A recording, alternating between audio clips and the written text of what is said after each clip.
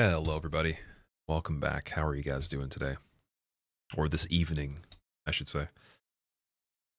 Got the blue rag. We do. We do, man. See a notification and instantly Alt F4 from an invasion, Helltalon? What were you PvPing on? Was it DS1? Also, Moose, what's up, man? Good evening. Bajin Barak. Bajin Barak Arneval? Is that how you say that name? That's crazy. It's a really intricate name right there. I don't know if it's one name or multiple. It's almost 1 a.m., but you can't sleep, EXO. I would recommend everybody goes to bed that's staying up late right this second. Sleep very quickly, speedrun the sleep, wake up, and I'll still be doing this. If you don't sleep a lot. If you do, then I'll just do my best to PB. That'll be the goal. Yeah, welcome back. We're doing round 2 of this character, which I think is the best seed we've gotten for items particularly. The enemies so far have been pretty good. Hasn't been too bad. But I think that just within the smallest stretch of the game, we've gotten the best layout for items. So really good starting weapon. Access to Twinkling Titanite that's infinite from the Sewer Merchant, which is pretty crazy.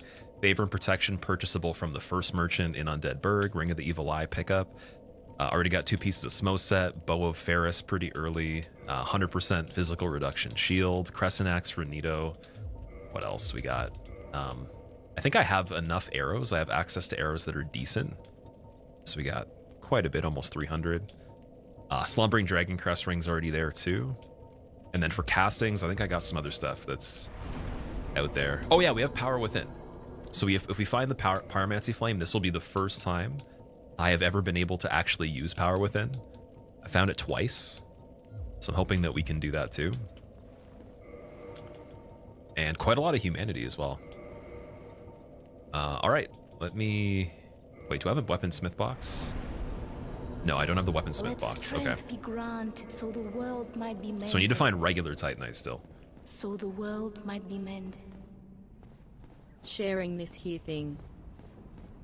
Lethal, thank you for the 99 months, man. Welcome back. How are you doing? How have you been?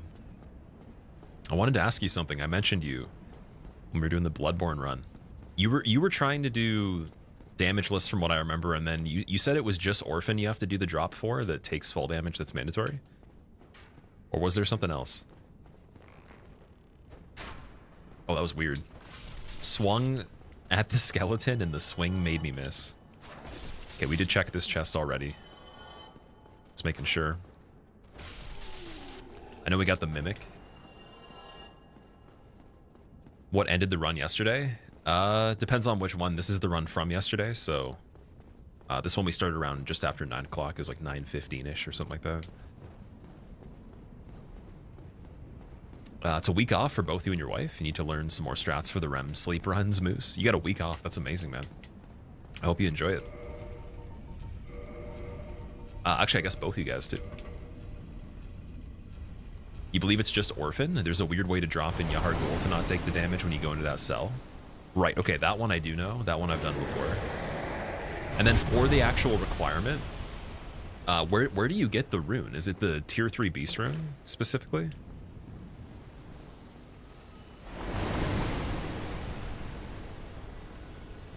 Alright, so we got early Hydra right here. We've only seen this one other time. It's pretty easy though, it wasn't too bad.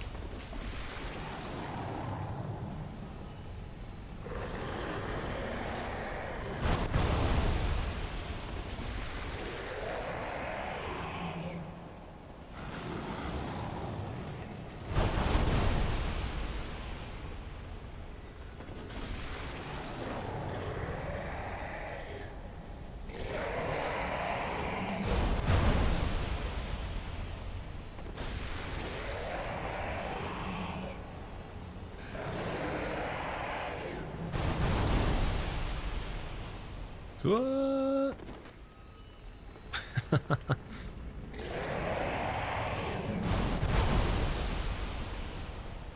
No. Aw. That was kind of a delayed melee attack.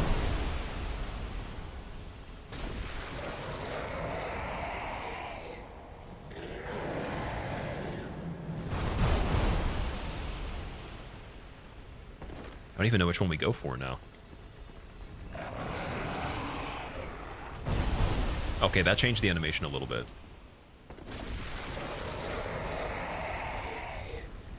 Oh yeah, by the way, because we have the Twinkling Titanite, this weapon's maxed out. I don't think I've ever had a maxed out weapon on this in general, other than Quelaag's Fury Sword, which I would say is not as good as this.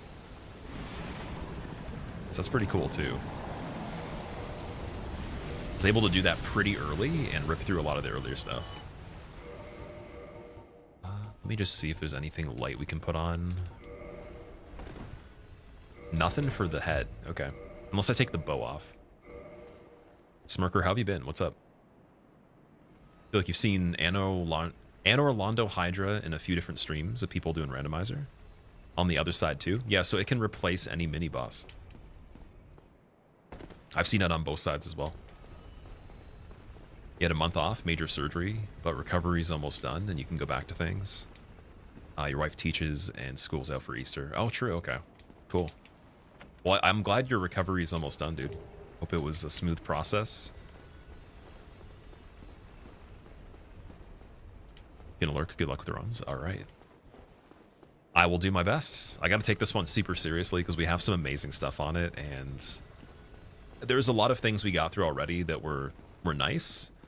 So I know there's going to be harder stuff later because we haven't seen anything yet that was DLC related, or like, you know, we didn't get 4 Kings early. It's a little bit of a tough one on this sometimes. Moonwalk on the top of the ladder.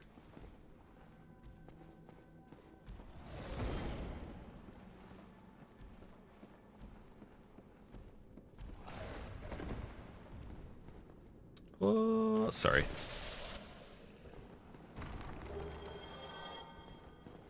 Do I have the Sanctus on this one as well? No, I don't. Okay, that's the only thing missing. If we find the Sanctus, we're really fully complete on this.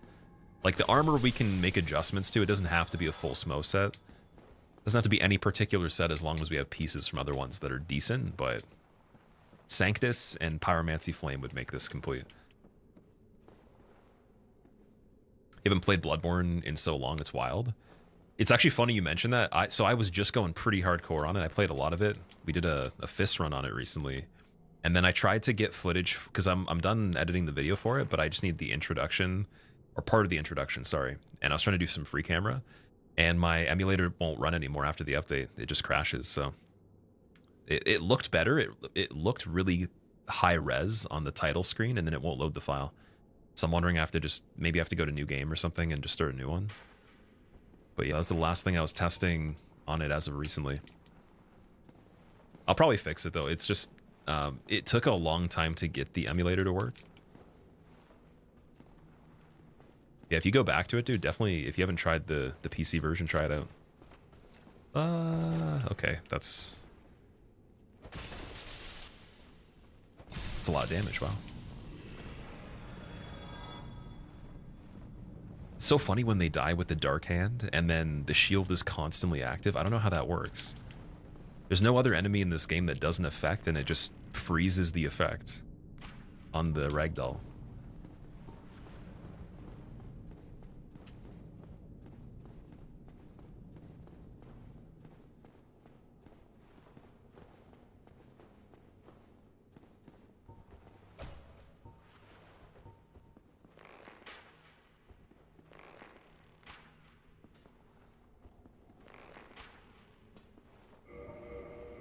Okay, so Black Knight's not going to go for a sound cue here.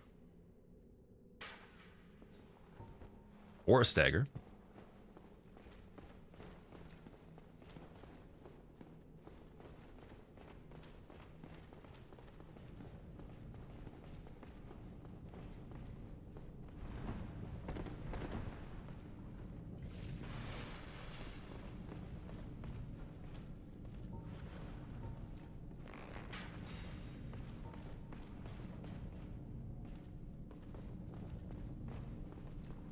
Wait, he can't climb ladders, can he?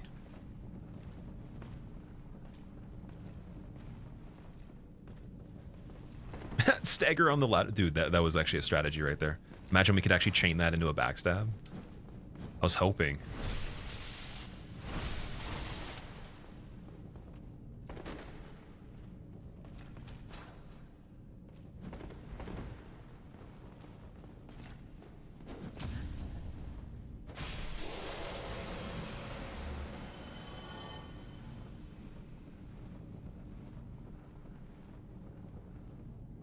Potato Cat, what's going on? Wife here. There's nothing smooth about taking care of Moose. The Git does everything but rests. Love him though. That's really nice of you. I'm glad that that's the case. I don't know if he was mentioning what the recovery was like, or like what the actual surgery was, but no need to like get into details with it. But it's actually interesting because there was other people that were going through the exact same thing. I know at least 2 other people that had surgery within like the last probably 2025 at least, and it just made me think that like I've never had one before, but I know so many people that did. I'm always wondering if that'll be the case at some point. And then my uncle actually he's going to be most likely getting one at some point too. We're just talking about that recently. So yeah, it's just became a theme lately.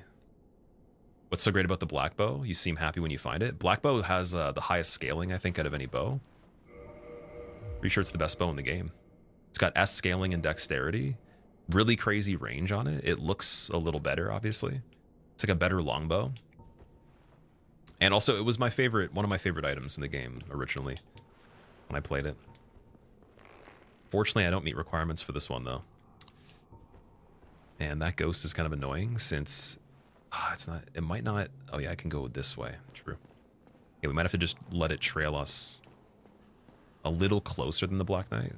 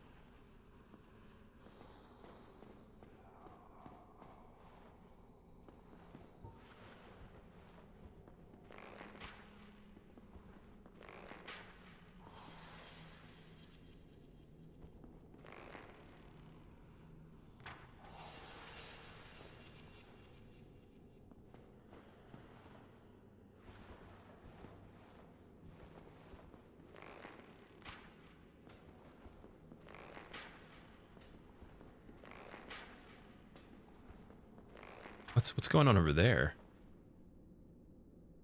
Okay, it's gone. That's weird. It's trying to take a really long path backwards. Look at the scoot at the end there too. What's going on with this one?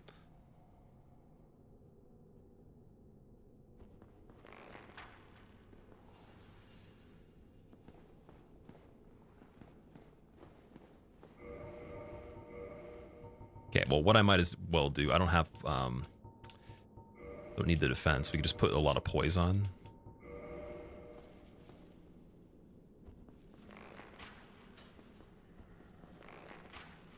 How much is that in total? 132?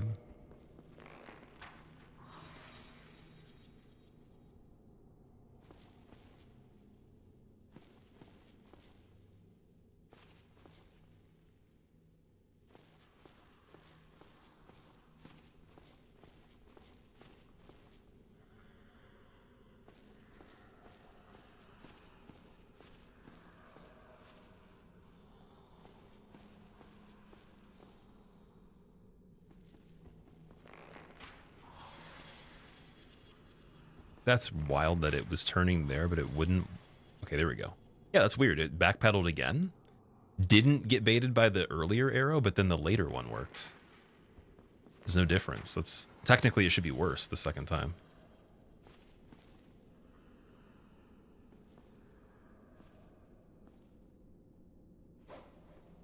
Also, its attack range for that is really weird. That doesn't make any sense either. Wouldn't have been able to get that on me, so... Yeah, this is pretty strange.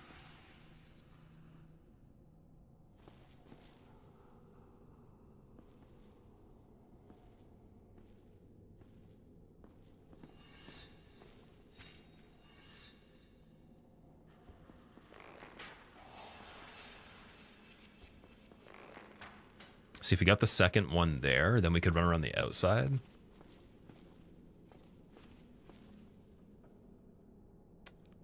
It's doing a really funny shuffle back too. Just not worth doing the speedrun skip right here. Oh, here we go.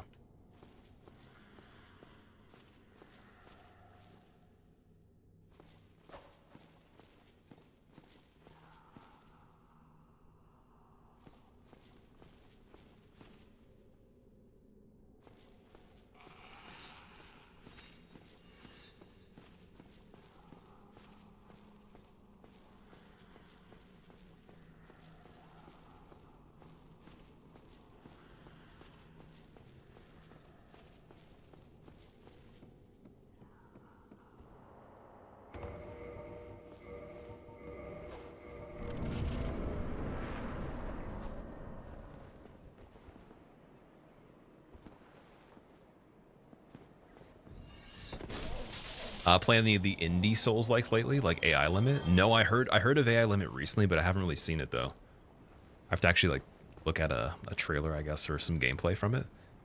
Did you play any? Also, have you been streaming Lethal? I haven't caught up with you about any of that. I remember you said you were taking a little bit of a break.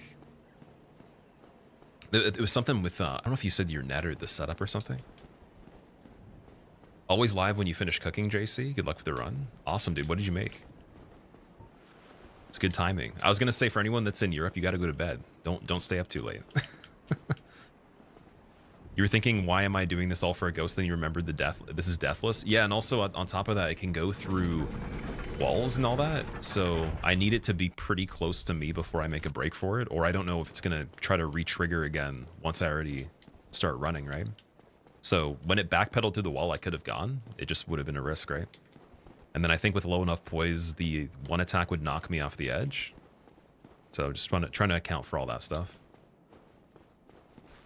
I'm assuming this Titanite Demon's also pretty beefy. So he's slow, so we can leave him for a second and still run back if we need to check this stuff. Oh, wait, one mistake here. Let's make the Darkmoon Covenant Bonfire active first. So I didn't do that on the last one.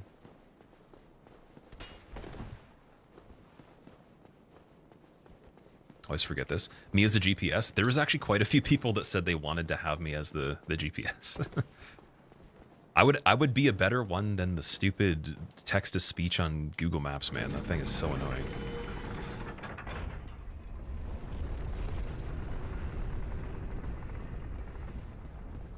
Your PB is reaching here, but you got a Silver Knight Archer. Oh, that's unlucky.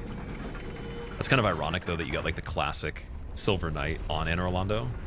I had one of them in Blighttown, and they can shoot downward from the very top all the way to the bottom where the swamp was, and he was still shooting me even near the pillars and everything as I was going to Quelaag. That combined with like at least one other bad enemy is enough to just be, you know, see ya, goodbye. The Chandlers can also snipe very far too. I didn't know that until recently. So they're pretty scary in any open area. Oh, dude, Turbo, thank you so much for the Prime sub, man. Did I say that even? I don't even think I said thank you yet. Okay, wait, I'm gonna pretend I'm text-to-speech right here. We'll do a GPS, thank you. Turbo Sap, thank you for the Prime subscription. I appreciate it. 1. Thank you.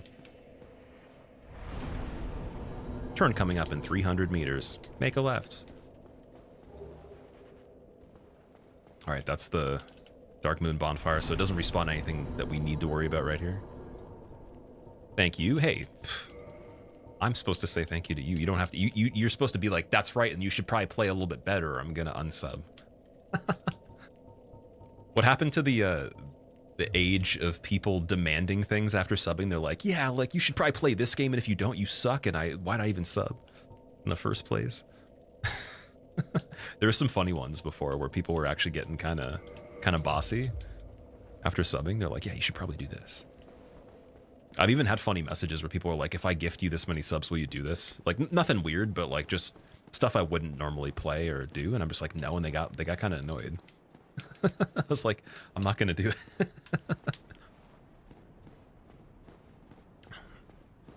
Unsubbing at attempt 20. That's actually pretty fair. I understand that. Because I don't even want to see the counter go to 20. Especially if this one makes it pretty far. I would not approve of that. Oh yeah, we have to go this way. Should we do the bottom of this area first? Might as well check this room just to see. It does count as Anor Londo, I always forget. Well, speaking of Chandlers, man. Oh. Oh. Yeah.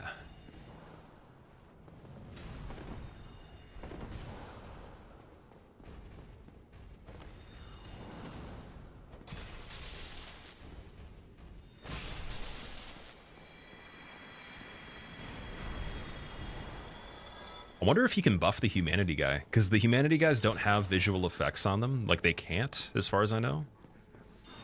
And so there was one that was Gravelorded recently, and it had the red mist around it only after it died. But you couldn't see any other change of the appearance when the randomizer just Gravelorded it. Hey, Crawley Boy's not buffed. That's good.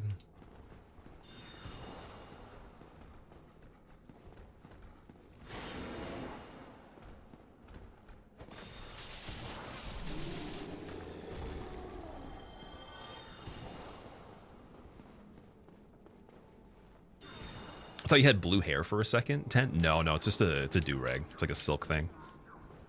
That's funny though. I don't think I'd ever dye my hair, to be fair.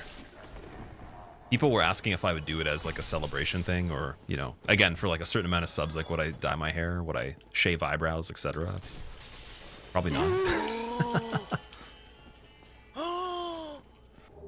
Whenever I feel the urge for masterful gameplay, you never let me down. I always enjoy you and your content. Alexi, thank you so much, man. I really appreciate that. I see, the thing is, that's what I'm aiming for. Masterful gameplay is always the goal, but it seems like it's just never quite there. It's the endless pursuit that's never possible, in my opinion. As much as there's cool things that happen, it's like truly mastering anything is just like, in this kind of stuff, it's probably the reason people even still play the games, because I feel like you literally can't do it. It's just not, it's not a thing. There'll always be something that gets you. But I can get this run. I definitely can do this one. And we got Mask of the Child too. It's pretty good. Wait, can I light roll with that? Why? Or sorry, not light roll, medium roll. Oh, it's 0.2 pounds less than Wander? That's insane. Okay, so we got stamina bonus. And a bit of defense. That's not a bad drop. That was the one that was from the chandelier there. Shaving eyebrows is not too bad. It's not terrible, they'll grow back, but the blue hair thing, once you dye your hair over time, it does damage it quite a bit. So if you're gonna keep it, it's not gonna be the same. Twin Humanities. How many subs for cosplaying as Hatsune? Is that the thing that Cherno uses as his like profile art and all that? Like the blue haired person with the headphones?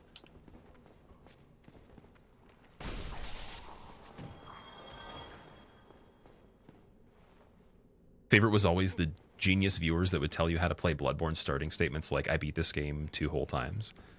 Yeah, that's actually true, that there is that whole genre of comment.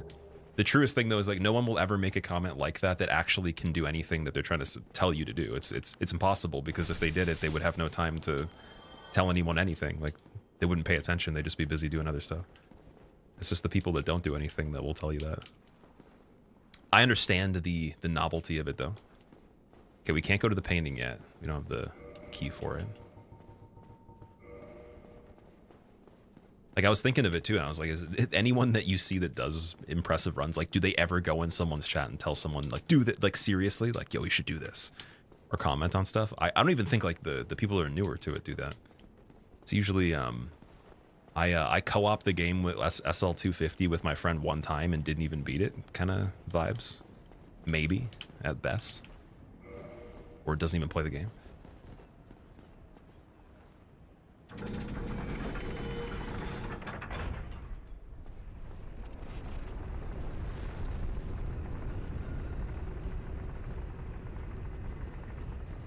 Right, back to Titanite Demon.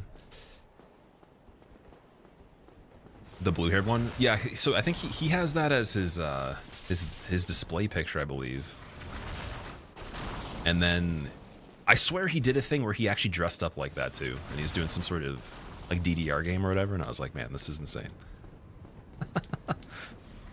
Okay, Titanite Demon's still gonna do lightning. We gotta be careful here.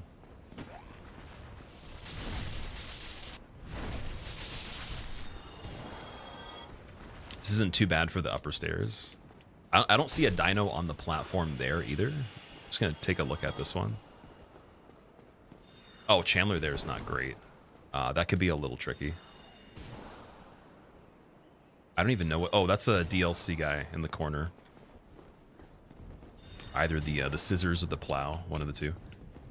Will you play all 7 FromSoft games damageless blindfolded for 3 bits? If you say no, you're gonna rage. Oh no. It's actually kind of funny you mentioned that though. I did a marathon where the highest incentive that we reached was actually doing the 5-game damageless. And I was saying in the future, like, it's possible that I go back to it, but I just wasn't planning to until other things were done. Got a lot of the things done I wanted to, and then you guys unlocked that. And the condition was that I'll do it for 30 streams, but I'll probably end up doing it for more because I'm just going to get hooked on it most likely. I'm just going to make sure I make a limit of how much per week we can actually go after it. So that will actually be a thing in the background of stuff. Just want to see how long it takes, though. We got to make the route for Demon Souls very fast. And a lot of cheesy magic as well. I think I'm just going to combine the original damage list with the speedrun that I was doing on it. See how that goes. Take off your armor to show thick leggings. Spam guard with 2 shields. If you could block with 2 shields at the same time in this, I would have already gotten the run. It would definitely be over already. That sounds more broken than Miyazaki button itself. I'm just ending runs.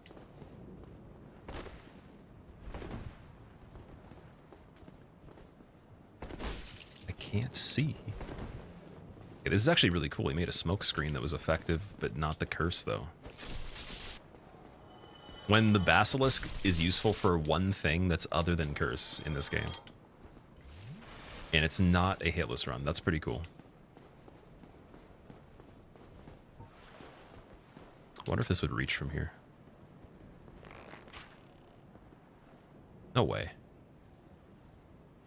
Oh, that might be bad, though, because he actually was able to go. Can he make it? He might actually make it. Oh, no. Yeah, we're going to actually backpedal down for this one. Just depending. I thought he'd fall off because 2 of his feet would be hanging over the edge there. And they fall off this one really easily, too. Oh, wait. Wow, that thing is like a... It can climb, dude. It's perfect. It was made for the area.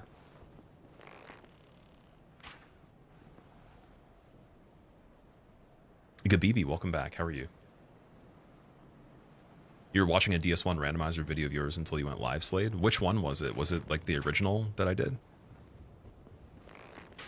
Or one of the older ones? Man, I really want to actually... I want to get into the one for DS2 and 3. It's just... I need to get this first, though. It's so close. I was even thinking, I'm like, should I take a break from it? But then as soon as I think of that, I'm like I just laugh in my head being like, why would I do that? Like, if I'm, you know, getting PBs on this. The use what you see one, okay. I'd love to go back and try that as a condition on this in the future. Gonna get the Switch too, Gabibi? I don't know yet. I'm not 100% sure. There's a chance I might. It's the same thing as the original Switch for me in the case that I didn't know what games were coming out for it. And Nintendo games weren't something that I was playing at all before that. Like, since I was a kid, basically. So, Smash Ultimate being announced originally was what convinced me that I should probably have one just in case. And then I did play quite a bit of that, so it was worth it. And then I sold my first Switch for what I paid for, so I got all the money back. Then bought another one for cheaper, made $50. And, it was smooth sailing. With the new one though, it's like it's pretty expensive, so I'd have to guarantee know I'm going to be playing stuff that is for the channel and also that, you know, all of us enjoy. And Dustbloods looks really good, like just from the trailer. I don't have any opinions with the gameplay because I can't see that yet, but the actual theme and everything looks really cool. Mitch Riz did blindfolded Sekiro at old GDQ. Fascinating how, excuse me, Sekiro sort of lends itself to that. That is pretty cool. I didn't know that he plays as much Sekiro. I've seen him do Elden Ring speedruns.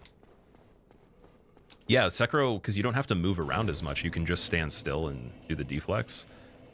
The amount of footwork would be way less. Like, placement doesn't matter as much in that game unless you're doing something really weird. Like maybe the Guardian Ape or the Demon of Hatred. But I would imagine there's a script to kill them, some sort of combo that you can do. Dustblood being multiplayer, so that's why I'm actually so interested in it. I've said for a long time, you probably can catch a lot of older clips of me saying, like, they need to do a dedicated multiplayer game that has PvP in it as the main focus, and it'll get my interest going again, because PvP as a secondary feature has been how they've done everything so far. They've never made us like a multiplayer game, and that's why Night Rain's also cool too for co-op. It's dedicated co-op with some other stuff that I enjoy from randomizers, and you know, like, obviously I like Elden Ring a lot. So I'm excited to see how they do it.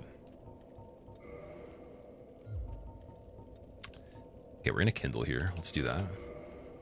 I don't think there's an invasion inside Anor Londo.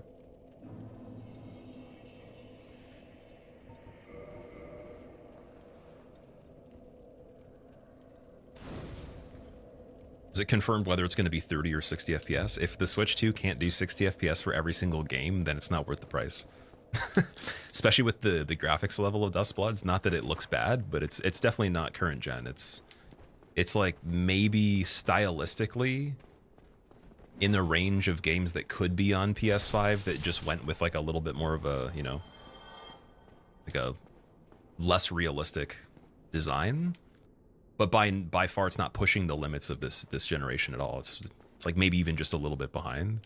So I don't think that would make any sense if they couldn't do 60. And that could just be a FromSoft choice. Maybe they developed the game already, like a while ago.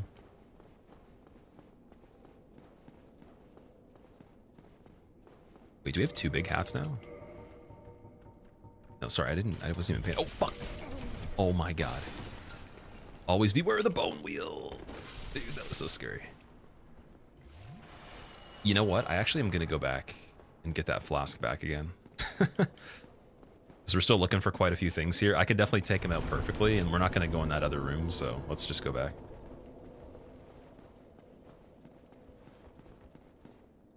Thoughts on Switch games being 80 bucks? I thought it was more than that. I guess technically, so American 80 still would be a little less, though, from what I can think of. Oh, no, I guess sorry, I forgot the exchange is a little bit more than it used to be.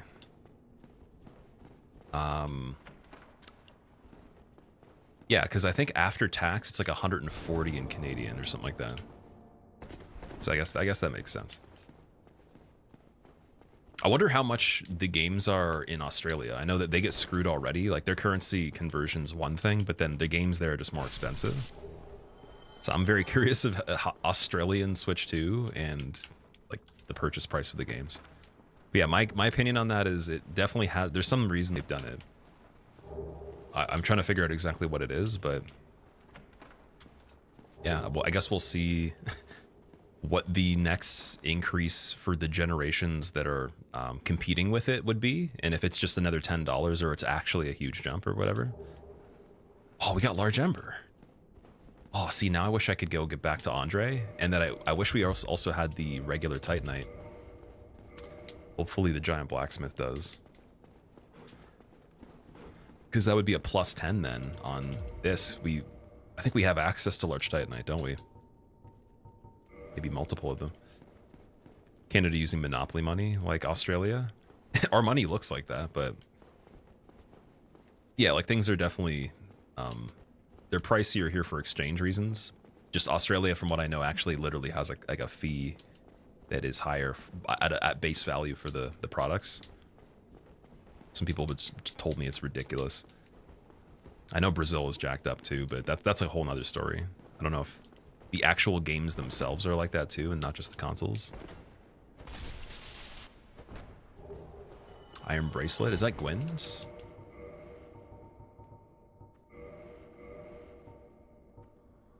Oh, that's from Solaire. Okay. Is Lord Vessel RNG? Lord Vessel's guaranteed on this randomizer. It's always given to you in this area after you beat ONS, and then the Lord Souls are always given in their base locations.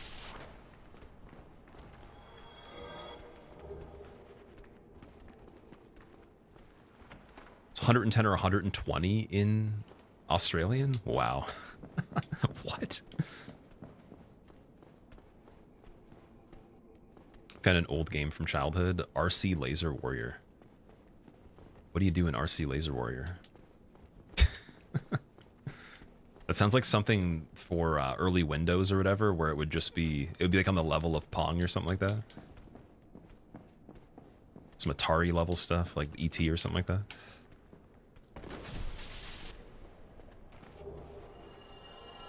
Didn't know you're playing Fashion Souls. I indirectly fell into Fashion Souls on this one.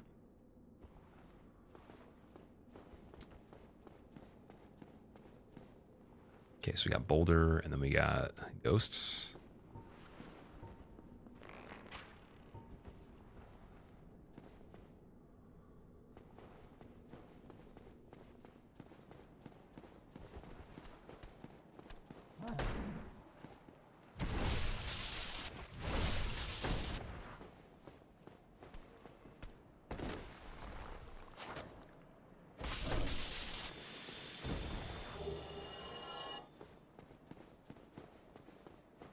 do a lot of stuff around the game industry, Moose. You can promise you several major publishers are waiting to see Take-Two charge 100 USD for GTA 6 to normalize that price for base games. Not even kidding.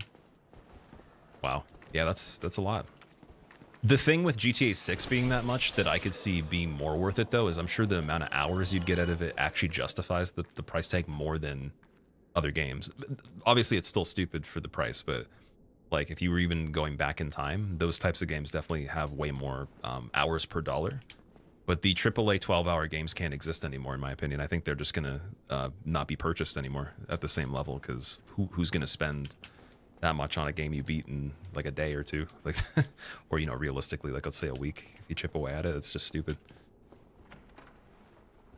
And then there's all these free-to-play models with microtransactions anyways. They're more appealing, and, you know, the competitive games and all that. It's smart if they can make them free, so I wonder how it's going to affect the market of AAA, like, regular story games and all that, or if they're just going to have to beef up the amount of content all the time. Okay, so here's the case where we have the ability to get the parasite, and we could go to Engi, but the problem is, though, I don't have the Lord Vessel to warp. So I can remember that there's one right here, and we could run the whole situation we just did and come back. It's just a little bit dangerous to, you know, sprint through all those enemies, so I'd probably have to kill them again. Is there a shortcut that goes backwards here? Oh, wait, this is first floor, isn't it? Okay, yeah, we could go. Okay, so I just have to make a note that he's here, and then use this one to get the parasite so we can get the item from Engi after joining the Chaos Covenant.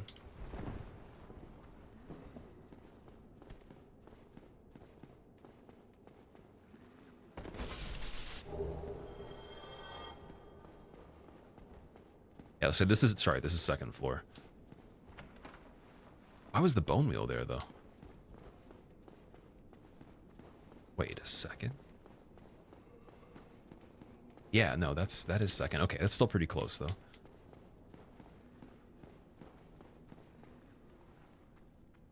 You can't send super berries on YouTube, Taint? What is super berries?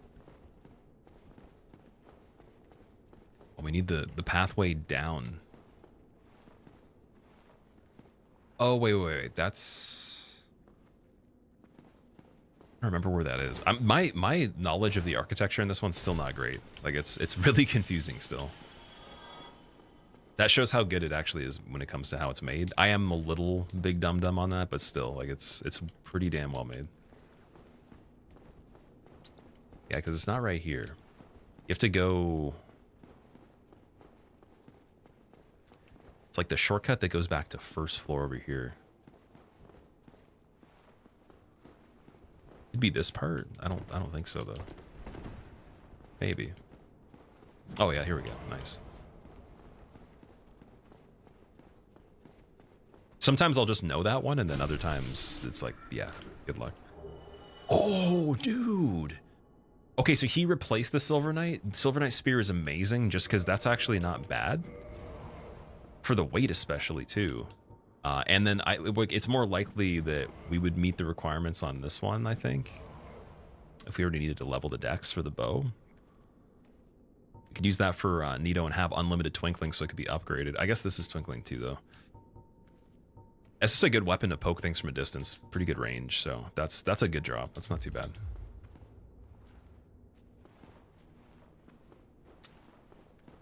Seeing a rat make it to Anor Londo is like he got a job promotion and moved. It's because I opened the room with the occult club and he crawled out from the dungeon there. When it comes to AAA games, indie devs regularly prove you don't need huge budgets and resources to make awesome games that people want to buy, Phil. Exactly, yeah. It's like any kind of art form in general, any kind of creative endeavor. There's examples of really, really good outcomes and stuff like that. And then you have the machine that has the, you know, biggest investments for certain individuals that put out, whether it's like movies, art in the form of music, could be, I don't even know what else. I guess I guess painting's not the same as it used to be anymore. Like art that's consumed like that, but could even be like the idea of the, like, I guess you can think of whatever people put value on in general. or whatever gets like pushed into the public eye more isn't necessarily the best example of something. And so if you already have a huge budget to make games and you already have, you know, the spot in the industry and you make games that suck, you can get away with it for a little bit. So we just definitely see a lot of that. And then there's Team Cherry that made Hollow Knight, very small, originally at least. And then they even had family members help with it, as far as I know, for voice acting. You got, even though Solgren doesn't have any games that made it out there huge, Solgren literally was an individual person that did every role of all the stuff for the games that they made, I'm pretty sure. I've never even heard that. And that's impressive too. You know, oh, we got Watchtower Basement Key. So that's already open. I think that's for Havel. Oh my god, dude. Yes. So good. God, man, we just need the Pyromancy Flame, dude. We got Sanctus. Sanctus and Anor Londo.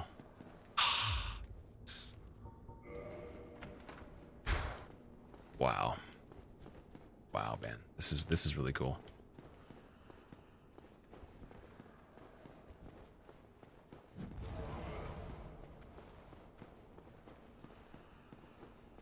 Okay.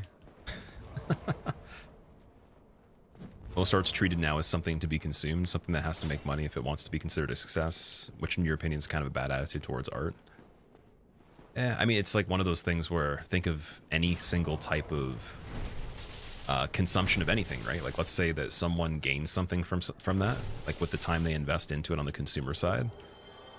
So if you were to watch a movie, even, like, would a movie be something that you'd be willing to pay for, or should it be free, right? Or it's like, would you be willing to pay for design if someone does like some sort of art for you to be able to represent yourself owning that property? Or even music, should soundtracks be free in general for everything? Because there's a lot of application to production for stuff that the consumer market does spend a lot of time investing in themselves that deem worthy of it, whether it's entertainment purposes or, you know, for actual production of marketing, other things, whatever. So it's kind of like it depends on how you look at it. But I didn't even put it the best way I could. I think I was just trying to say simply that yeah, there's a lot of indie devs that are amazing that could definitely outdo the bigger publishers the bigger studios. Especially if they had the same budget, they would just destroy. They wouldn't even use the whole budget and still do better. But that just goes down to that money doesn't make somebody good at doing anything. Like, that's just the end of the line there. And also in big teams, the people that might have the best ideas might not have them translate to the final product either. So it doesn't matter if they're even a part of it when it comes to the consumer side as much, because they don't have the say in a lot of stuff.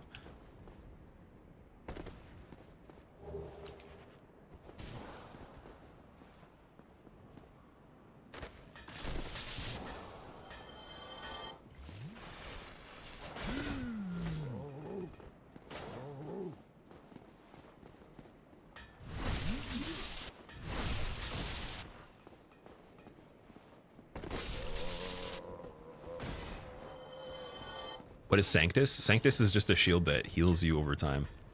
So it's very useful for just running through areas with it on if you're not going to block. And if I do meet requirements for it and I do want to block, it's not perfect. It does take chip damage a little bit, but think of it as like Grass Crest Shield, just health instead, which I'd prefer for this one.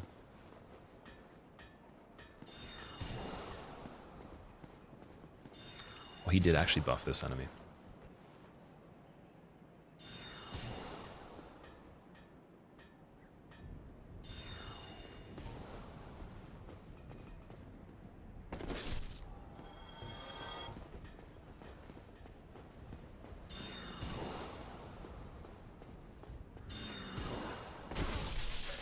Pretty weak Chandler.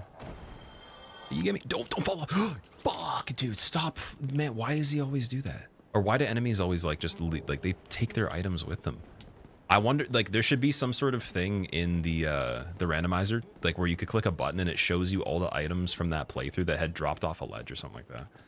That you could have, or even if you just forgot, like ones you could have looted, you could just cry for a little bit. Don't pay for any movies. You wait 1 month and watch the Chinese rips. There you go. Yeah, so there's definitely, it's kind of like the ad blocker. There's definitely a market for that too. Although I feel like the quality on those aren't the greatest though. Forge your weapons. Corvin Iron Golem, sweet. I think especially when it comes to movies, it's a shame that money's such a big factor. Budgets aren't even given to movies that are expected to make money, and less chances taken on smaller projects. Yeah, there's someone that's true, Phil. There was actually someone that was part of the industry for a long time that was on a talk show that I listened to recently, and they said that since like way before like anyone was even talking about it, the budgets for everything in general were always being cut here and there, especially for independent productions. Like it was always year over year way less. So it was just an inevitable thing they saw happening where like there just wouldn't be the budget to make a movie we expect them to make anymore at this point. And it's also performative too. So like, for example, let's say there's like a bigger production and they've made some like super heavy hitters, but then there's some creative decisions that are stupid or whatever. It just doesn't sell as well. Like that, it's probably going to affect the budget going forward if they don't have a lot of other stuff going on too. It's, you know. Forge I can. You can just quit out though? Oh, that's true. I might be able to, well, I don't think I can for that because he drops a regular item and then all the items that you spawn by quitting out would be the special ones that are orange, that are guaranteed drops. He doesn't have a guaranteed drop, so I don't think it would do anything. We could try it and see, but I doubt it would actually show back up. We've done it for something else and it didn't work before. Yeah, so he's there, but the item's gone forever. Goodbye again. I am your father. Monetary gain has blindfolded several AAA studios, Hollywood as well. A24 and indie games are great alternatives. Less focused on the commercialism, success, tax cuts, and loyalty gouging. Sorry. Yeah, I think that says, oh, sorry, royalty gouging on writers and voice actors. But more, they're focused on the quality of the finished product, yeah. That's why I think FromSoft as a dev was pretty cool, going like up to this point at least, because they didn't compromise their creative vision for fan servicing as much. Like they just made what they wanted to make, and it was good. It was better because they did that. That's the best thing you can do. Okay. We have 3 of the blooming mosses. I'm gonna get another 7 because like these are very useful going forward, so we don't have to use the divine blessings. And the prism stones, I think they're, I don't know if they're cheaper here or the same price elsewhere. Twin humanity for 2,000. I'm gonna save that. Don't think we need that. Standard arrows for 50. I'll get more of those.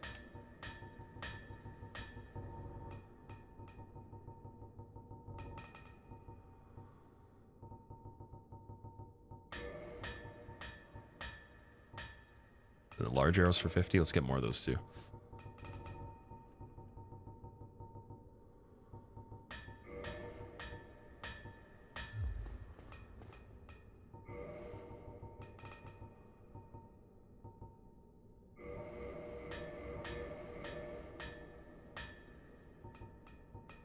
Oh, Sanctus is upgraded with Titanite Shard. We should be doing that as well. That's actually an underrated thing I didn't think about. We should increase the shield's defense as well, or the shield's upgrade level. You can actually do that in this one.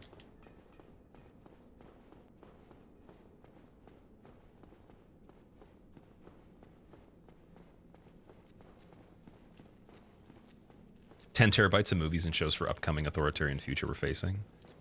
Wait, of movies and stuff that you've seen before, or like that are older, or you have somehow new stuff?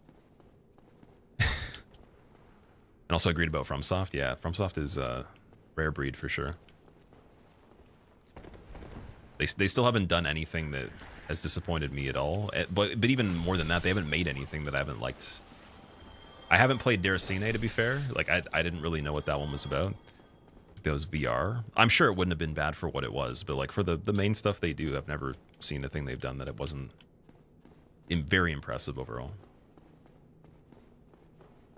Okay, I think we're gonna Homeward Bone now. We only are missing 1 Estus though. It's not a big deal. Like the extra level is not gonna do anything. Maybe I should just check out the fog gate and see. Also, just in case, we'll get the main shortcut too.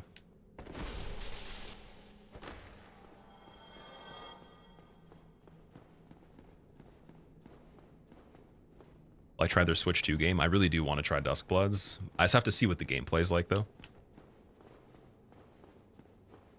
The design in it, it's gotten me more intrigued than I would say pretty much anything they've done so far other than Bloodborne and Elden Ring. It's probably close to that category of interests so far. It's just the idea of what's the gameplay like? What's the balance like for the multiplayer?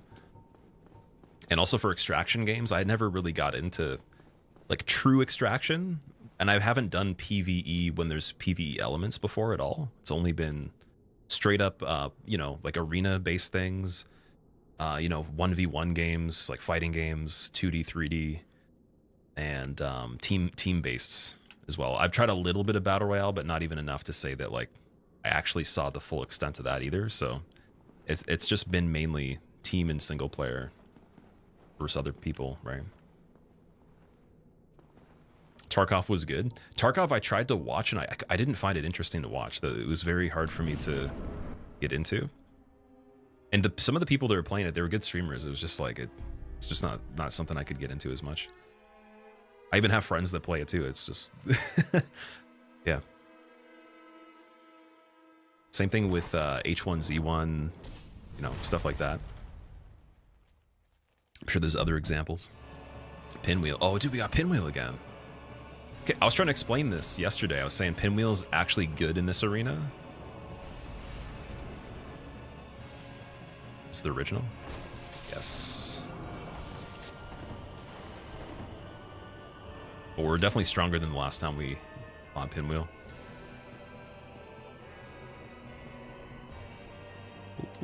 Might get you. We gotta prepare for phase 2 here. Yeah, still kind of a joke with a +5.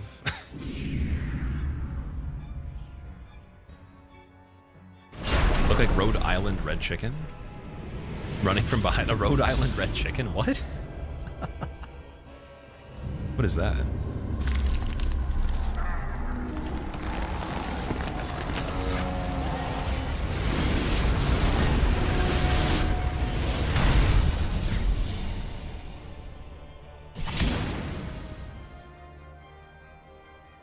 Okay, Centipede Demon's pretty good.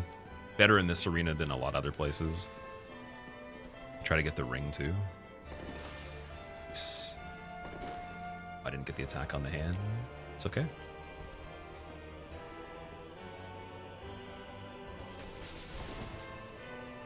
Can't remember the hand's moveset by itself. Oh, yeah, it's a little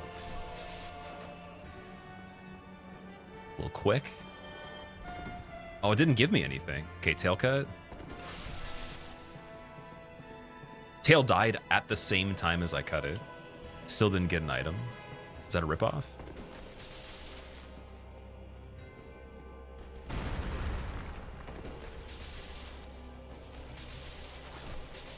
Okay, that was a stupid easy pinwheel. That was, oh, sorry, not pinwheel. Centipede Demon. It's pretty much the normal Centipede Demon fight right there. Soul of a Hero was good. 1 humanity, and then what did Pinwheel drop? Tight Night Chunk, okay. I don't know why Centipede Demon didn't give me an item.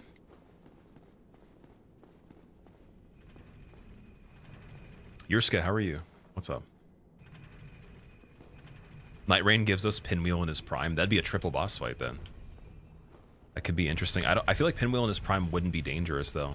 I think that the necromancy made them dangerous. It wasn't that they were even special before that. But if they did some sort of twist on the lore or whatever, or maybe they just filled in some blanks, that'd be really cool. Okay, 25 endurance here. Is it worth it, or should we do more dexterity? I'm thinking dexterity so we can meet requirements for the bow. Let's keep going for that. Dude, what? Was that the drop from Centipede, but it was delayed? Oh my god, dude, yes. Yeah, that's happened already in this. We've had bosses where like we kill them and then you can hear them die and it does the victory sound even after you've seen it on the screen. Like I think it was like 20 seconds to 30 seconds later. And I've gotten delayed items too, but oh, what? Dude, out of anything you could get. Yeah, I'm putting that on right now. But which one is the one that drops the item though? Is it the tail or is it the hand typically? Blake, thank you, dude. Thank you. I appreciate it. Welcome back, by the way. Saved. Tail was still dying. Oh, maybe it's because it could be either because of the delayed deaths that we've already gotten for certain things where, like, again, it does the final conclusion of it later, or because I killed it at the same time as I broke it or something, and it has to have the fight over completely. I don't know. We've never been able to cut Centipede Demon's tail or hand in this before, so we have to do it again. That's really good though, man. Sanctus and Havels in Anor Londo, and regular large ember as well. Yeah, time to get the poise going. So the fashion is dead now, unfortunately. Goodbye. I guess this still looks pretty good. It's not too bad. That might actually be better. So 299 defense, 76 poise.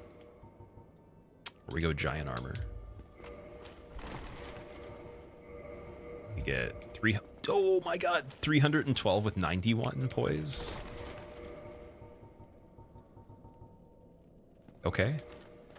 Or I could be even crazier and I could have a shield, 2 shields. I could have Sanctus on the offhand and Spider Shield. Go back to Mask of the Child. But could I still do Giant Helmet and all that stuff? No. Too much. Paladin? Oh, I could do Paladin with all that. Okay. 307 physical defense. Quite a bit for the elements and the types of attacks as well.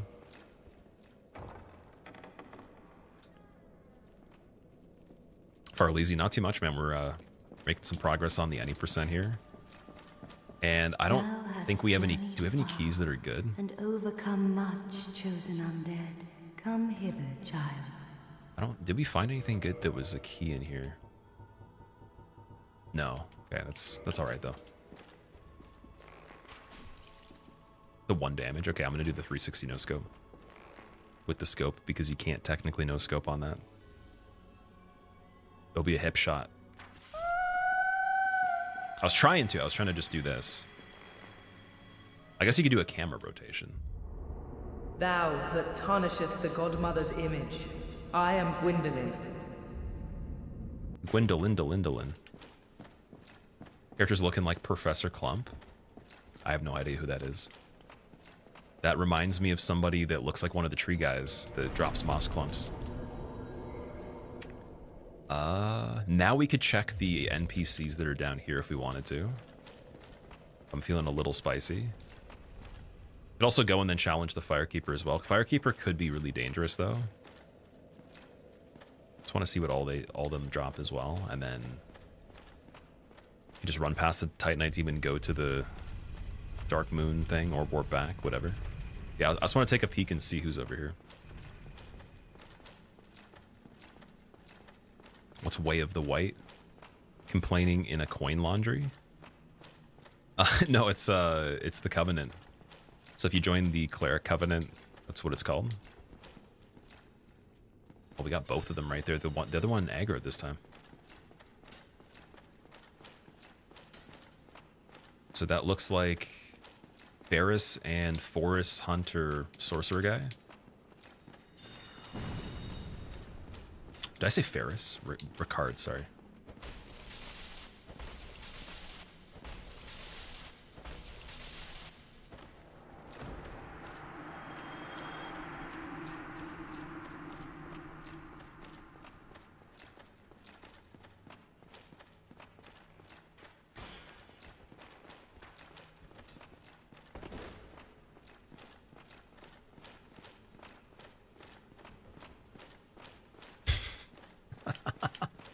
He's like, I know I have the Titanite Demon on my side. Just gotta back up enough over here. Oh my. That's what it feels like PvPing against somebody that is not given a shit, just like literally doing whatever they need to win. Oh, Titanite Demon disappears because it was an illusion. Oh yeah, it was basically replacing the gargoyle, right? So it would be gone even if you didn't kill it. Okay, so we just don't want her to buff or parry. So it was you, was it? How dare Oh wait, you when she produce a buffs, we blade upon a backstab? deity? How did you ever get this far? I shall end your suffering here and Could now. wait and like let her do it on purpose. Let's It is see. the least that I can do. Yeah, because she's gonna be constantly in the parry stance. Oh, dude, she can do the you can do that? That's broken. Can turn the parry stance into a block and then poke while still having the hand up. It's not even a shield.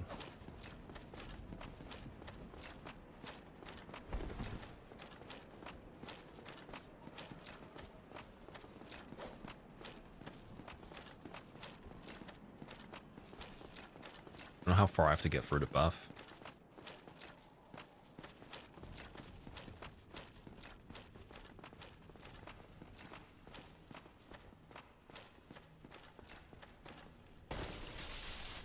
Or you could just do that.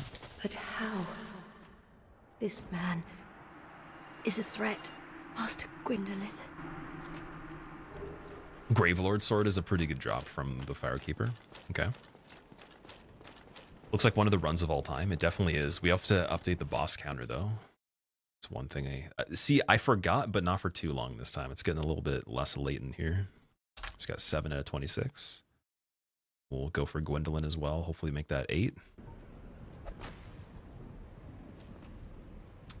You won't deal well with this type of shit. Yeah, it's funny, the Brass Firekeeper's like, I will take care of this, but then it's like proceeds to roll so slowly that we could like beat the game, come back, New Game Plus, she'll still be in the animation halfway through. It's like, we could backstab her from the front because she just doesn't even know how to turn in the right direction. It's like Shiva. Shiva's really cool, but then as soon as the fat roll happens, combat is out the window completely. Have to go watch Survivor. Warren. Oh, is that the show from way back? Are they still doing them? You have to let me know when you get back. But yeah, have fun. Enjoy it. I remember that from like 2000, I want to say 2003 or something like that, 2004.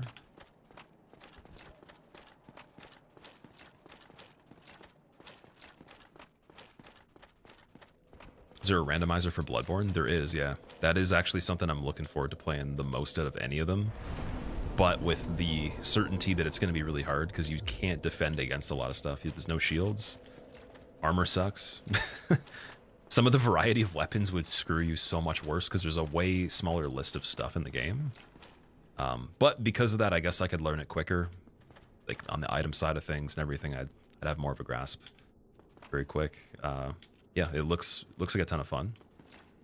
There's a decent amount of enemies in Bloodborne per area too. It's kind of like this. It's very dense. And I feel like they give you access to places even more often that are just not scaled to what you could be doing at that time. First thou offendeth the Godmother, and now thou see fit to trample upon the tomb of the great Lord. I am the Dark Sun, Gwyndolin. Let the atonement for thy felonies commenceth. Played DS 130 times, you never killed the illusion, Darcy? If you do, you get immediate access to Gwyndolin, but alternatively, you can just get the ring and catacombs. I think that's better if you want to, keep everything nice and jolly over here. If you're afraid of the dark, don't do it. I won't tell anybody, though. Chat will know, but no one else will.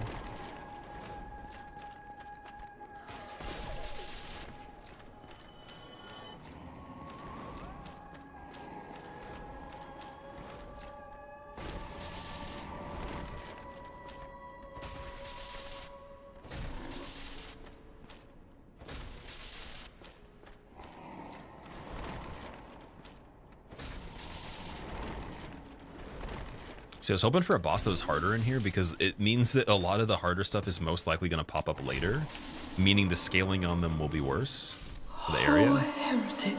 It's the only downside right now. In dark. I didn't really think of that originally when I was getting seeds that were easier for enemies. never thought of it like that way. I was like, this is really good, but it could just mean inevitable difficulty later. So 6-side Helm of the Chandlers is great. Firestorm is okay, but I can't use it. Still need the flame for the pyromancy. Love watching the stream as a bedtime. Oh, so watching this as a bedtime stream, Radioactive. I'm glad that it doesn't keep you up. That's good. I'd imagine with the screaming sounds of things being demolished by the hammer and Gwyndolin as well, just being disappointed, you might have a hard time sleeping. Soul of a Hero again. Nice.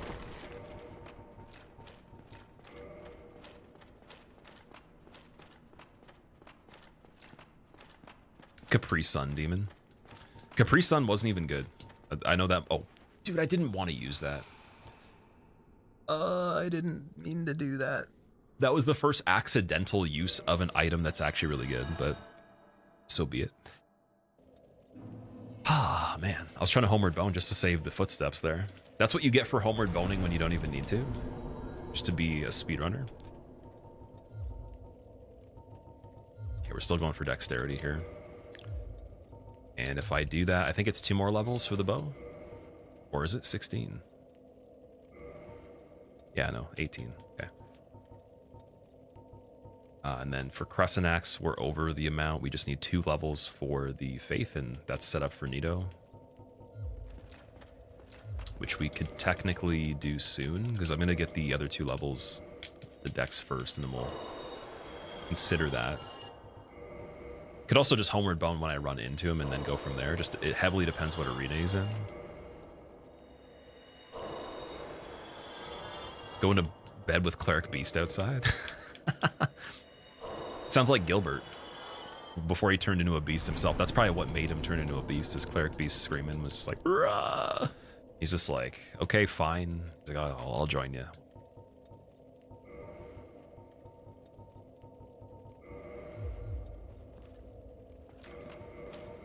Okay, so what's the AR on this one? 138. Okay, I don't think we're going to do archives first on this one, even though we definitely could. But I think we're going to save that.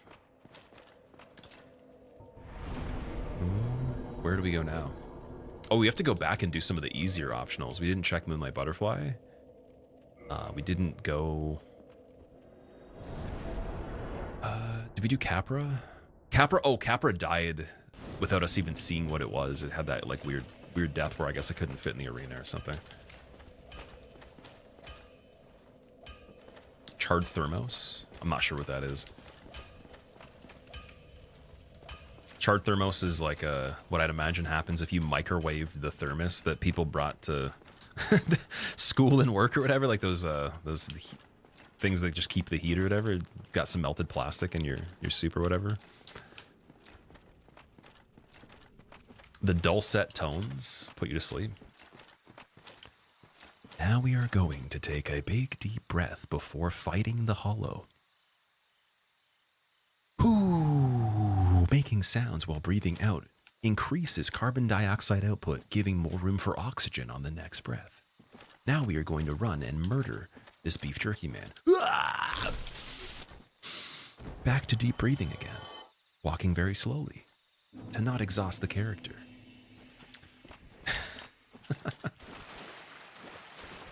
Is your refrigerator running? I caught it a long time ago. It actually jumps for some reason. It likes to do high jump. I think it's going for the Olympic medal. But I was trying to tell it it's just not made for that. I should probably just do powerlifting instead. Maybe even strongman. I think the fridge would definitely be good in strongman. Eddie Hall versus the fridge. Even Brian. What's the guy's name again? Brian. Can't remember his last name, dude. Strong guy, big guy. Both of them versus the fridge. Who wins?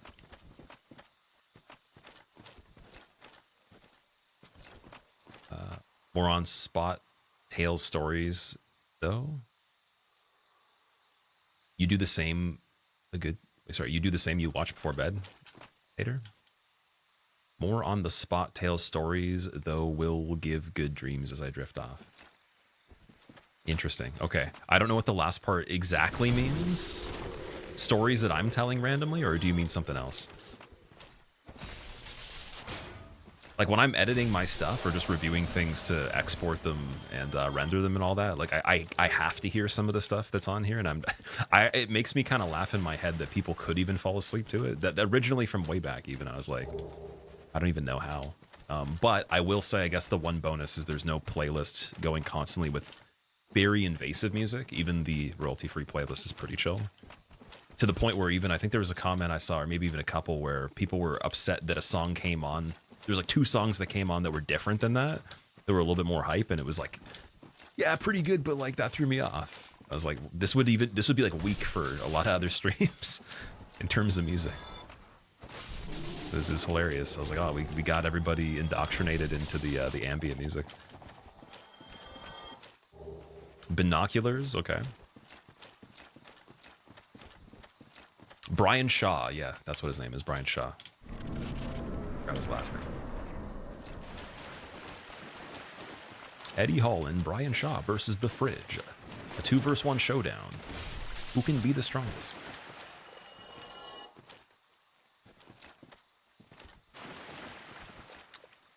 Before bed, random stories, even earlier narration of breathing and killing enemies is fun. Should actually make that a small series. I've always thought of, I have so much archive content, I could just take those and make them into like different channels with this, obviously the same gameplay, but just theme them, package them as something completely different, and just as like a joke to see what happens, but I haven't put the time in to do that yet. Maybe one day. I like the idea of doing extremely over-the-top 30-second tips and tricks that make no sense. Like that has to be a thing. I gotta try that out. But I don't know if I want to test it on the real channel. I might have to put it on something else and see.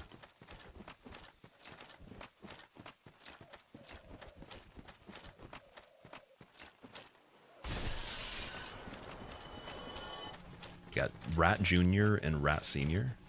Rat Jr. uses Rat Sr. as a body shield. It's a little bit brutal there. Okay.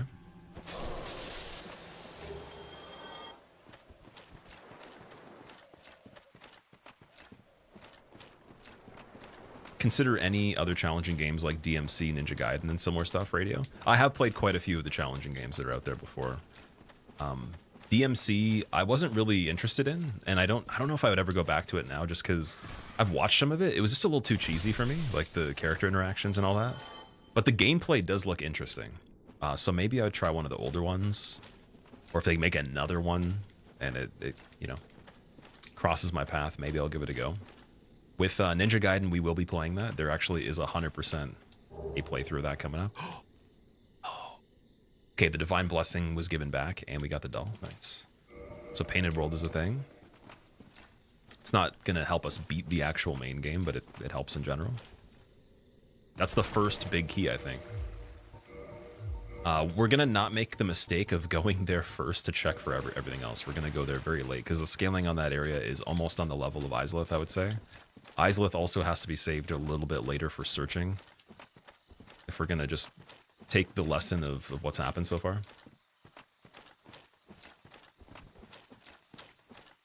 Improv lore for the next randomized boss. I can make improv lore up until the... Oh my god, okay.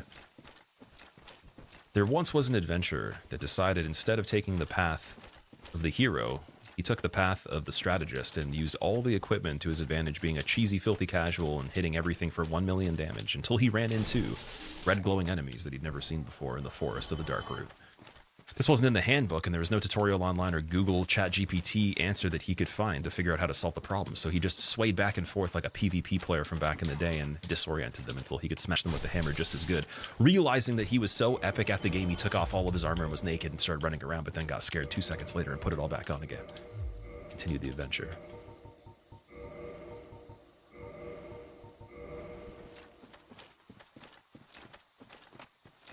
Ask what part of Canada that I'm from.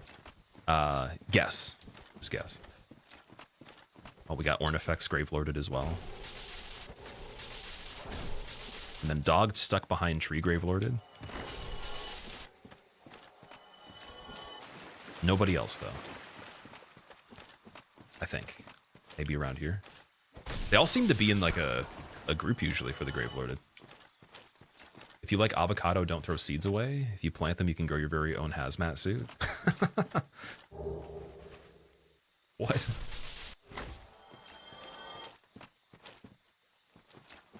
It is cheesy, but the games are good. You recommend DMC4 if you played 5 already?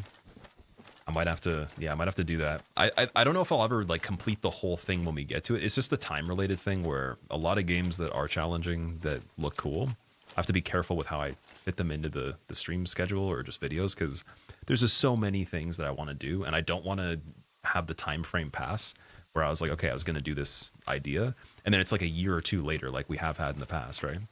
And then people are like, yo, you stole this idea from someone, even though literally like I actually would have done it even before they probably thought of it or something like that. Or it's like a whole conundrum of that you've already seen it, so it's not as exciting, and it's not like introducing anything new because it isn't new at that time, even though it was already written down or I talked about it before, right? So to keep things actually on point with like being fresher, I have to actually just get through things a little bit quicker. That is definitely one strategical thing I think that would help. And then also on top of that, then I can actually have a little bit more time to enjoy stuff once more things are completed that I wanted to do, and try to decide exactly out of the future things what are actually, you know, the highest priority things to choose from. Starting to, you know, be a bit better at that at least. You thought I'm from Lordran?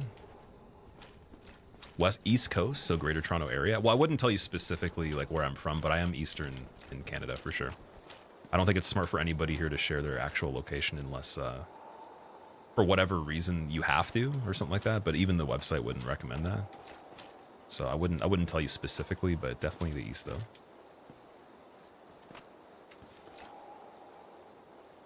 That's your pointless 30-second tutorial. Oh, the avocado seed. Okay, so we have Artorias here. He won't have a lot of health, but it's just a matter of Artorias, right? One thing I'm thinking, so Petrus, I think he has Elizabeth mushrooms on this one. So we might be able to go back and get those and then run back over here just in case. That is an option. Trying to think of where we came from. So we have the parish bonfire, right? So,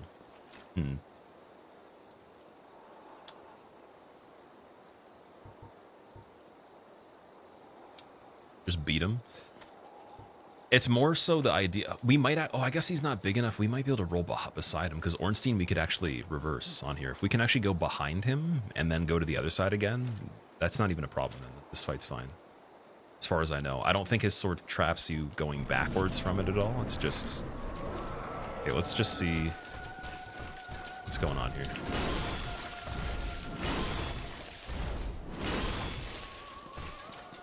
Yeah, you can go by him. Okay, you just have to be a little bit closer than normal. Not bad.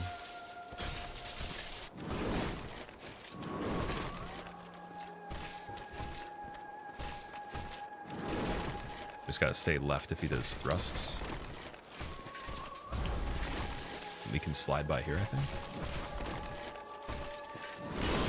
Not quite. Oh, right here. Sneaky. Oh, not sneaky.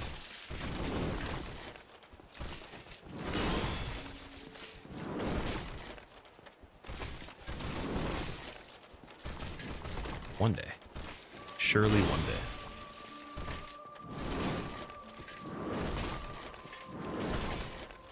There is a strategy here, I swear.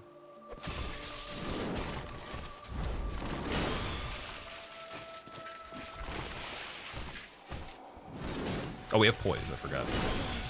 God. Okay. Forgot we're poise monster.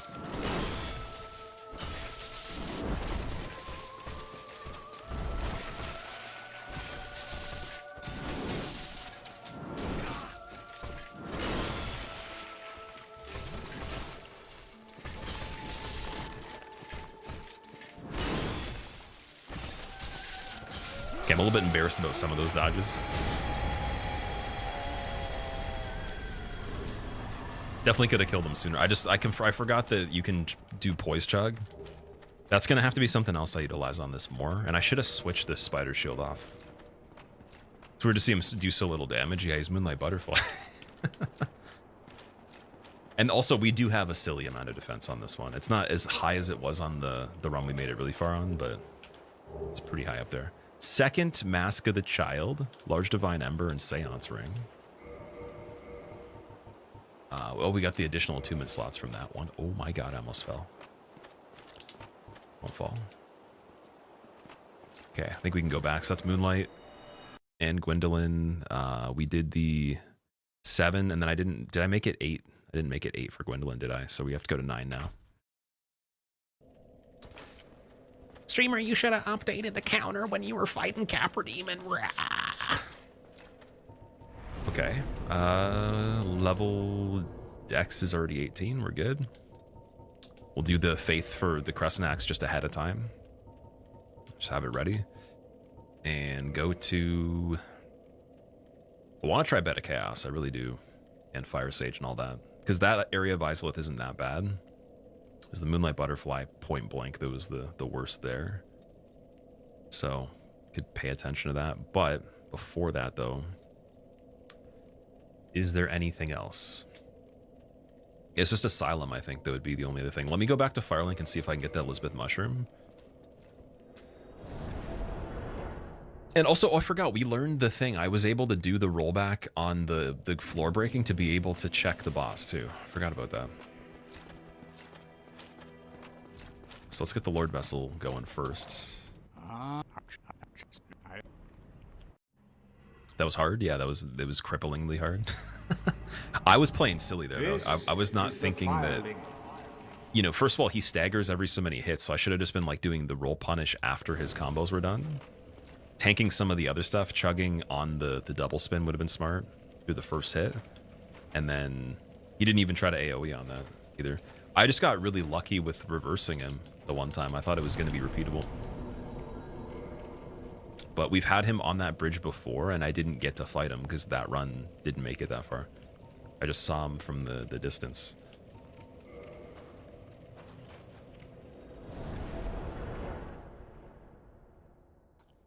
Never seen anyone just hard tank Artorias. That was nuts. Yeah.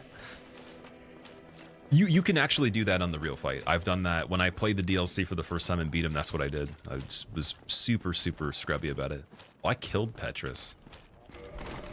No, Petrus is dead. I feel bad. Uh-oh. I don't actually feel that bad. Brandito, you had orientation at your new job today. Oh, congratulations for getting through it, dude. Getting a car's made your life so much better. I feel you on that one. I definitely remember days where I had to travel really far for work that was not worth the travel at the end of the day. And so, totally understand that one. That was not the greatest. But those kinds of times are like why you'd appreciate the ability to have that, right? So, congrats, dude. Oh. Key to the seal, dude. Yes. Okay, so we can't beat the game yet. We need one more item, and then we could technically beat any percent, but... Oh, shit. I'm stuck? Oh, no, never mind. We gotta go back around again. Key to the seal is really good.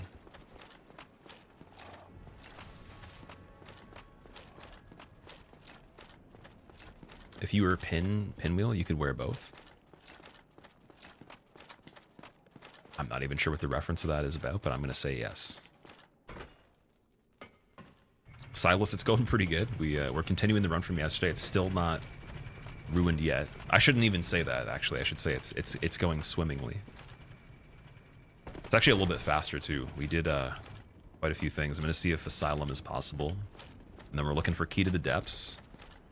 And the Covenant of Artorias ring, Broken Pendant, and Crest Key. Everything is beatable. So much safer to roll across that gap, Darcy. Yeah, you can. You definitely can roll across it easier. I just got in the habit of doing the jump because when I used to play the original version, I did DS Fix and I wouldn't take off the 60 FPS for that one, and the jump was the thing that was able to help it a little bit more than the roll over there. But it's not lethal though. You don't die from falling there. Just waste a lot of time. Oh yeah, trades at the asylum too. That's another thing. That's a very good point. There's a mimic here. Okay, I'm gonna try to fight the mimic last.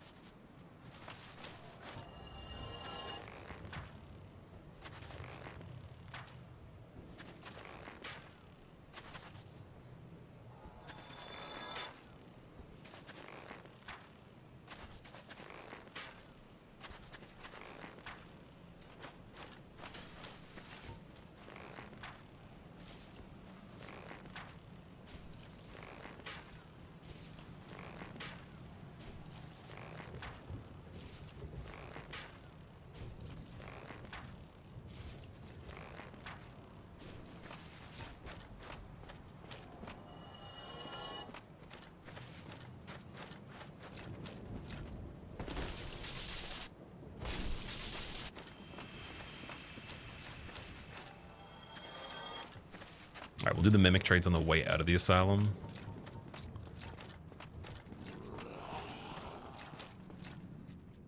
Bone wheel right there and giant.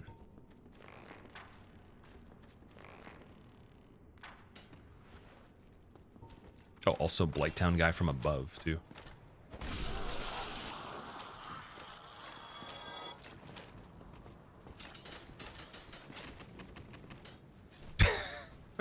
Never get to see what that bone wheel drops. Okay.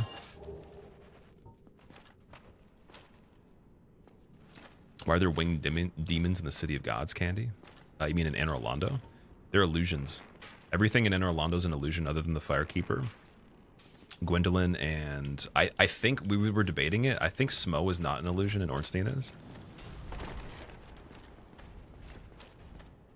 But that's about it, though. You could say they're both not if you wanted to. But everything else is not real in that part. It's just magic.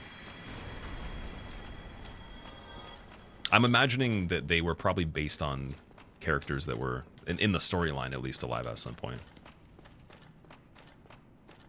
But yeah, Gwyndolin just liked that layout apparently. It was his decor. Oh my god. Speaking of which, chug it. Double chug it.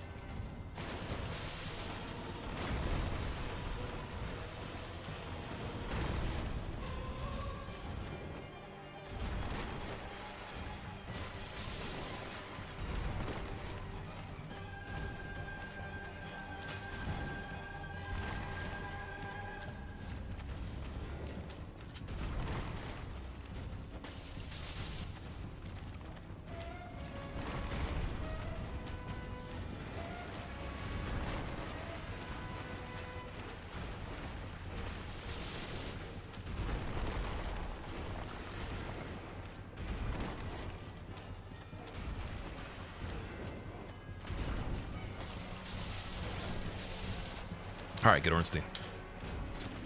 Oh, man. Why is he spamming the jump attack so much? He always does. That's just how he is. If we go really close to him, basically it cancels his long-range moveset, kind of like the regular Ornstein, but he has a lot of just weirder things going on because he's huge.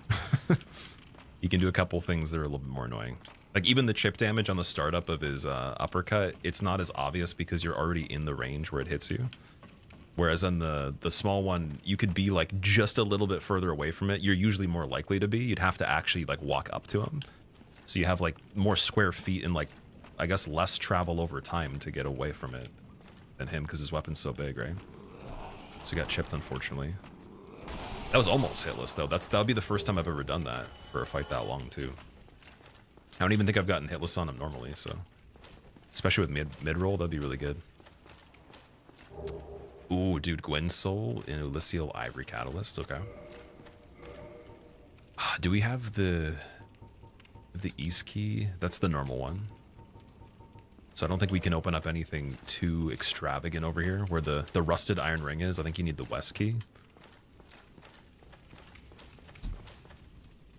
Why is Pro not working? Oh, we made it a subscriber-only command, I think. Or maybe I turned it off, just because I hadn't set the cooldown for it yet.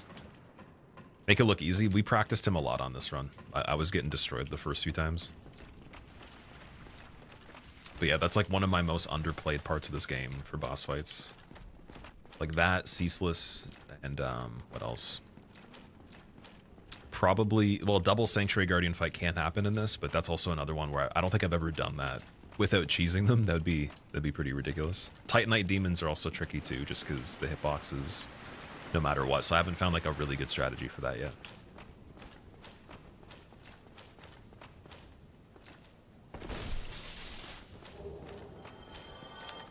So we're gonna get Oscar. Didn't get greedy at the end. Greedy's not my problem as much as it is like in this run. It's more so decision making and like the choice I make at the time before the chain reaction happens, right? It's not about like making a mistake and then dying. It's about like a series of events. So you have to almost kind of know what the right decision would have been.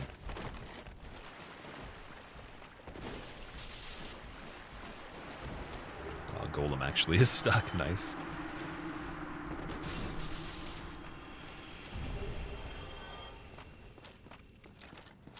Okay, so Oscar's not giving us anything too good, but the Titanite Shard is going to help with the bow at least, so that's all right. We're going to have to actually go back around this way because I didn't hit a bonfire in here. We can do the shortcut.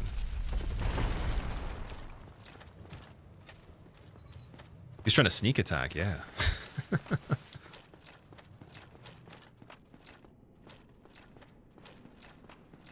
If he can brick house Artorias like that, he think he's got it unless he falls.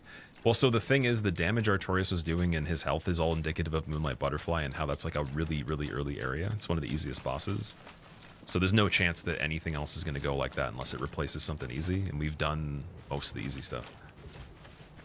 And also the other thing that I mentioned too is the actual characters that are replacing the defaults were really easy for the beginning. So we've seen a lot of the easier fights. That's kind of problematic, like to a degree. So now it's depending on what pops up in what arena. It is inevitably a harder fight just by the base game or the original scaling and all that. The way they lay it out normally, I guess you could say. Okay, so Red Sign Stopestone, you can't trade that at all. I don't know if the hammer actually makes a problem here. I'm going to unequip this hand slot because when you actually load back in and you stand up, it pushes you back every single time. Notice that. Gwyn Soul, I don't think it would be worth trading. One single Prism Stone. Apparently that works. Okay.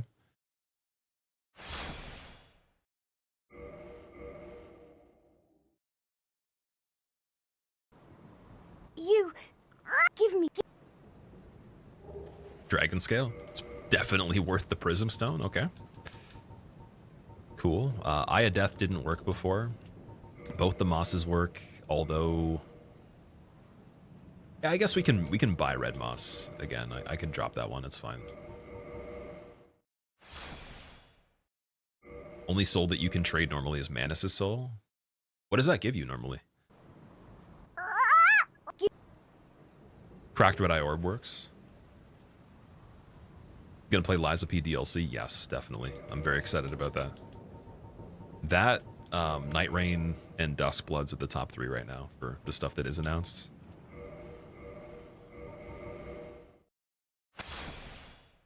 Gives you Pursuers. Oh yeah, true. Wait, but you can also get Pursuer. Can you get 2 castings then? Because you can pick it up, can't you? Give me. Dingy Hood? Eh. And the brass legs weren't that good either. The coin doesn't work from what I remember. No. Rare. It's like a bird trying to be a cat for a second. That's what it sounds like.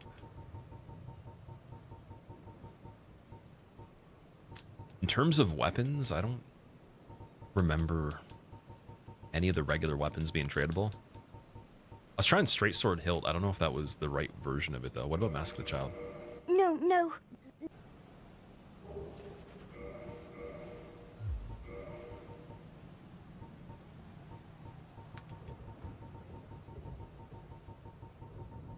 Yeah, armor-wise, there's not really a lot that I want to get rid of yet. I think we tried Chain Helmet, didn't we? No. Can't you give another Prism? I could, but the Prism Stones are pretty expensive on this playthrough. That's the thing. So if I'm getting bad stuff, it might not be worth it. What about Alluring Skulls, though? They were pretty cheap. No.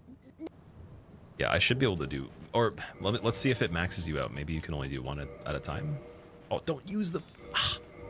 Yeah, we're definitely having to go back and get more Prism Stones if we go... No. On the big invisible bridge. Apparently it doesn't work, though. And then rings-wise, yeah, I think that's about it. All right, Asylum done. Other than we don't have the key to go into where Rusted Iron Ring is. But that is perfectly fine. We should be able to just Homeward Bone from here. Skip the cutscene and everything. Wasn't Lies of P a DLC? Wait, what? Wasn't Lies of P a DLC? For what exactly?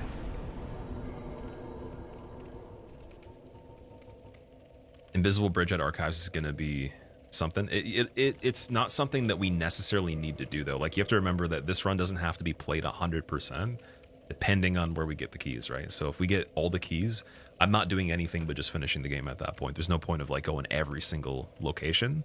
And I doubt we would actually, even in the run where we did the most content, it still probably wouldn't be 100% of the stuff, just because you're bound to find it just by the odds of it before that. So that's the goal usually, but obviously you can't like guarantee that all the time, right? And you might even just die trying to get stuff. So I've started to learn now like how to prioritize where we go and when for the later areas, especially. Oh, we have the key to the seal. We could go to New Londo right now. I can't do Four Kings right away, but I could do New Londo before even trying to do Painted World or anything like that. And there's still obviously Demon Ruins, Islith, all that. I think we should go back down through Blighttown. But first, let's go to Andre, get the bow up a bit. Because there was the Dino guy and there was the Chained Prisoner. And then bottom Blighttown was okay. It wasn't too bad. From what I remember. There's still bottom Sense Fortress too. Do we have a catalyst for fall control? Let me see. That might actually be worth trying for the first time. Would be pretty good.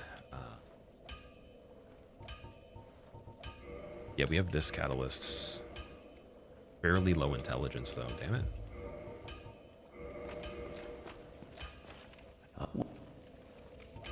Mike? Yeah, the moss clumps for the red ones are very cheap. That's good. And yeah, we don't need any other arrows. Oh, Andre had the 20 price standard arrows on this one. Let's see. Yeah, Bow of Ferris +4. And that's it for now. Oi, where are you off to? How far are we at? Galaxy, also after Ornstein, we should update the counter to 10. I forgot about that. Yeah, we're 10 out of 26 right now. In terms of keys, I still need quite a few. I need depths, crests, broken pendant, and then the ring for Artorias. Then we could do everything. So 4 keys still. And then, like, there's a chance that, again, I don't know if this is 100% how the logic of the game works. They might not make it that painful where you'd have to have another key item to get another key. That's, you know, for the optional stuff specifically, because we've seen things in areas as you go through, but I don't remember ever using a key to get another key explicitly. At least, maybe it has happened, though. Maybe it has happened. Trying to think, like, if there's ever been a situation like that. Oh, we have Sif to go to as well. Let's check Darkroot, actually. Let's do that. So Darkroot, and then Lighttown Demon Ruins. Yeah, just in the short term now, we could do that. And I haven't killed the Hydra at all. There's a robbery, hand over your left ear. Can it be the right one? Can I choose, at least? The new announcement of Liza P, you thought it was a DLC, not a sequel? Oh, sorry, did I say sequel when I was talking about it again? So I heard that someone was interpreting it as that it might just be a standalone game that you launch by itself. But I think that was a misinterpretation on my part because they teased a sequel at the end of the game that's not the DLC. And so, yeah, like, that's my bad. It is definitely a DLC that they advertised. Maybe it launches by itself, but they still tease something that has no relation to that as well at the end of the main game. So it's probably going to be 2 pieces of content they do in the future.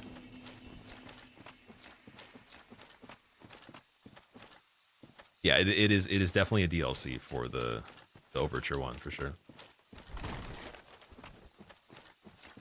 Getting DLC and a sequel, which is insane, dude. I didn't expect them to even make another game or a DLC. I was like, yeah, this is really amazing. This will be one of the ones to remember. And then beat the game, got the ending thing, and I'm like, okay, there's got to be something they do, but maybe it's a spin-off. Maybe it's not the same type of gameplay. I can only imagine how wild that one will be, though, because I would imagine... So Wizard of Oz I'm not too familiar with. I've seen a little bit of the original movie, but not the whole thing. And it looks really weird. So the world building in that might just be a little bit trippy compared to Pinocchio, right?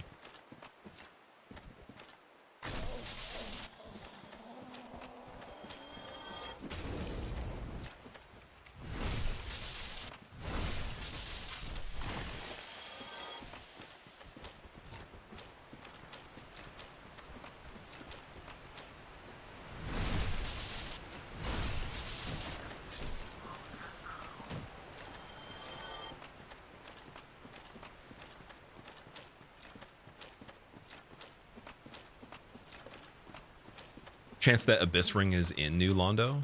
Oh yeah, like definitely once we drain the seal, there could be keys there too, because Ingward has a key that he regularly drops.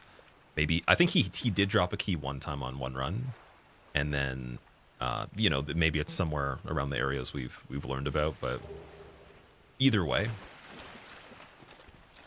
no matter where it actually would be, there's still a lot of places to check anyways, and there's some that I didn't even realize that we never even went to on the PB. Like, again, Lower Sens all the way up until the Tower with the Giant. There was rechecks of certain things that I didn't do. Like, some just missed areas that were not noted down. What else? There was obviously some runs we didn't do Great Hollow. Even though I would want to avoid that to like the very last bit too. Upper Blighttown we never went to, even though I mentioned it. Couldn't revisit the lower part of Tomb of Giants because that stupid invisible enemy that one time. That was silly. Looks like he's chilling in a hot tub. He's gonna have a very relaxing death here for sure. It's like, It's like, I wonder if I'm gonna Acid Surge or use Toxic Surge next. It's like, what one should I do? I mean, Acid Surge is kind of entertaining because the armor breaks, but I'm fortunately not in the Dark Souls 2 engine, so durability is pretty good. Might as well go with Acid and watch them run around and try to use Poison Moss, but then forgot they used all of them. That'd be pretty cool. Hey, also, why am I in water? It's like, where's the bridge? And then you just realize, who's shooting me? You have to kill merchants to get bell bearings, and is that a good idea for Elden Ring? The traveling merchants, killing them to get the bell bearings, from what I understand, is just a faster way and a easier way to have all the inventories compiled all at once. So what I imagine the strategy is, I can't say this for sure, you might have to check with someone that's like really good at the game, but I think that when you reach them, you buy everything you need at the time, and then you kill them to get the bell bearings, so you can just go back and get their stuff from Round Table. Oh, he gave me 20 prism stones. Wow, okay. Sponsored by the Painted World Dragon for the Crystal Cave, at least.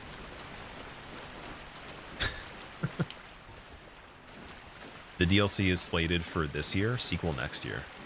That's good to know. So Liza P would be this year. That's a lot of stuff in 2025. From what I remember, there's always years that had more stuff coming out and then ones in between that were kind of like a break. This one seems like it's got a lot more stuff that I've noticed, at least.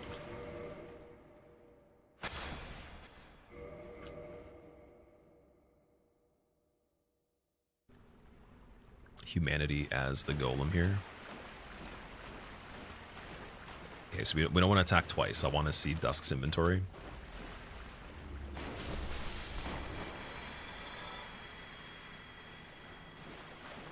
So, 'tis thou who rescueth me. Most gracious, I am deeply obliged. So, my hope, would this be a visit? Bonk. My heart Bonk, bonk, bonk, bonk, bonk, bonk, bonk, bonk, boom, boom, boom, bing, bing, bing, diddy, diddy, da, ow! I got a headache. Pray summon me from my May the great flames guide me.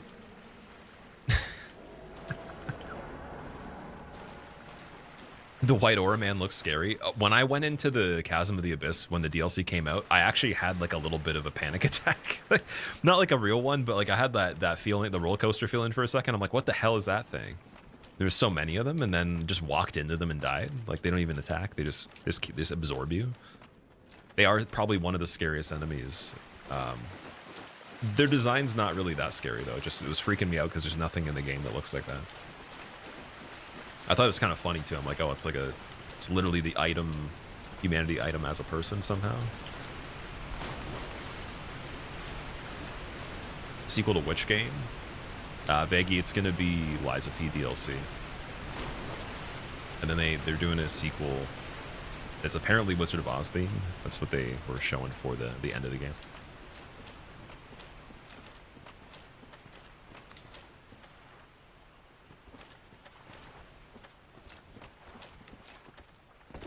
Get on the rock. Dwayne Johnson, please. Piggyback. Nope, never mind. I am Dusk of Ulasil. Bring, It is an honor to see thee again. I shall follow thy wishes. Okay. Brave Warrior for 300. Twinkling Titanite. Another one. No, we can go to the merchant. The sewer, that's fine. So not the craziest inventory here. Do I actually have a talisman? If thou art in need. I think that was something in the beginning I was mentioning. I didn't have one to cast any of the miracles we did have. And we do have requirements for some. Still have none. Got regular talisman. I think that would be good enough because a lot of the stuff I'm going to be casting is just, it would be like a healing based thing. Just the latency of that, so I'd be a bit careful with that one. That would be good for restocking some health in areas where we actually have downtime instead of wasting humanities or the Estus on this. Just haven't done that yet.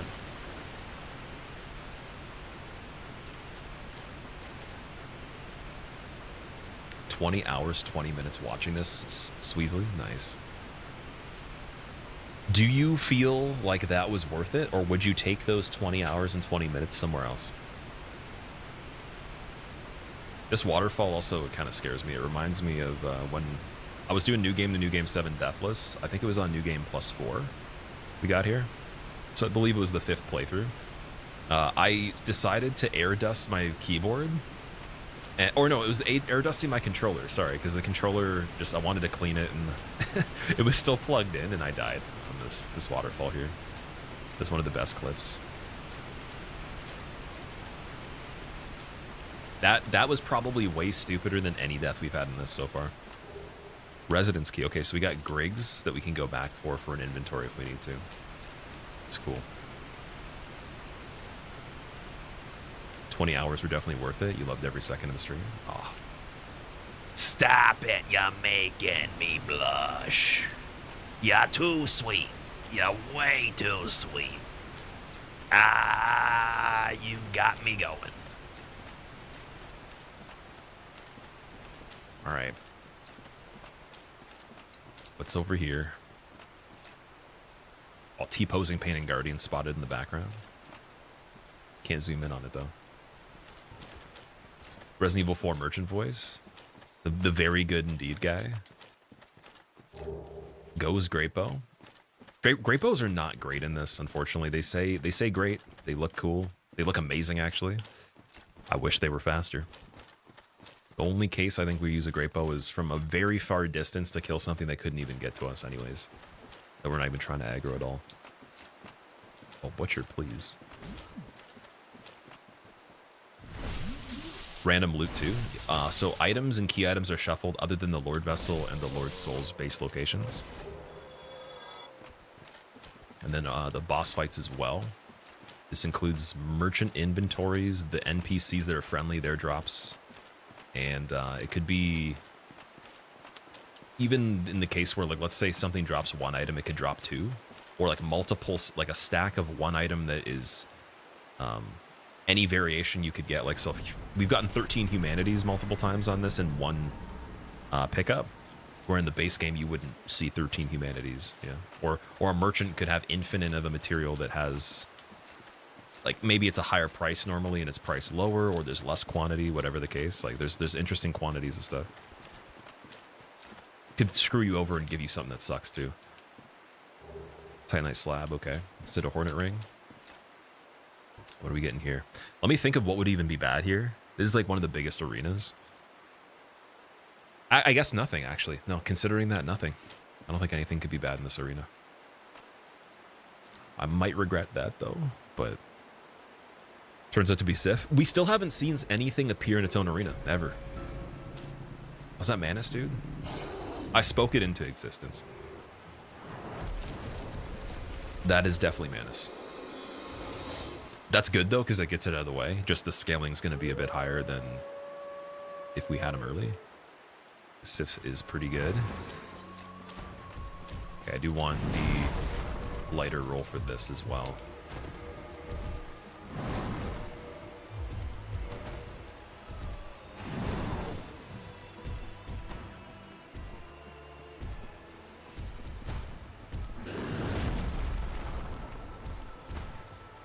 And we don't have Crystal Halberd this time to do better damage, so let's see how this is going. 157. We were hitting, like, I think it was 200 and something with the Crystal Halberd previously. This is a bit better because it's not Beta Chaos. I don't even know how that one works. I think it's just based on the area because Beta Chaos doesn't have health, really.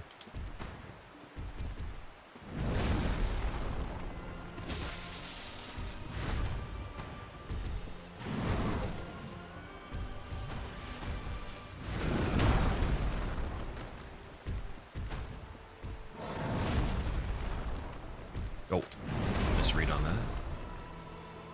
Always watch for the finger pop. I was looking at his face instead. Even for heals, you gotta find the finger pop, unless you're just desperate. Like maybe in a corner or something like that.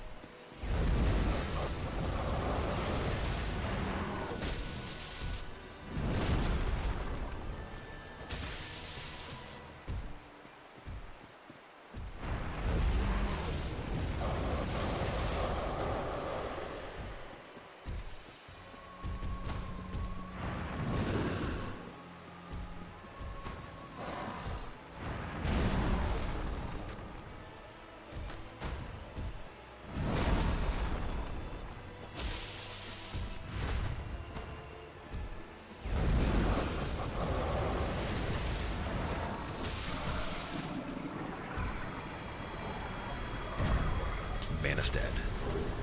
Ooh, Sunlight Blade again. Sunlight Blade is really cool on this one because we actually have the talisman. We have stats that are like halfway, I would say. We're closer to that than any kind of intelligence related stuff. So it could make way more sense to try to use it at this point if we have something that we could use it on.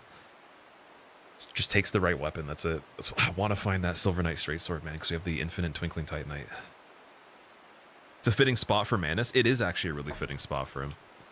There should have been some sort of thing where after you beat the DLC and come back, another thing happens here, since it's such a point of interest for the story. Also, you know, it's the lore of the DLC as well. Only thing you've played Dark Souls 1, you only understand Dark Souls 1 streams. Tune into Dark Souls 3. You're very lost. Any tips on Manus, Sweesley? I can't explain like the method for him just in like a very simple way. It would just be, you'd have to learn quite a few different things. But one thing that makes it a lot easier if you haven't tried it already is the pendant. So if you get the silver pendant from, I think it's Elysial Township, you have to use the sunlight maggot to actually reveal the location though.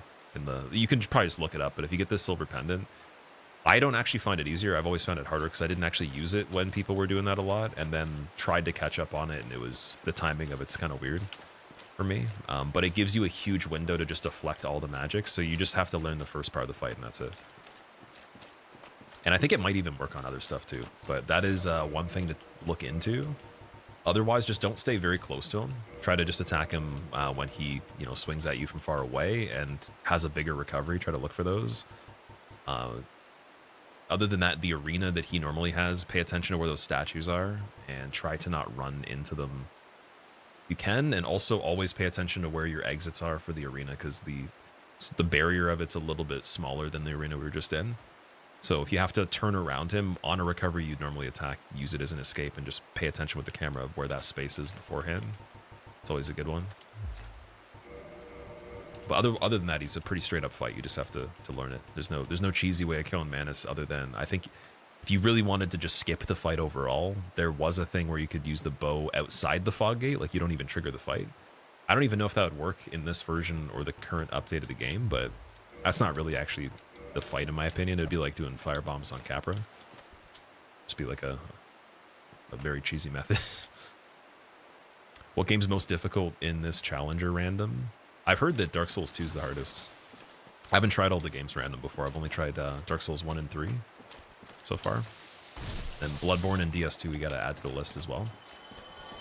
It would be really cool to be able to do them any percent back-to-back in the future as well. I was watching Kazoodle do the randomizer multi-game run, and it looked appealing. It just seems like you'd have to become insanely good at Dark Souls 2. And I have no idea what the difficulty of the Bloodborne one is. So it's a mystery to solve there too. Oh wait, Spider Shield needs to come back.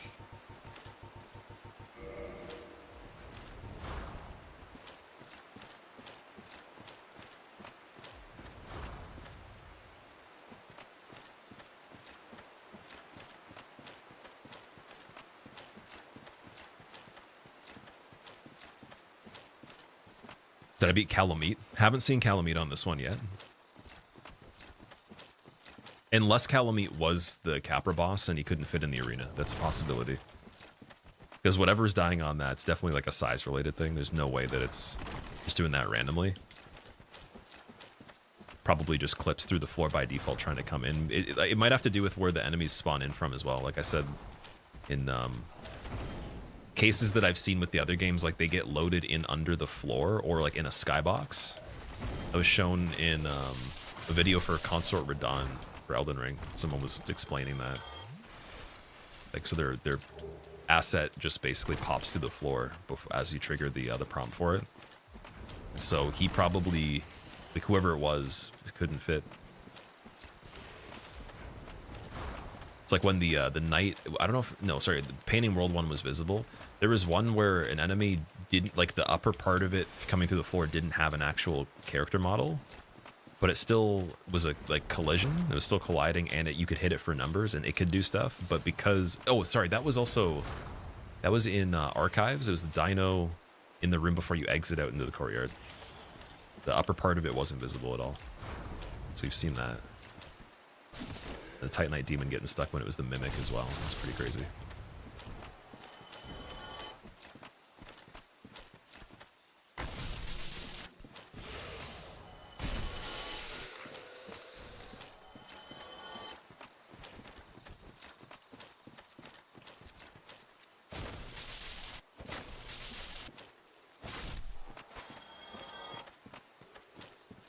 Think you'll ever do the Dark Souls 2 SL1 no hit all bosses? Maybe at some point, yeah. Like it depends on the time frame of how everything else is going and what else we're doing that's more appealing, but I would like to. I would like to actually get good at Dark Souls 2, but like even doing damageless all bosses wouldn't be enough to say you're good because it bypasses some of the actual, you know, hard stuff in it, in my opinion. So that's like a next step up. That would get me to like maybe like the medium difficulty tier or medium experience tier, I'd say. And then to get like to the legendary part, it would have to be that run or damageless level 1, all content minimum, to even start to get into like the weird territory. But we're going to that level on this one though. We're doing all content damageless on this one, base level. It's gonna be crazy. Gonna see ONS in my dreams for sure. Finally.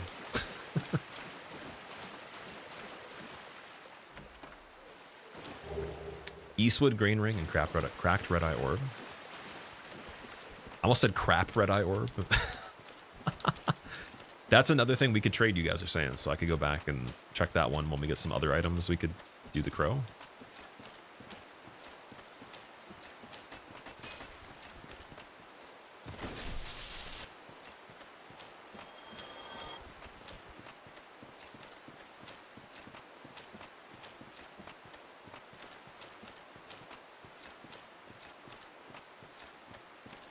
If you try Dark Souls 2 permadeath, good luck.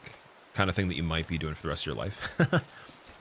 Yeah, I definitely intend to do it casually first, just to like take some time to die as much as I need to learn the enemies really well. Because one thing I think that's necessary for any of these is you need to know each enemy as if it is a boss fight.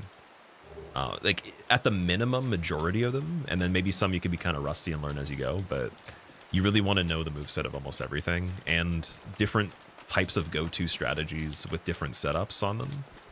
So I'll probably just collect a lot of stuff, play it very slowly for the one that doesn't have Deathless first, and use it as an opportunity to like get practice for it, so we don't have to do a bunch of DS2 gameplay to get better or anything. Is it not so? And then for the DS3 one, thou fared well to find me. I'll try it Deathless right off the bat, see how it goes. If it's bad, then I'll do the same thing. We'll get some practice. My advice true. Forget this. The legend of Artorias art none but a fabrication. Traversing the dark. That's not a fairy tale. She's a hater. That's not real. Crocodile Cat's telling myths, saying that the actual DLC is a myth. She's a myth. And now the non-believer can trade both humanity and twin humanity to Snuggles. Oh yeah, that's true. We didn't do those. And here. Leggings a favor, okay. Not the greatest. But now we got friendly guys. Oh no, Havel's over here. Pyromancer again, but I never know which one it is. I think it's just the... Oh, I think it can only be the one that's in Izalith, not the merchant one. That's one thing I keep forgetting how to do. I don't know how to get Quaylana as a merchant in this one. Because on the second time we go to Blighttown, she's not there, from what I remember checking. I don't know what the requirements are. Maybe you have to rescue Laurentius first.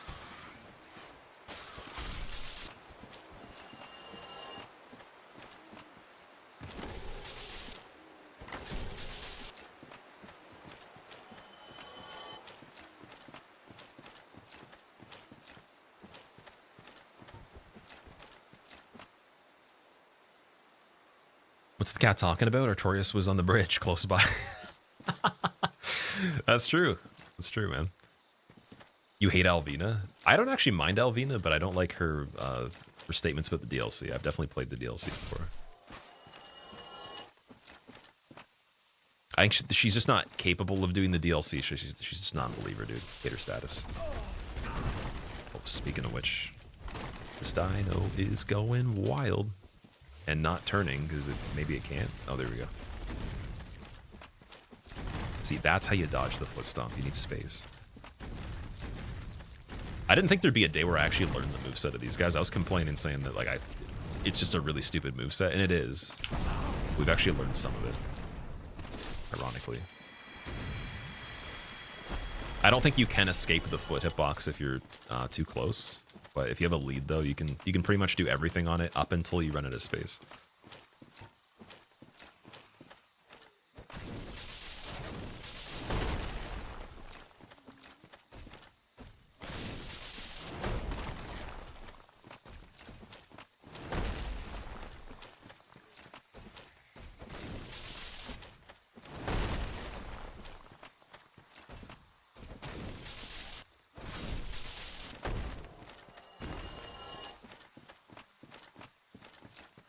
You need the plus 15 Pyromancy Flame for that. Okay. So Laurentius would be the person to rescue after we have that, or either or, just have him there. Do that first, then look for him.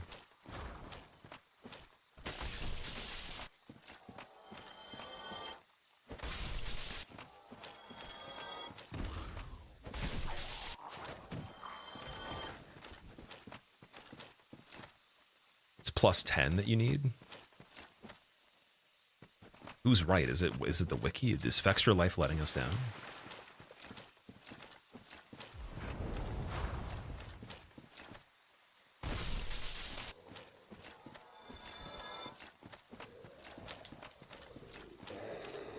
Sweet Shellquire is way better. Shellquire is a saint. Absolute gem.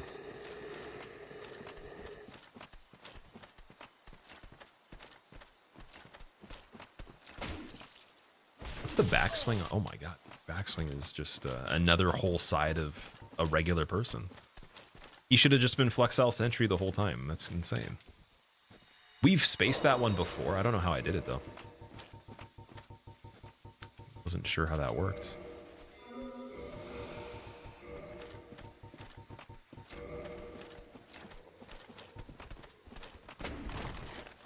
Also, the backstab failed too originally.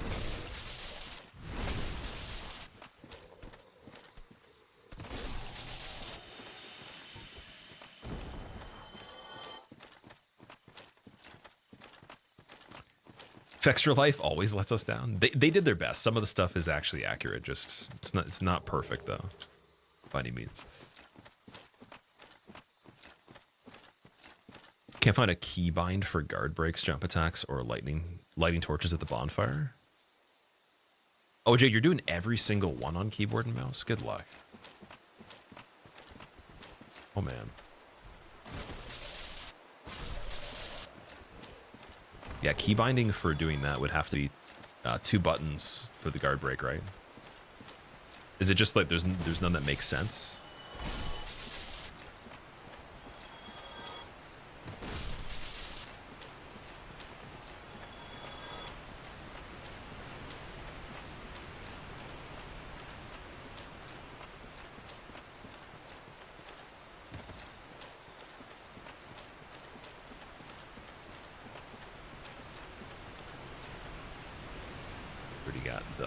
Too. I do believe this is everything, but just in case.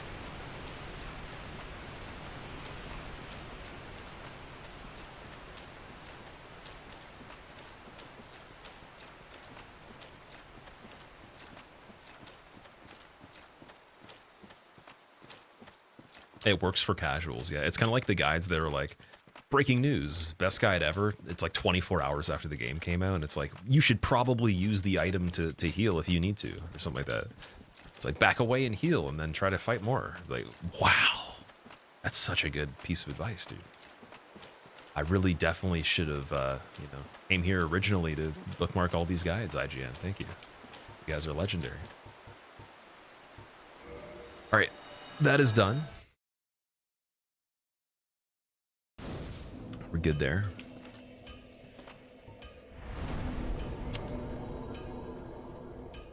And man. I was saying that for Sunlight Blade, it could be worth going up in Faith. But before we do that, though, let's check the attunements we already have.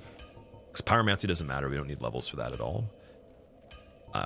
Just have the Magic Barrier, which definitely we're going to use if we go for Sunlight Blade. Just need to wait till I have a weapon for it. I wish there was something that decreased requirements. Sword Dance doesn't have a requirement at all. What? It's really weird. Okay. For now, I think it's just going to be Great Heal because we meet the requirements and just a bit more endurance for safety in the meantime. Because again, we can't actually use Sunlight Blade yet. I have to get the weapon for it first. If there's even going to be one.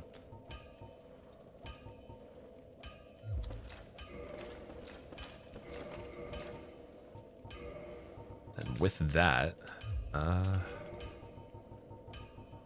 think Giant Helm was slightly better.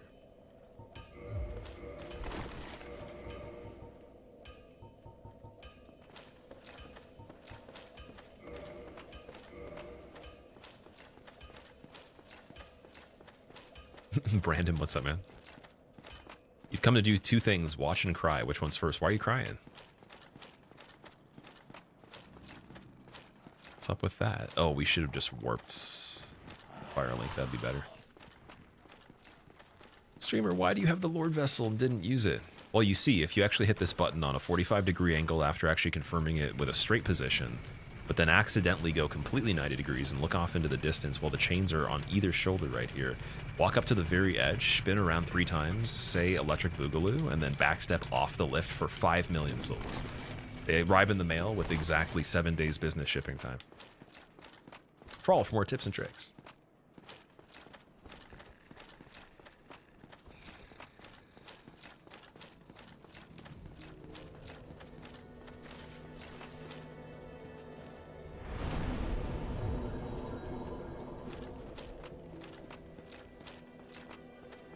Don't know how to do the send skip. I don't know how to do the send skip either. I've never done it. I've seen it before, but everything that I've seen would just be a guess if I tried to do it. So, yeah, I wouldn't feel too bad about it. You definitely have to practice it.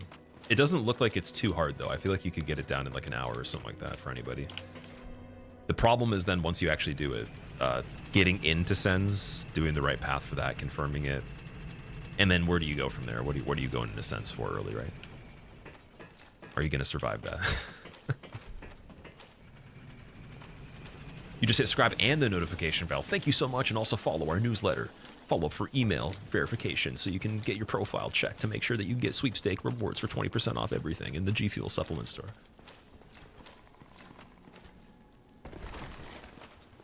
I want to attack this enemy, but it's probably pretty weak though. We definitely have had to have done that before, right? Oh man, 1263 was the total number there. New Londo Ruins Hollow, by the way. Most basic thing that doesn't even attack you. And 1263 on that one. Is that more than we actually have in HP? That's like, we surpassed that range probably in like the mid-30s when we didn't have Favor and Protection. That's like a regular player character right there. Wow. But the cookie recipes in the newsletter, there's recipes for everything. Recipes to kill humanities and rapid success, while also running away from chained prisoners, and not breaking the decor of the hallway through Blighttown, leaving its historical prestige intact for the museum goers.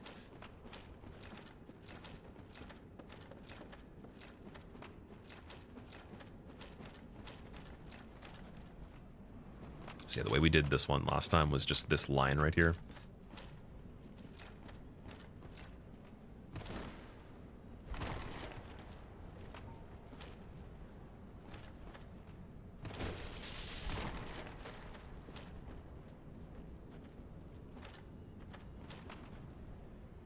Millennia beating you. Millennia beating somebody is sounds kind of fun to me right now. I haven't been beaten up by Millennia in a long time. Definitely got to go back to that experience. Well, I guess we're gonna have to though, because the all remembrances. DLC. Nixie, what's up? Watching on your break? Hope the streams have been good so far. It's been pretty damn good. Thank you for tuning in on your break. Hope you have a good one. I'm going to do my best to just make sure this guy is actually dead first so we can do something here. It's almost there. There we go. Stagger. You had Ceaseless Discharge in Gargoyles Arena? This is where you bow to the game and say you win? Oh, that's terrible. What was the setup you had at that time? What were the stats like in the weapon? Because I think it's doable depending on what you did right before that. But that's the area where it's just all like the routing, right? If you didn't route it as extensively, it's going to be very unlikely to have the survivability, right? Int was 46. Oh, you went with a caster. Okay. One thing I'd recommend, depending on how much optional stuff you were able to get through before that, is don't even go to the hard cap of anything other than vitality. And then maybe make the equip load half as much as what your vitality is, and just look for a weapon that's good if you don't have one. Just because at that point, if you did have a situation like that, there's at least the tankiness. But with 46 in, I don't even think I would get anything to 40 in general that's an offensive stat in this run. Unless it was the very end. Like, I don't even know if my actual strength or dex would get to 40. This one.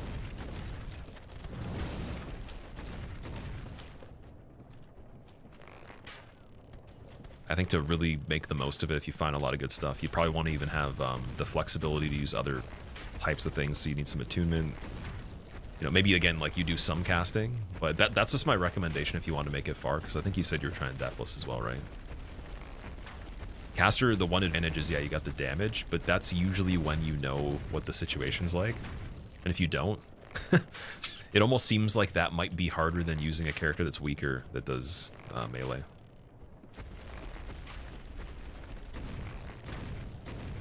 It sounds really fun though. I'm a little bit jealousy that you got 46 ints on this one. Is this getting damaged? It is sometimes.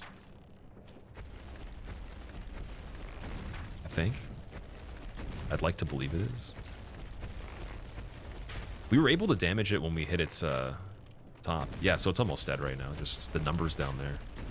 I don't know if every single shot worked.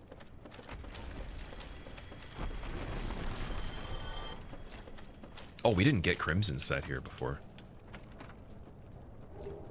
Guardian Gauntlets, those are pretty good. But not as good as Smoke's Gauntlets. Unfortunate, Miyazaki, unfortunate for you.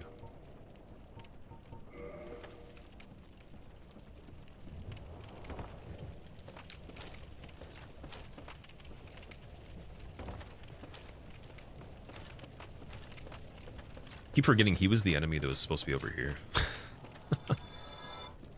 Two-story Tony, the Tyrannosaurus Rex.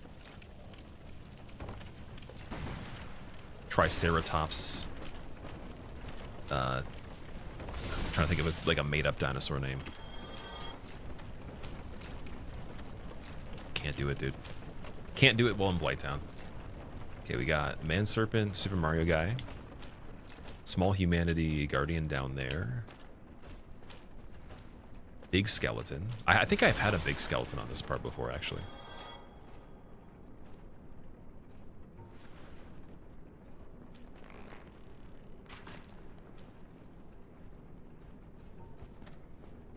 A whip.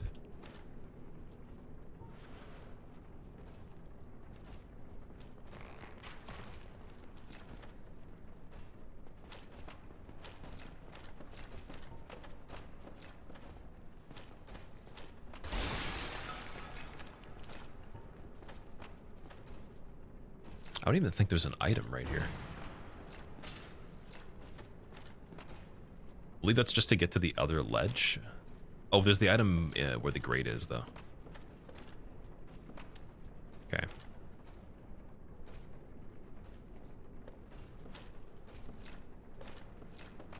trying to remember how we would get back to here if we actually grabbed that. Might want to come back and do that when we're just looting other stuff. I think you're actually going in a different path from there. Could be the back side of the wheel that you have to go on. Oh, centipede. Did he spawn in time last time?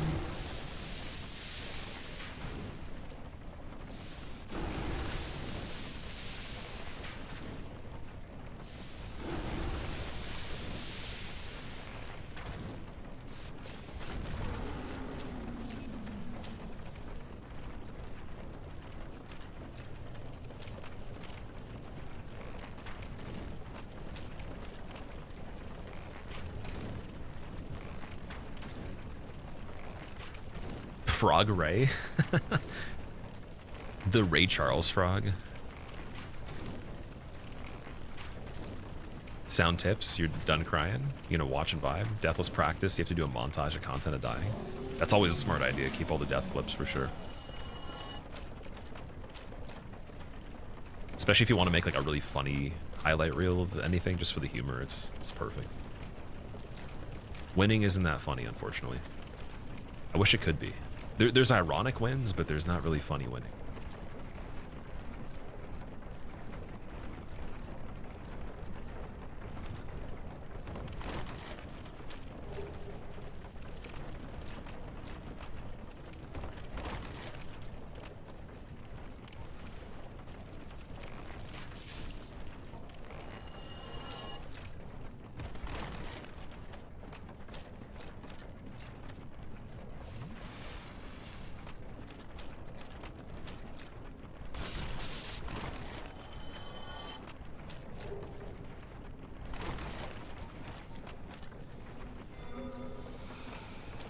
CJ, how are you doing, man? Welcome back. Suggestion, how are you as well? Been tuning in throughout the last few streams. Looks like Attempt 18 is on a roll. This one's actually starting off pretty decently. Also, again, guys, if I do... Oh, Sif, we didn't update the counter for as well. I just realized that. Last was updated on Big Ornstein, so complete scam. There we go. 11 to 26 is the true count. You have been fooled completely. How do you feel about that? Submit a survey for a free gift card to Denny's.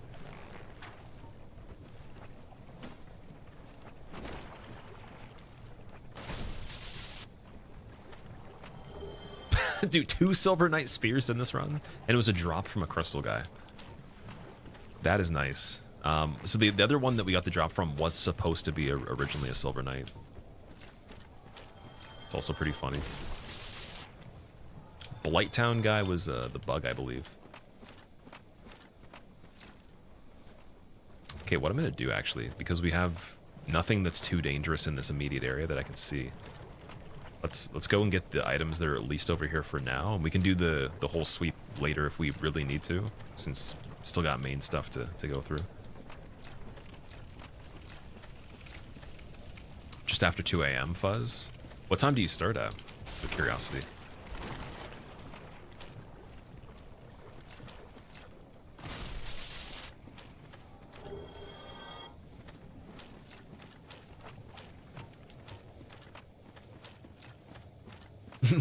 Only just Sekiro dodge the jumping attack. That's another thing in this game. There is quite a few enemies that not only they get granted iframes in certain situations, but they can straight up just dodge attacks. It is pretty interesting. I don't think that happens in Demon Souls that much. And then DS2, it actually doesn't tend to happen that much either. It's more so they just have movement that's okay.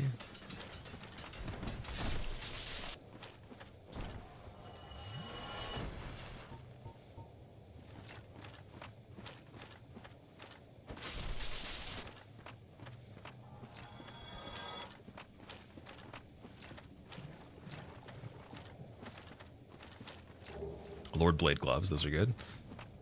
Start at 6, but sometimes 4. Oh, dude, you have to go to bed. Or wait, did you sleep already though, or is this you waking up? I'm curious. In all the trilogy, you feel like the enemies have unfair recovery frames. It outclasses the players by quite a bit.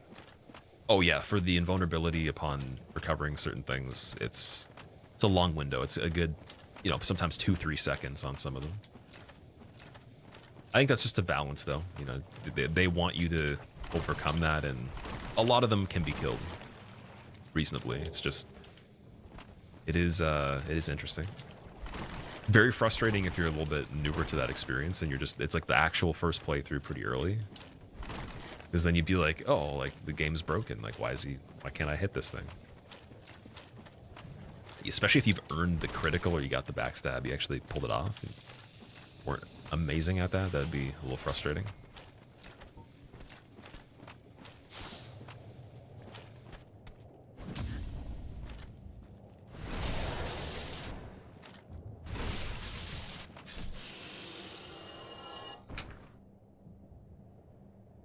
He's rolling.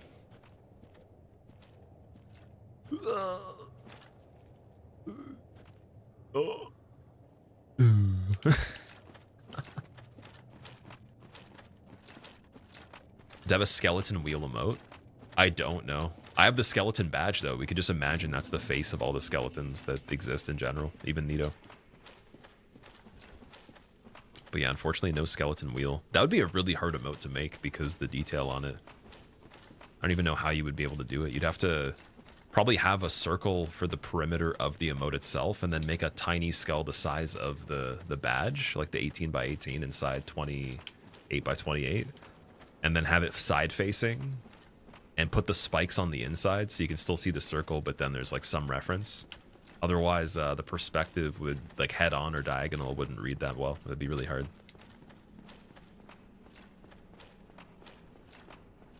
Could also literally just make an actual Logarius wheel or like a, you know, a wagon wheel kind of thing, and then make a bone by itself and just type in bone plus wheel equals skeleton face or something. I don't know.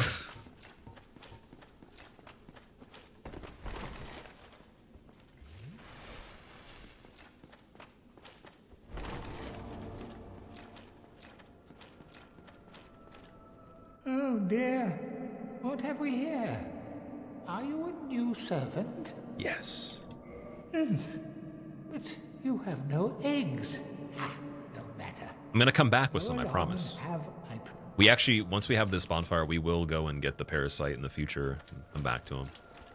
I don't need to do that right this second, but there is one in Anor Londo, second floor, where the Sigurd quest line goes to. It can definitely do it. What'd you miss for Roller Monkey? Big Ornstein in the Asylum, Manus as Sif, and we got ONS for Pinwheel, as well as phase 2 was it Capra? Did I practice my voice pathogen? What does that mean? What is practicing a voice? You mean like, am I acting right now? Actually, if I turn off the voice extender on the keyboard, this is the regular voice. So I have to make sure that people don't get scared.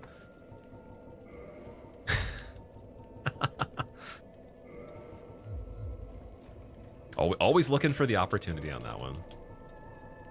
Yeah, you have to let me know what you mean by that. Practice, like, as in, am I actually just like pretending to sound like the way I'm talking at the moment?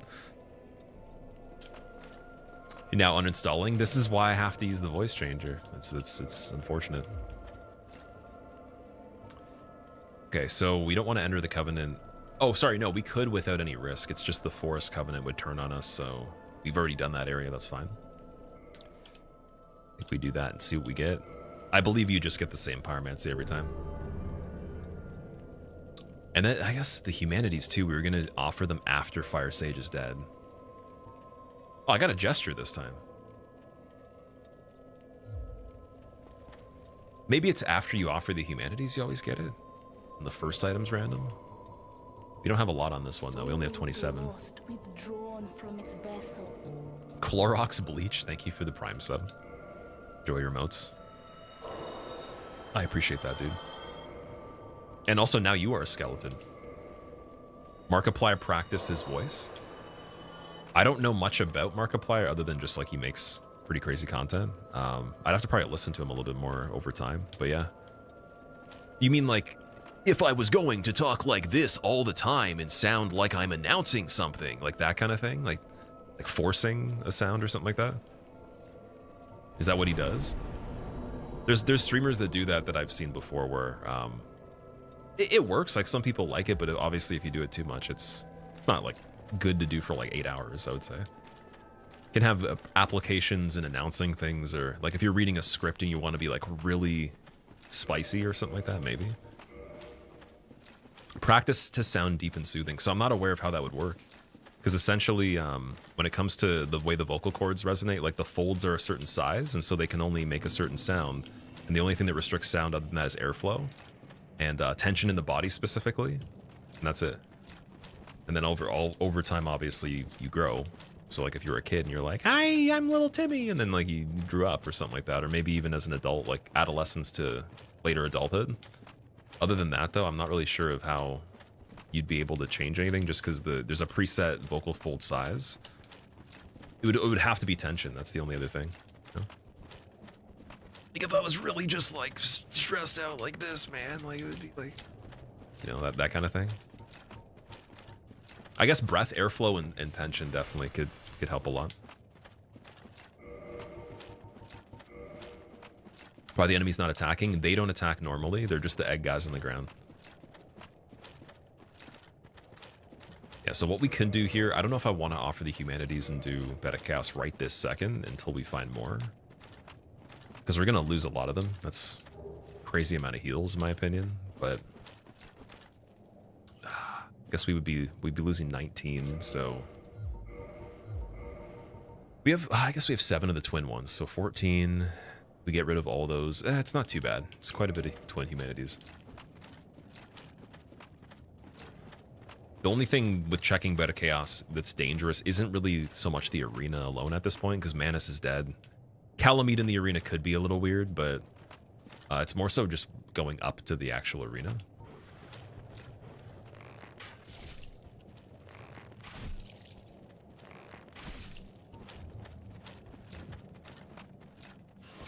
Oh my god.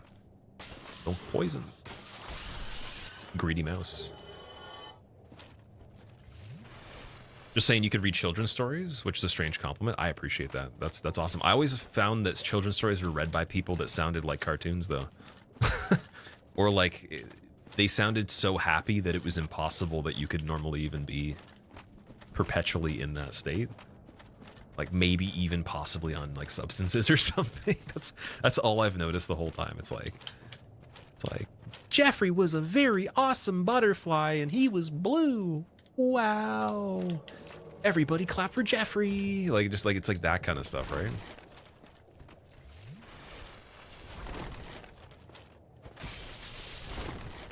If children's stories were read by someone that was actually just kind of baseline neutral or chill, like that's hopeful for me. But I guess technically, I don't know. I feel like there's a misconception with that because people think children need to be spoken to like cartoons, but they actually don't, as far as I know. I don't know where that like comes from.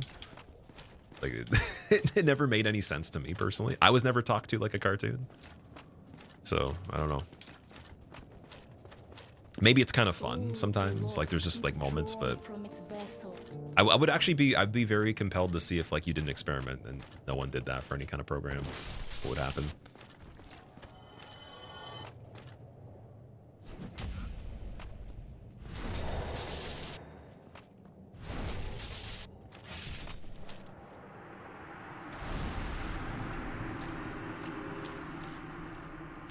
Dude, what?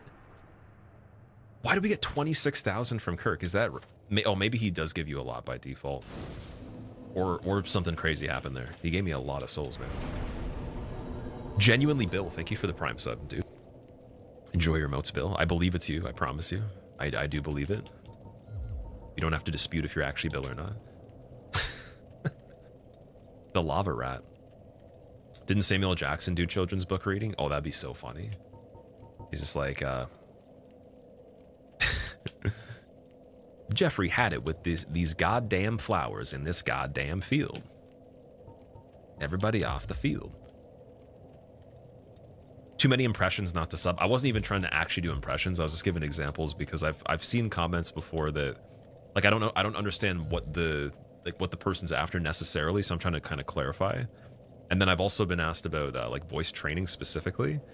But typically when people train voices, it's for impediments or, again, like constriction and maybe even like from an injury or something like that. It'd be like rehabilitative, potentially. Could be for like transition therapy. It could be for something where you need to do speaking for a particular, again, like animation, or you want to do narration or something. So I don't have training for any of that. I would love to, but It would probably be for cartoon characters for sure. Or again, stuff that I could do with games. I think that'd be the most beneficial. I feel like the narration stuff, it's not actually as much as about sound. It's actually just specifically how you create the speech. And that takes way more work than sounding anyway, in my opinion.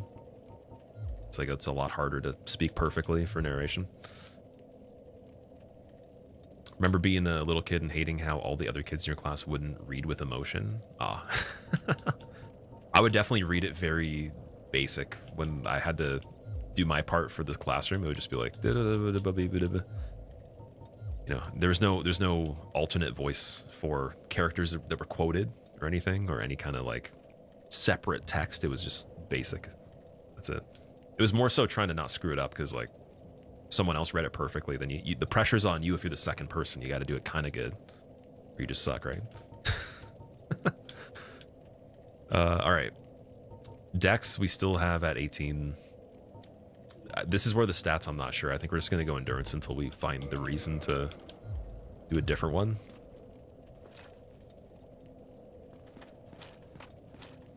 It's soothing pathogen. It's kind of funny. I actually had a situation where I was told the opposite, and I got some death threats at one point. It wasn't from like streaming or anything. This is before that, but long story short, there was a group of friends I had where they had a friend that didn't know who I was, but they were just close with them, and they're like, "Hey, you should like do a prank call," because they wouldn't know who you were.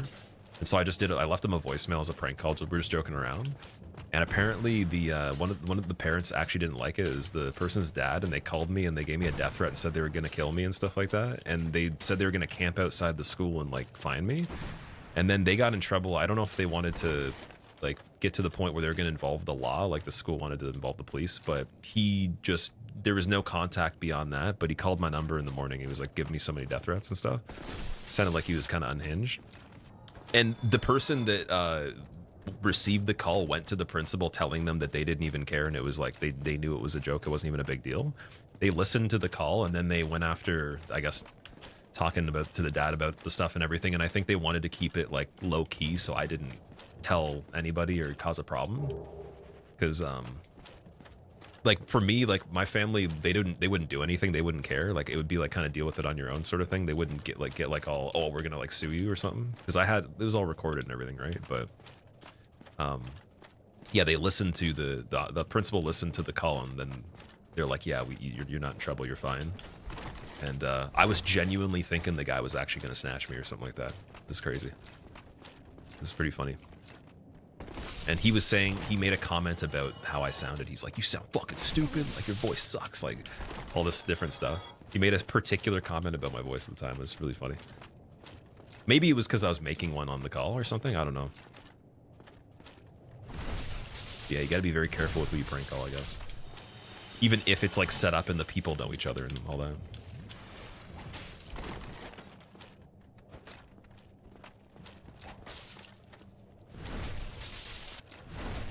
Sounds a bit unhinged. Oh, it was like one of the craziest phone calls I've ever received in my life. But it was at that point where obviously, like now if somebody did that, I probably would be like, okay, sure. Like if I'm already going to be there, like we can talk about it. And then I'd be interested in actually seeing like how they handled the situation. It would be entertaining for me.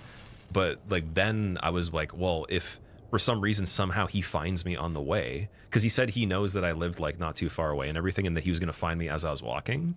And he did show up. That was the thing. They found him at the school, and the principal was like, yo, like this is not okay. But I think they were afraid that I was going to tell my family, and then they were going to get really mad, because that's a bigger case than like me prank calling somebody when there was nothing said that was like actually enforceable under the school rules, right? Like I couldn't get suspended or in trouble. It's a harmless prank call, right? But he took it to a level that was wild, and then the kid didn't even care. They were just like, yeah, no big deal. So got lucky on that one, I guess. Did it traumatize me? It didn't traumatize me, no. I was actually just straight up trying to, like when I was walking, I was keeping my eyes peeled the whole time, being like, what if he does just, you know, drive up somewhere and like get out and like try to beat me up or something like that?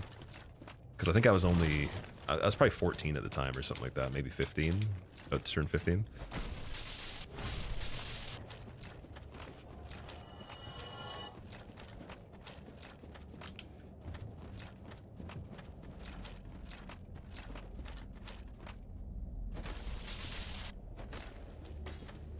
Oh, hello, Capra Demon. Goodbye, Capra Demon. Hello, humanity. Hello, Capra Demon twice. Goodbye, Capra Demon again. Actually, this time.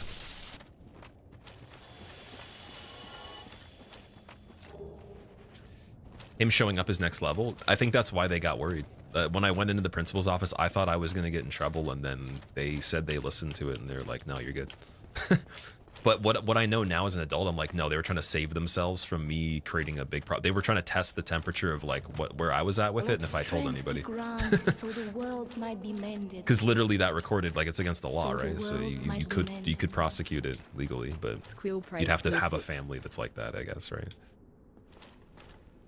Senorita, thank you for the 52 months. Welcome back. I appreciate it. Thank you very much. Yeah, he definitely didn't know where I lived, but also him showing up, I guess he was just looking for like anybody. I don't even know. Like him showing up is ridiculous though, and actually staying there. Definitely had a prank call in his life that hurt his butt. Well, he just might have been such an overprotective parent that not only like was he saying those things and meaning those things to a degree, but like he might have not actually like physically harmed me, but he might like. So I have a friend that their dad actually did something that nowadays like you would get in so much trouble for, but he was being bullied and he went and he like took the kid and like grabbed him and like tried to create a problem with him. He didn't hurt him or anything, but he physically touched him and yelled at him and screamed at him, scared the hell out of him. And you can't do that anymore. You can't touch somebody else's kid. So and he was trying to get my friend to beat him up in like a situation where essentially he would be kind of partially in submission because like the dad's there anyways. He's gonna like, you know, basically like be like, okay, get him back kind of thing. But that's not how you actually teach somebody how to handle their situations, right? And yeah, he did something else that was crazy too. I forget what else it was, but yeah. So some people in general that are crazy, very lucky that they weren't in the wrong situation with it for sure. And the time of the decade as well, like modern times versus older times.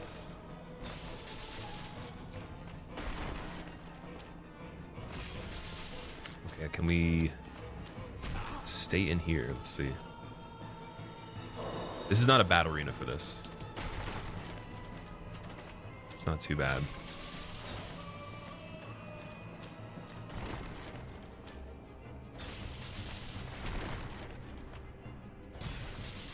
The AoE is the only bad part here. Let strength be granted so the world might be mended. So the world might be mended. And then we're definitely blocking missiles.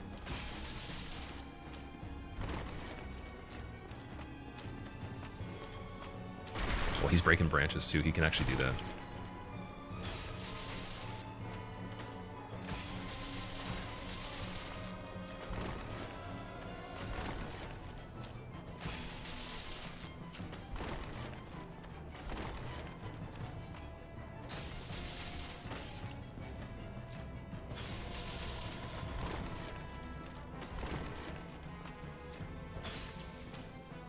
That was a very underwhelming death sound on that. For him, okay. Sir Dash, thank you so much for the 41 months. Welcome back. How have you been, dude? I haven't seen you for a while. Welcome to King's Fire Sage. That's actually a name that I can imagine fitting, and also this arena looks belonging as well with the roots. They kind of look like they blend in here. It's more camouflage than the Abyss.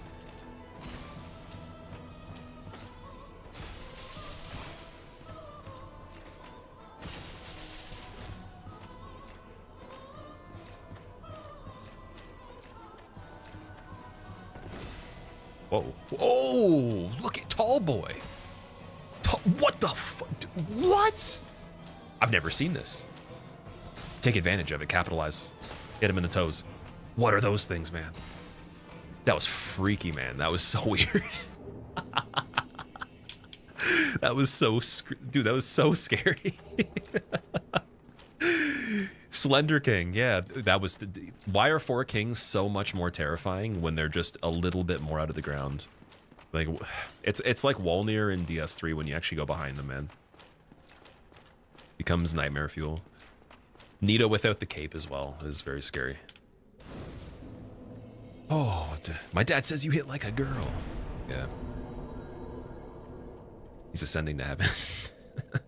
It looked like he was about to just like walk around with, I don't even know, like just big boots and just step on me. But he had no feet attached to his ankles. He's peg-legged. Maybe he was a pirate. Oh, that's so funny, man. That's probably one of the funniest things I've seen playing this right now. Maybe even in like just DS1 in general. Oh, like I know what the character model actually looks like, but I've never seen that happen just in the battle when it's functioning completely normally. That's so weird that it did that. Maybe it's because I hit him for damage at the perfect time when he emerged or something. Could be that. All right, so for here, this is one of the arenas where we can't afford certain fights on this one. So this is going to be a quick check to see. And then if it's something good, then we can do it.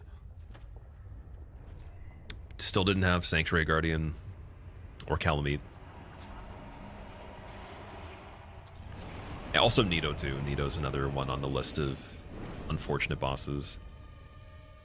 Regular Beta Chaos would suck on this one if it puts it in the middle of the arena as well. I just realized that, depending on how close it is. Oh, that looks like Calamite, dude. Are you serious? That is Calamite. Wow. Yeah, so we'll have to save that. Save that until Orange Chard. Damn. All right, let's go. Wait, do we have any more regular Titanite? No. So we can check out New Londo and actually drain the seal and just see what the items are like in that area. So I think that that's all the fights we can do other than Painted World at the moment, and we don't have the Depths key either. Oh, man. Just realized you have an improvised Giant Dad build. It definitely is. I think it's the next generation of Giant Dad.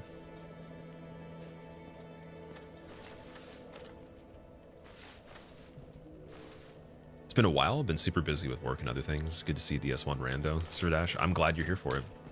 We've been doing this one for about a week now. Got the first run with most of the content on the first attempt.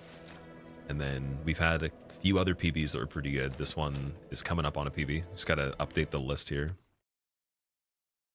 One more time. So we're 12 for 26. Not too bad for the time either. Just, I got to keep it going when it comes to searching for stuff. And then I'm wondering if I'm missing like a merchant that has the regular Titanite. Maybe there's one that did already.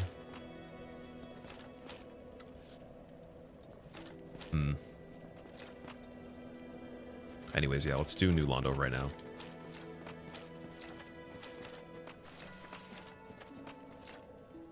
I guess, oh, Beta Chaos is still an option though. I did say that we could offer the Twin Humanities. Yeah, you know what? Let's just do Beta Chaos first. Let's get it going. And then we have all of the Lord fights now. Oh, we have Seath as well. Dude, we have Archives. What am I talking about, man? Oh my God, guys, New Londo's less dangerous than those, but there's time for checking for other keys. I forgot. Silly me. Okay, let's go back and do, unfortunately, the run back to Centipede.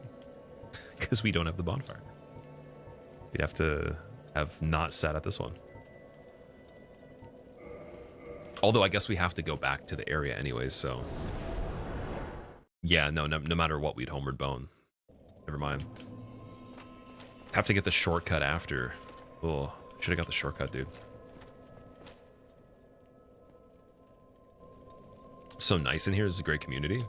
This community is pretty damn good. It is one of the better ones for sure. I would love to say it's the best of all time, but I don't know if everything can be the best all the time. So with the fact that nothing's perfect, it is really good despite that. It's one of the best for sure.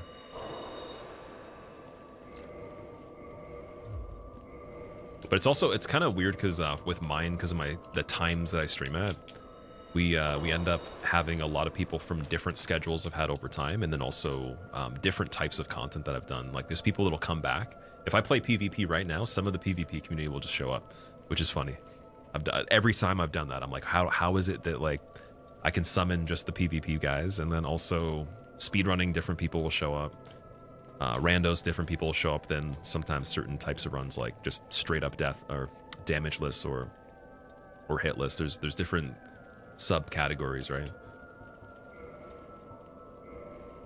So it's definitely the state that it's in right now while doing this is awesome for sure. Okay, then we get Chaos Firestorm when we offer the humanities, not right away.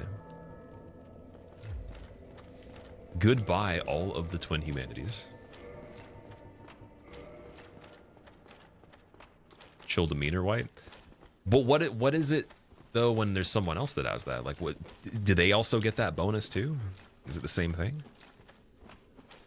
Like I feel like mostly every single person in general I know that I like to watch is very chill. Like maybe not perfectly, and there's varying levels within just chill overall, but it's definitely a very big component of almost everybody's channel that I watch in general. And even the people that are a little bit more theatrical are still pretty chill. It's just there's some stuff that's showmanship, and then there's literally they're just truthfully not that, you know. I guess we could say chaotic for bad reasons. Got an ad telling you to get your own Amazon Prime. Did he? Oh wow. Amazon Prime, you say? This is a perfect segue to say that everyone should check to see if they have Amazon Prime still active, because if you did and you didn't use it this month, use it somewhere on the site now before you forget. I made a really funny thing that I was laughing at in the video that you guys are going to see on the channel next. It's my favorite part of the entire video. It's so good. I'm glad that I had a clip of me actually talking about it, because now it can be immortalized for a little bit. Or we'll say it can be internet immortal. The Prime thing. And again, it's not even about using it here, but just the edit's gonna be funny. So the world might be mended. So the world might be mended. Also, dude, Jeff, thank you for the Prime sub. I appreciate it. I was talking about you while I was over here last time. I think I maybe made that happen in retrospect here.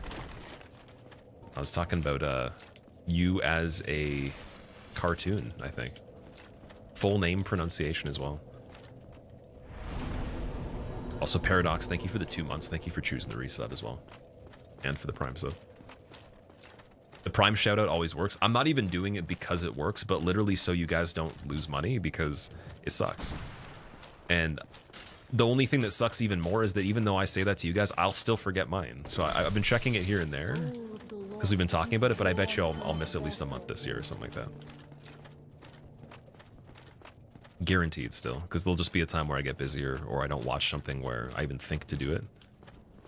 Since they don't do a great job of putting the reminders on screen, there's the one that's when you hover in the overlay, but I don't even think it works on mobile. Okay, the rat is a combo god right there. Lion, thank you for gifting Squeezely a sub. Hope I'm pronouncing that right too. Is the one supposed to even be pronounced there? Or did you have to settle? You had the one in the name just because Squeezy was taken.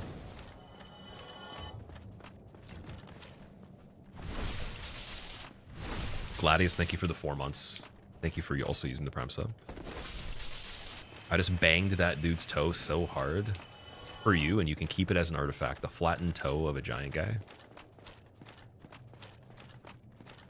Losing money in this economy, losing free money. That's what I'm saying. You're losing, or not, you're not losing free money. You're paying money and losing free value from what you're getting as an actual bonus in the perks from what you're paying for. So it's like, imagine Prime didn't give you the benefits of having the 12 subs, and it was just like, yeah, you just get some stuff like Amazon Music or whatever.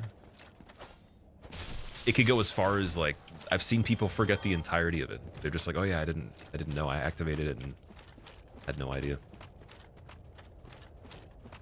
We didn't check the Chaos Ember location here either. For every Prime you miss, you'll gift 1 sub extra.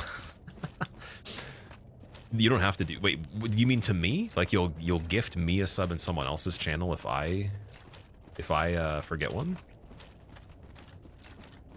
Okay, how about only if we get this attempt right here? I'll take that as an offer.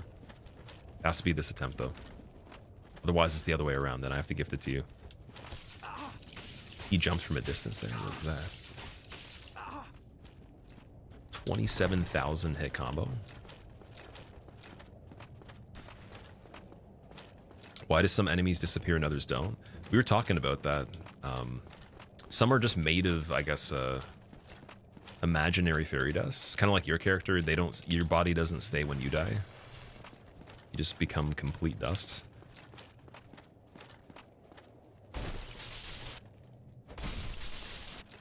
I'm pretty sure they just follow whatever the regular character model would have done. Like, for example, the skeletons, they always disassemble into a pile of bones. You can already tell this guy's, his ability to guard break is higher than normal here.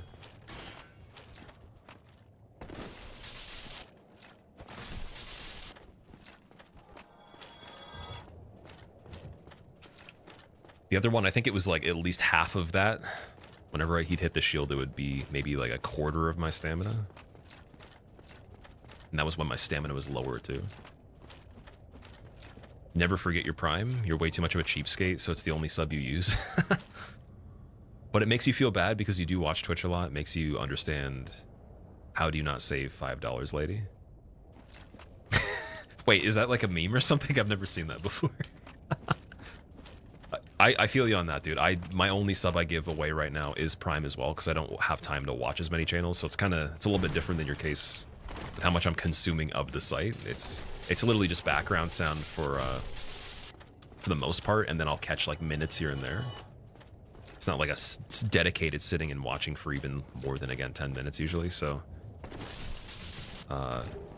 Prime is the best way to still, you know, make sure somebody on rotation gets the sun. Character ate too much? Okay, so all we have to do is not swim for a little bit then.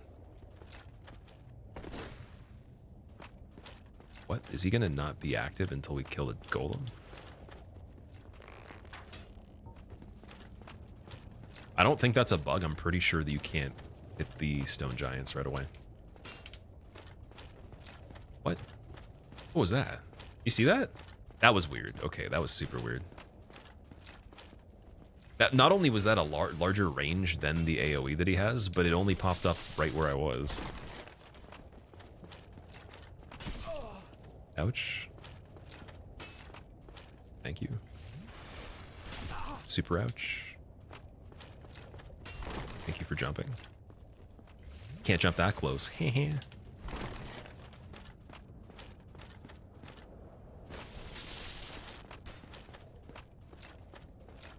Yeah, it's probably safer to be close on this one.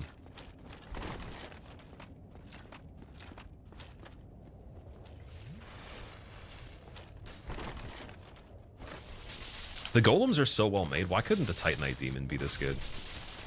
Titanite Demon's jump attack is literally the only entry you have to kind of get in a good spot for how it's made, and it just sucks, dude. It's an old video of a girl belittling her chat for not subscribing hard enough. Oh, I've seen that one. Sorry, I have seen that one. Yeah. Never mind. That was from years ago. Oh boy. That kind of reminds me, there was another one. It was from I can't remember the name of the person, but they had a product or something, and they called somebody out because they said the price of her product was kind of expensive or something. She got pissed off about it. I was like, if anything, that's probably good feedback for your R&D right there. Thanks for reminding me to use the Prime sub, haha. You might want to consider that. Or maybe even just, again, if you know it's like the best you can do for your margins and everything, just don't listen to it too intently, but still.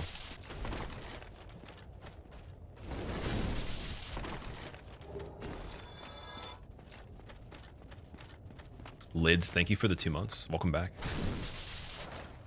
Thank you for reminding you to use the Prime sub. No worries.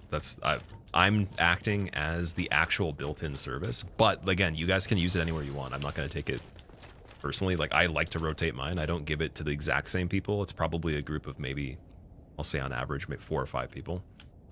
So I do understand if you don't use it here, but use it in general. I'd rather you use it and then it not be here than just have it sitting there in general. That's painful, dude. That's just, again, every single extra one that doesn't get consumed is Jeff Bezos's jet going a little farther. And, I mean, maybe it doesn't matter either way, but, like, he's just got a little bit of extra jet fuel and can, you know, I guess, make you have even more time in the private jet to think of features that would probably make the platform a little bit less enjoyable. If he even is able to do that, maybe, he's a little bit more time away from his team that actually makes the decisions for him, where he can't override the decisions they're making. It's one of the two.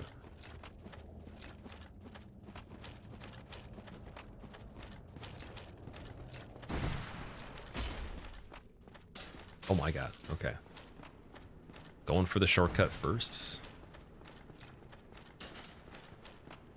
He's on a subathon to fuel the jet.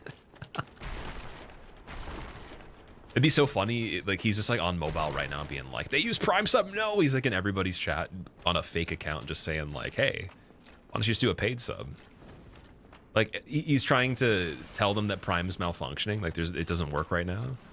It's like those bots that are in the finance channels. It's just like, oh yeah, like this person's like investment program made me $5 billion so quick and it was so easy. It's like, obviously that's a fund or some freaking like AI from someone trying to divert the market or whatever. There's no way that's actually even an individual person. Like, oh man.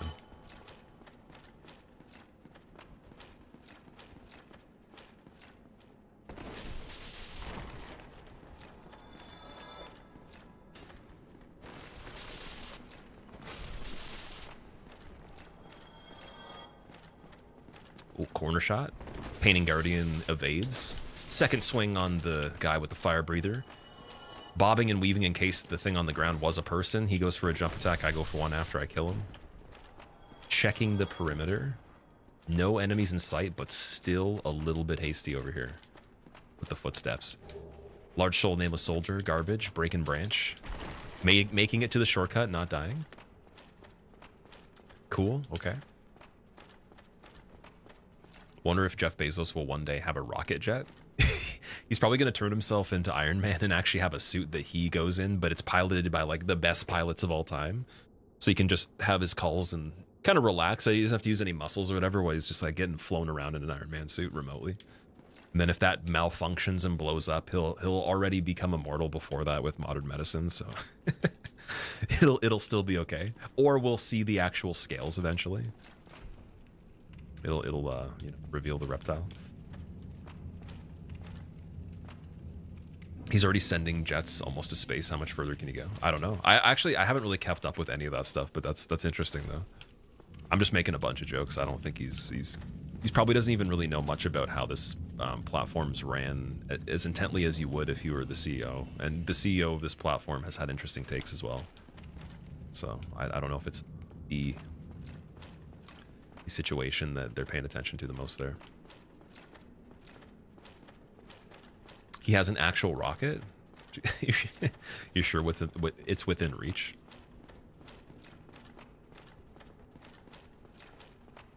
It's an advanced prosthetic, yeah.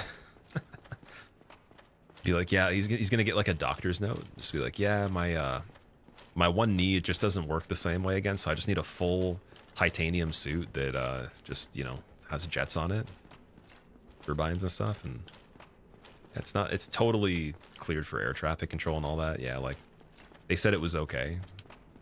Meanwhile, they're just getting like Prime subs as well. They're like, yeah.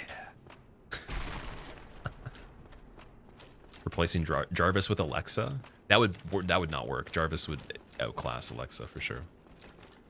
He would ask Alexa to do something and it would just be like playing Chocolate Rain or something like that.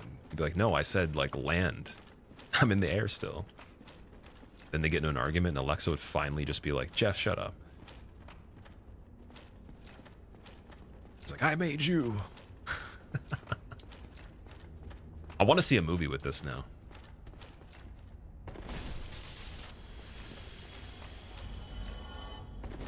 Oh my god. Oh, okay, that was actually kind of lucky because we didn't see the snake there. It's camouflaged.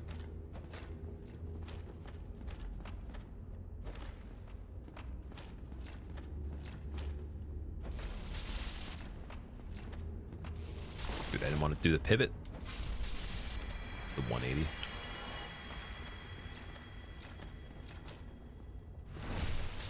You know you can drop off the other side to get that item.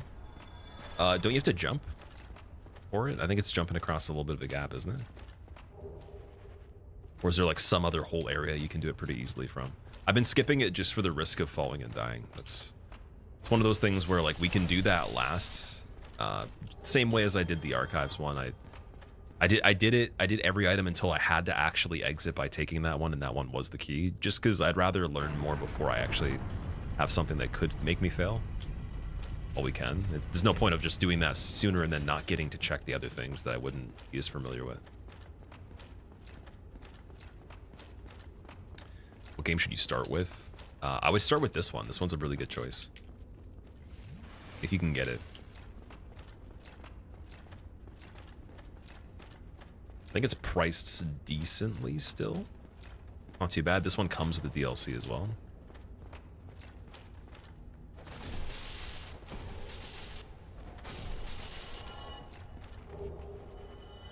Twin Humanities, okay. Dude, we might have to do the trade with Ingi soon, because I gotta get water.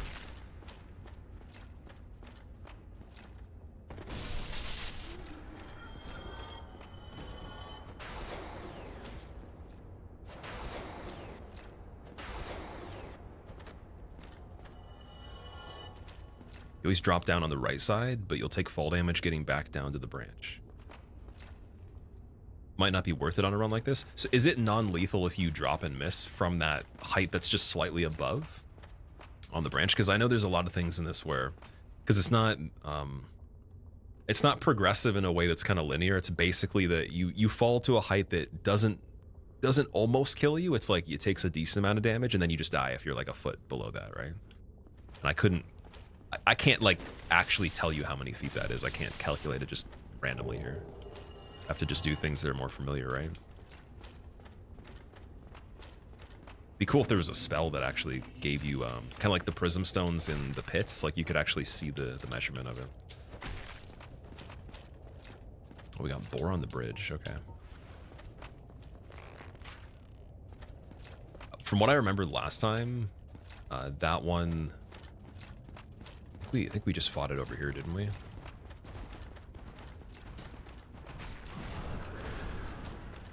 It's not backstabbable. Oh, pretty easy to kill.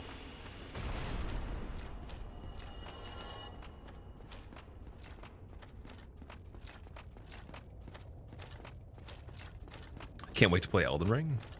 Runbacks are beating your ass right now. Elden Ring does have a lot more checkpoints. They did make it a little bit easier to navigate overall. I think the Statue of America as a mechanic should have been in all of them. And then they could have made the bonfires spread out a bit more. Made it a little bit less confusing for just warping everywhere. I guess there's a downside to that after you've already opened everything and you want to just stay in the same playthrough, but going through it would be a little bit more intentional then. And it would have some level of challenge from that too.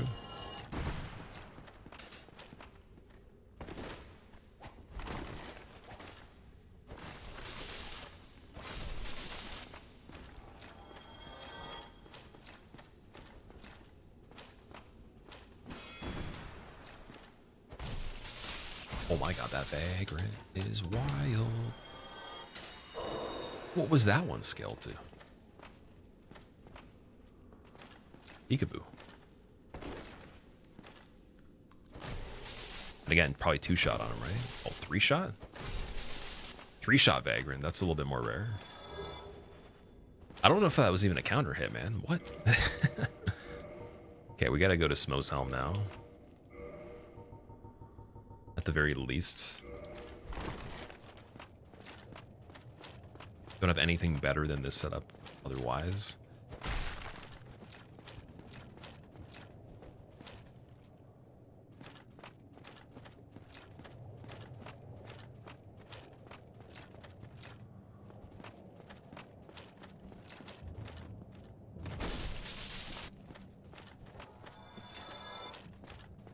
So I'm gonna make a note about that vagrant.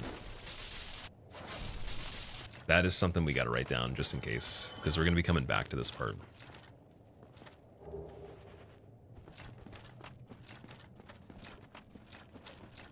Just want to see who the NPC here is. If the stone breaks mid-drop, you will die. If it lands, it's safe. I haven't actually used the ones in that game, but it's cool they kept that, though. Are they the golden ones?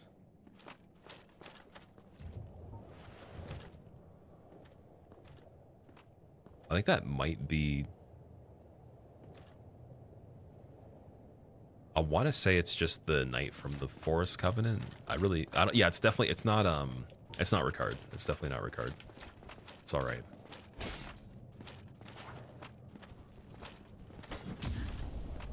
Just got to get him before Kirk right here. I have Hornet Ring too, which sucks that we didn't put on right away, but it's all good. Soul Great Hero, that's great. As the name entails, but it actually is really good.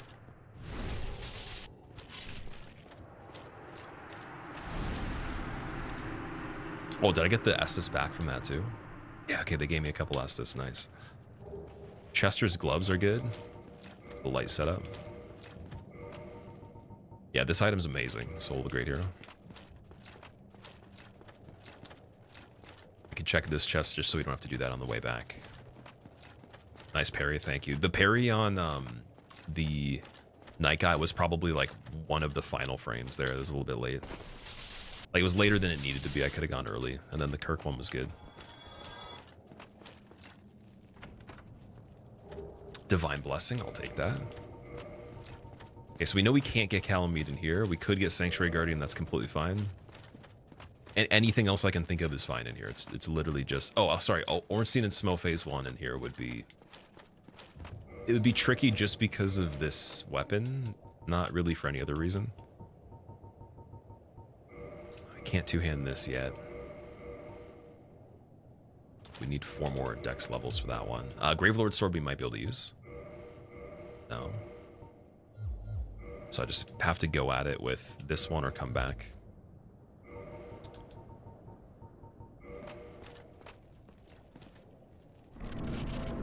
Kirk is a 2-time one-hit wonder in this run. Yeah, he invades later too, right? Or, no, sorry, this is the later invasion. What am I talking about? Oh, is that Fire Sage? Okay. Promotion.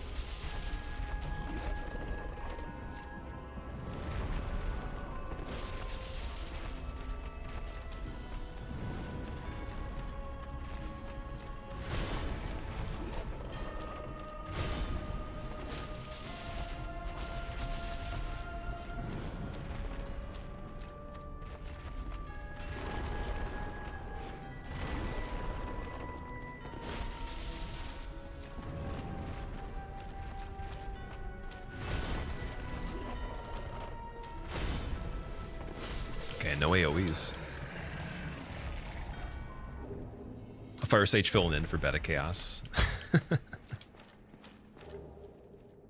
All right, that is done. So halfway through any percent on that.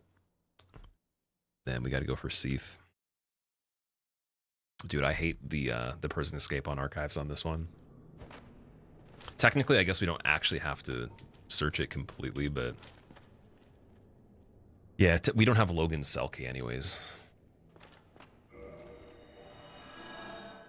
How does Beta Chaos work in Rando? You get this arena anyways. So yeah, it's just anything in that arena that's not Beta Chaos. I don't think you could get something replacing itself as far as we know right now. Then it doesn't have the mechanism with the bug. It's literally just a regular fight outside the branches. And then actual Beta Chaos has no branches. It's just the arms that attack. That's it. Oh, sorry. It's the arms and the Fire Witch. You get all the regular attacks. You just don't get the pits where you fall through, and the barriers to set it up. Who's the Witch of Izalith in the cutscene? And our Daughters of Chaos basically the things in the fight. Daughters of Chaos are the Quaylana, the Pyromancer, the other Pyromancer that's right outside the door. The brother is Ceaseless Discharge. Centipede Demon's the ring he drops into the lava that turns into it. And then the actual original Witch of Izalith, I believe, is the Beta Chaos. That's the idea, as far as I know. All right, so we got the 30 endurance there. But look at this. Could do the 22 and have Silver Knight Spear set up. I think it makes sense.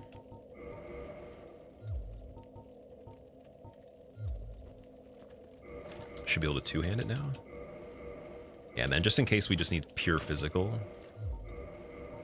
just a little bit better. It just doesn't have the greatest scaling, and we're gonna have to get some more Twinkling Titanite for it as well. Does that mean Gravelord Sword's ready too? Let me see. No, not yet. That one's 24 strength, so just a little bit more strength on that one. Silcanis, thank you for the Prime sub. I appreciate that. Thank you so much for using it here as well. And enjoy your motes, man. Enjoy being a skeleton that has no trumpet. I think it takes at least till month 2. They ship it to you pretty quickly though. Like I've seen people get expedited shipping for the trumpet for the skeleton without even paying for it somehow. And someone said they upgraded the brand too. Like the brass is high quality. Maki, how's the run going? This one's going pretty good. We have, I guess half the boss is done in 5 hours 30 minutes. It's not bad. Just trying to think of where we would go next right after this. I think Archives makes the most sense. Might as well just do it, get it over with, see what's going on. And then we have the new Londo key, so we can at least drain the seal to get the fog gate for the Abyss. It's just that we need the actual ring still to do that part, and we would, for the first time, actually be able to finish any percent. Not that I'm going to do that. I just want to at least finish the stuff up to Gwyn, and then we could even check out the kiln to see what's in there. Because I believe every item in the kiln is guaranteed drops. Might be something we could use to farm. Assuming that it still functions the exact same.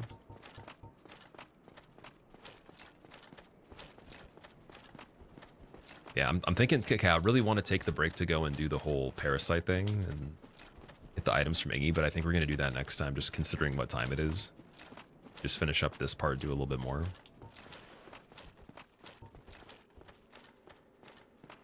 Expectations of me remain met. What are the expectations?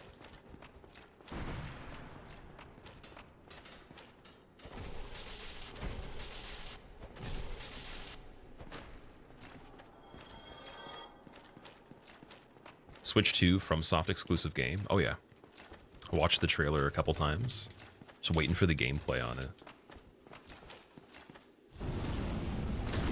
I'm sure it's probably going to be similar to this kind of stuff to some degree. I would be really surprised if it was very different. But either case scenario it's interesting just because of the theme. I think the theme it combines a lot of stuff that they've done before, but in a way that they didn't really give a lot of information on the backstory there. It's maybe not even that important. Could be that the backstory's just like alongside the multiplayer elements and all that. The pajama guy with the axe is really interesting though. That's the funniest part to me. Also, let's take a second and we can pop these to level a bit.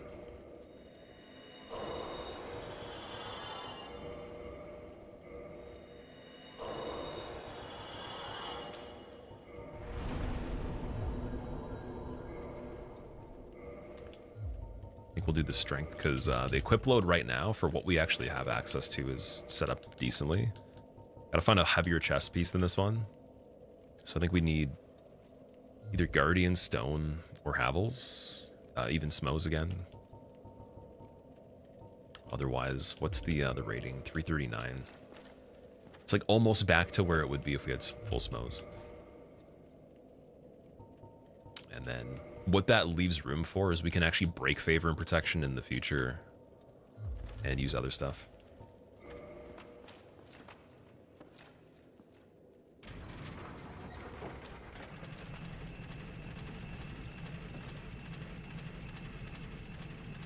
Oh, sorry, I meet the high expectations is what you fumbled to say there. And okay, so what exactly are those? It's that criteria.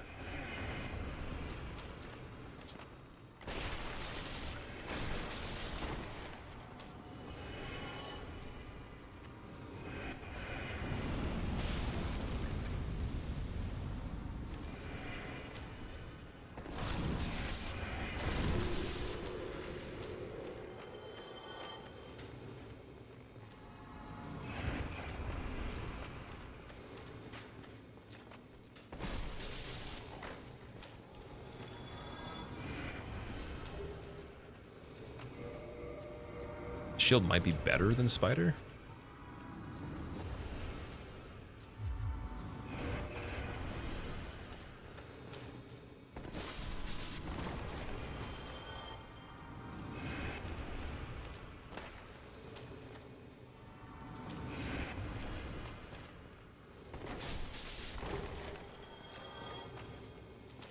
So the tree guy dropped a carving. That's cool. Oh man, look how far she flung the body. What? Get out of here. I wanted to pick that up. Now it's debatable. I think I should just get in here for this first.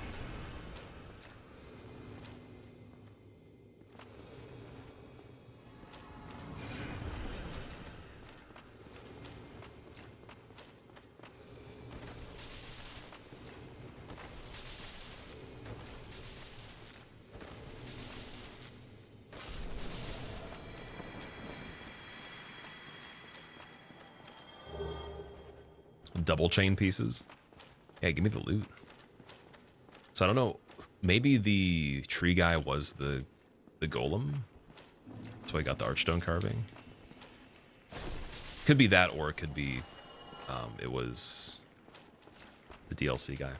'Cause they definitely got moved around a little bit.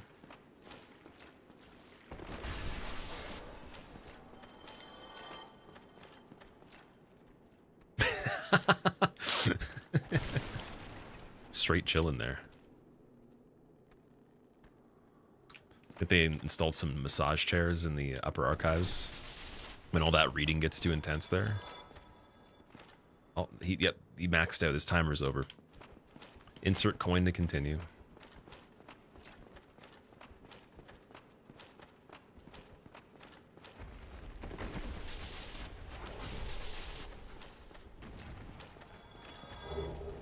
Dragon scale again, nice. Would be awesome if I could find a dragon weapon. There's the one that we can get from the merchant, from what I remember, unless that was the seed right before this one. But did have the everlasting tail cut, purchasable. Just requires a lot of strength on this one. That one can be buffed though, so with Sunlight Blade, if we actually got silly stats for the setup on this, probably would have to farm or find either Silver Serpent, Avarice, or both to even get anywhere close for them. That would be a stupid combination too. That'd be so silly. I'd love to even just get to the point to see what that would be like on this.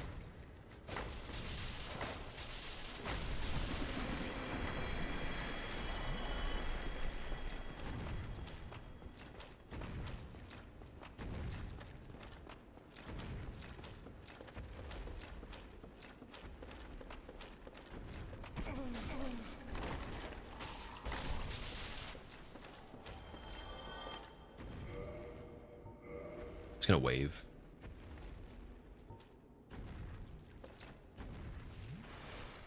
Wanted to prove to his friends that he could read the Duke's books without a head.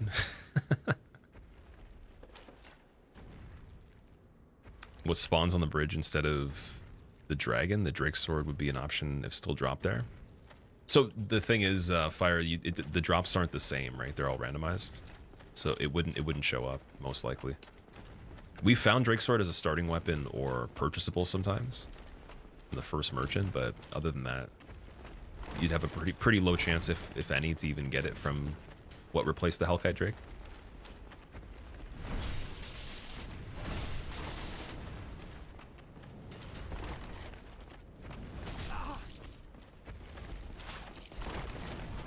Ooh, get out of there, please. Thank you. No toxic. Do a loop. Do a circuit. The hollow was spicy there too.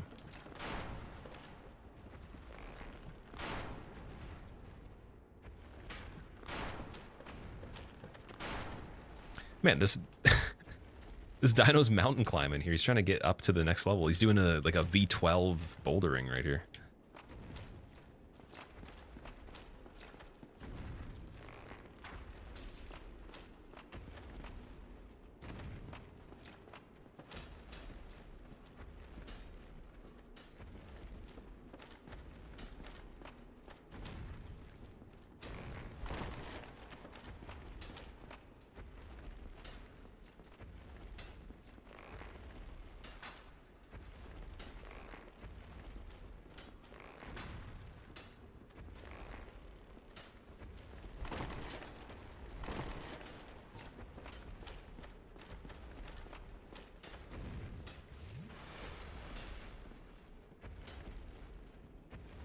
Seath only owns non-fiction magic and manga.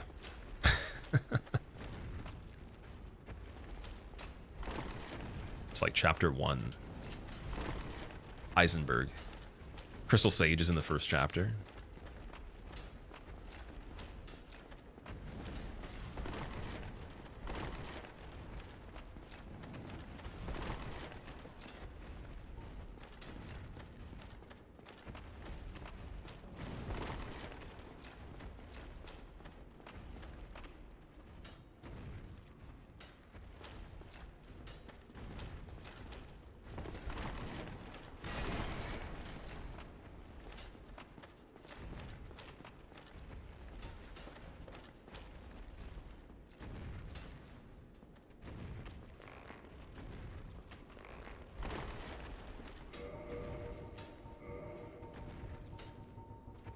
I wish we had fire bombs on this. Okay, one thing we can try here. Let's see.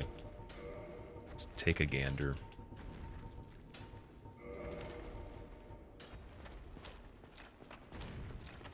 This might work for the blow dart guy.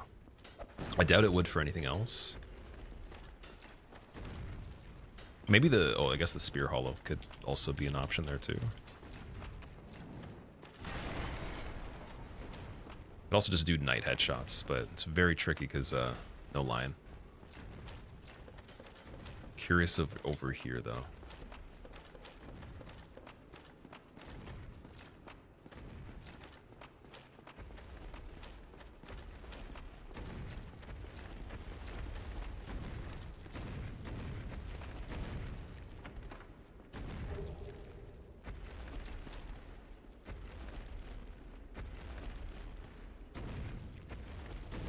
Is he completely pillared here? Okay, Silver Knight, I'll take that. That's fine. Must have been the wind. Oh, dude, he's almost dead. That's perfect. Okay, I'll take that. And Blow Dart guy's completely camo. Literally is the bookshelf. Became finally finished mahogany here. What's going on? Oh, the collision on that's ridiculous. Okay, so we're gonna have to just go back out. Spear Hollow, Fight Giant on the other area. Because checking that part is worth it. I've gotten some good stuff there before. I say Archives is fairly easy to do a decent sweep of.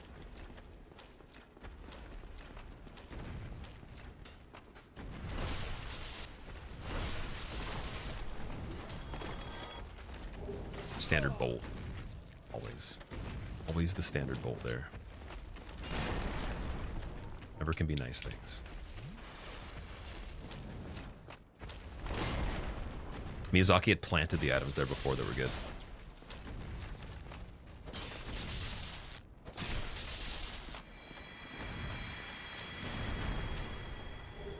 Demon Great Axe is worth it. That's not bad. It's also buffable. I think it might be 40 requirement. Let's see. 46 on that. Okay. Little bit lower than the Everlasting Dragon Tail Cut. Still very good. Can be used with Sunlight Blade as well. But regular Titanite. And then this guy should be the Mimic. Wonder if when we go up to the other part, if this would be relevant later in this area, because I think we're on the other side of this thing by the time we do the full sequence, the escape.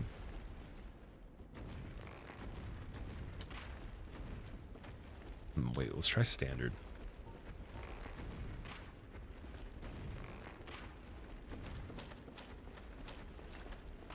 Standard bolt's nice in its own way. Someone probably could get used to those standard bolts. If you had Evelyn at this point, and it was a lot of them, I would enjoy that.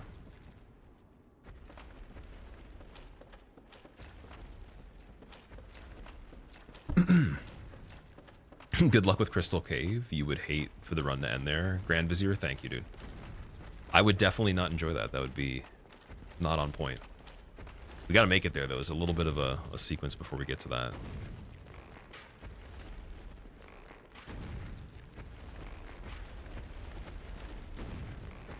Okay, so we can switch back to the large now. It'll be fine.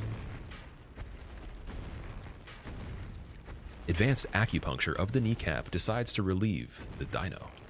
He walks even slower, calming down in motion by the second. We switch to the shin to remove shin splints. Also increase ankle flexion, frontal plane.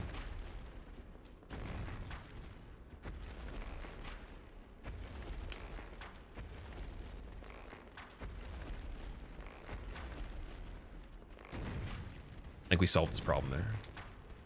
Oh, no, never mind. It came back. Inflammation does decide to win. And so we need to take a more serious route and intervene quickly.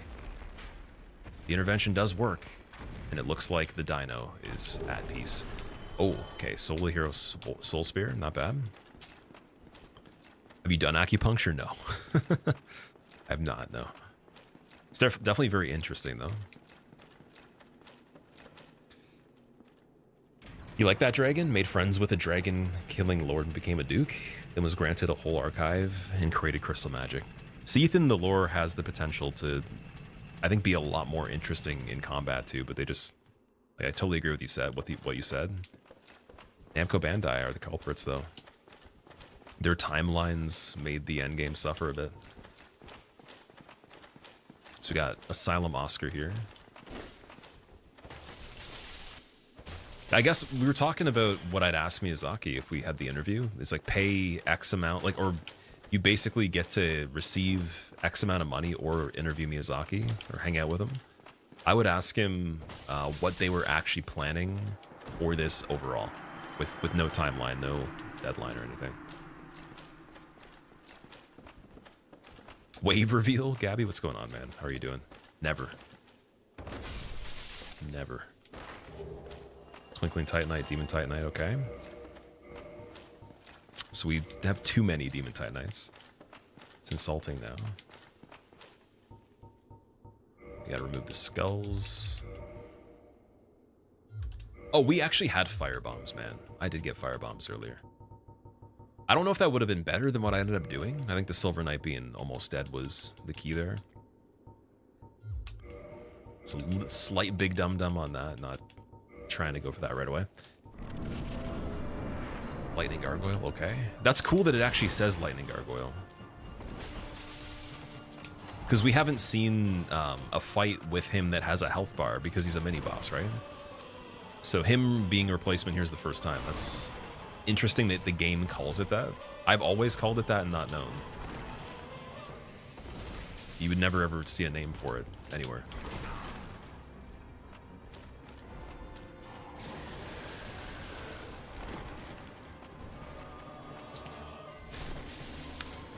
Can't get the tail cut. All right. Can we get the key for the door quickly here? Let's see.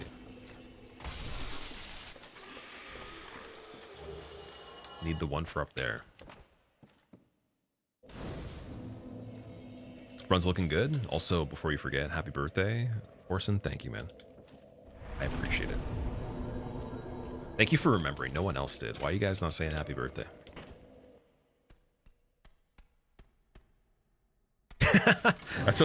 That's a pretty good one, actually. It kind of looks like a bird. So that's a little bit of a spoiler too. We're gonna get one of the Crestfallen Knights over there. Not great. Definitely not great. He pulled it with his head. Yeah, he had a little hook. What's going on, Cheese? How's your day going so far? Oh my god. There's a Silver Knight. Who else? Oh, and a Vagrant. That's not a great combination here. After that other Vagrant and Islith, they can't be taken lightly at all.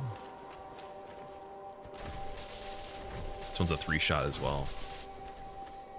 With a max weapon too, that's silly. Like regular Vagrants aren't that strong. Happy birthday, how old are you now? I'm 1,489 now. So still on the youthful side, but we're getting there though. It's, it's happening. Wonder how Vagrant claw meat tastes. Probably very salty from the tears of the individuals that died at the hands of the Vagrants in their first playthrough. It'd be like a combination of Konami tears that Kojima drinks every day and regular crab.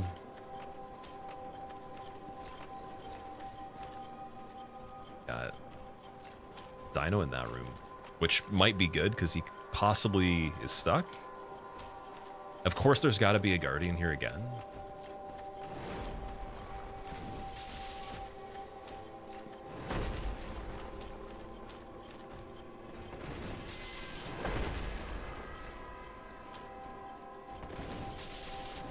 Okay, you can keep doing that. That's fine.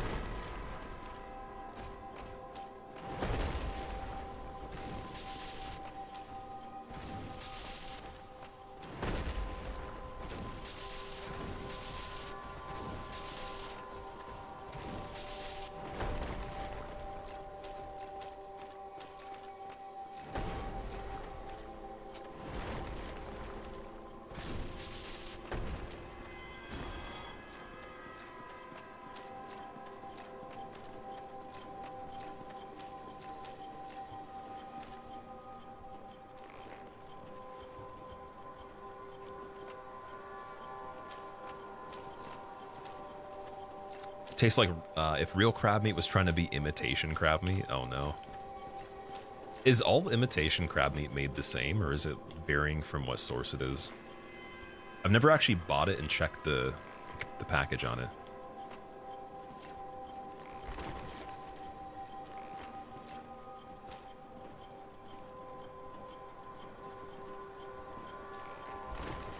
Wait, I was assuming it was just whitefish that was generic or whatever, like tilapia or something, but... Is there like a best imitation source for it?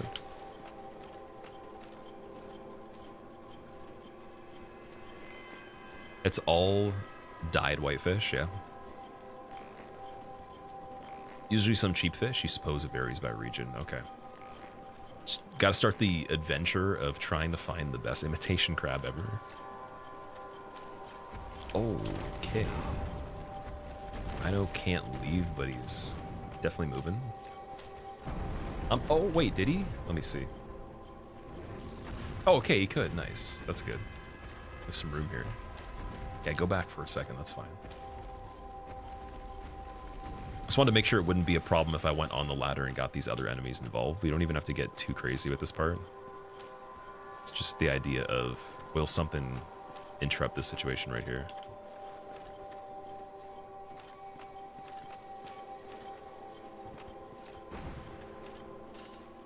Pickled herring is better. Pickling things does make it nice.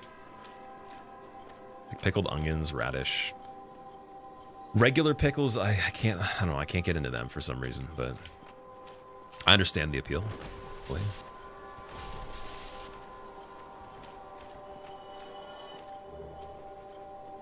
They're like sauerkraut.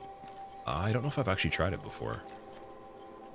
I probably have had things that are similar, but the thing is, from what I understand, you put it on a hot dog, and I don't really eat hot dogs, so I couldn't say that. Like, I've had something that's typically combined with it, so you would get it at a place, and I've never made it.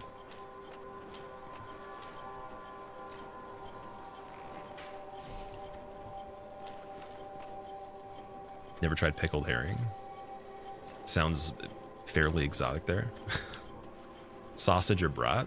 I don't really like either anymore, I'll be honest. I used to eat sausages here and there, but like after eating different types of meats or like certain cuts of them, certain types of raw meat as well, like my standards for that changed so much that I don't think I'd ever pay for a sausage again unless someone made it. And when the last time there was an occasion that someone made it, I tried to convince them to not make it and make something else instead. Like I'm kind of like that now. They just don't taste the same anymore.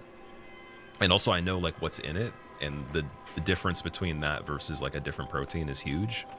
So I just don't consume that kind of stuff anymore. I can avoid it. But I'll be polite and I'll eat it if someone makes it at their house, and like, you know, it's not someone you're very close with that you could maybe persuade the menu a little bit with.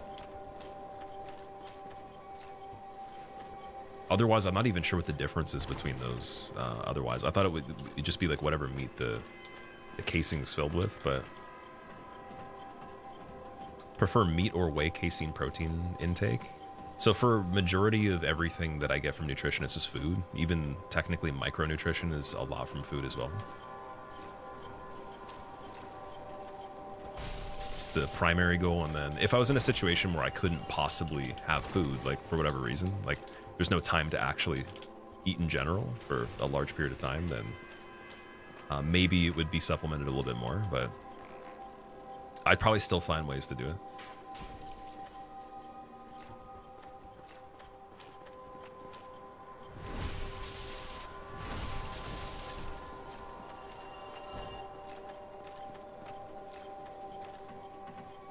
Yeah, on the question of the sausage versus brat, what is the difference there?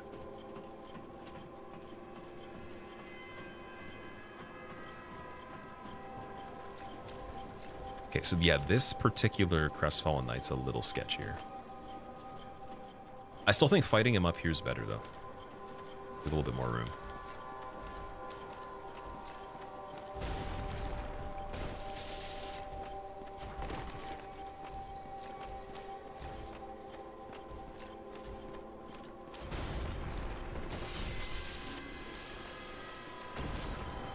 Okay, he wasn't too scary. You can parry him. I wouldn't want to parry that one.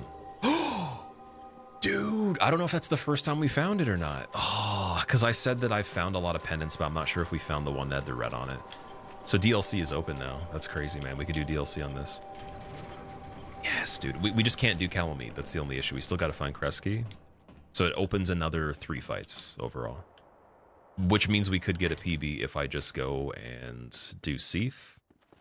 And also, we have Painted World, so I could do Priscilla, but I'm going to save it. Definitely want to try DLC first just to see. The pendant, dude. And we have the Hydra killed and everything. It's all ready to go. Still got to get the key for here, though, and I'm going to take a wild guess. And because we haven't found the key that opens these first, it's probably the ledge drop again.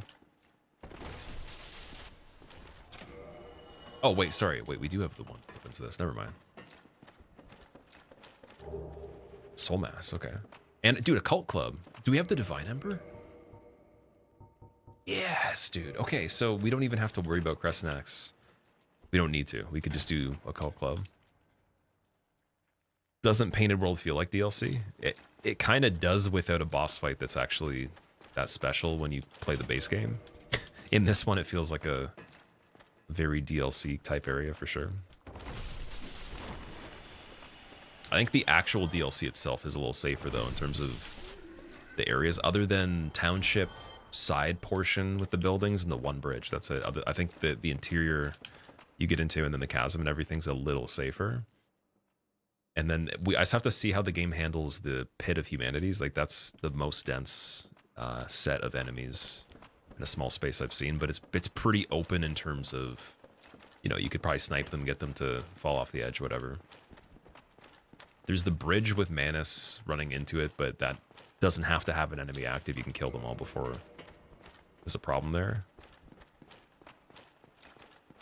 Painted Worlds has ghosts hidden in the floor. Yeah, according to the PB, it does. That's a good point. That's cool though. Broken Pendant's it's a huge one because it does give 3 fights versus just access to one area. So Depth's Key is 1 fight with Gaping Dragon.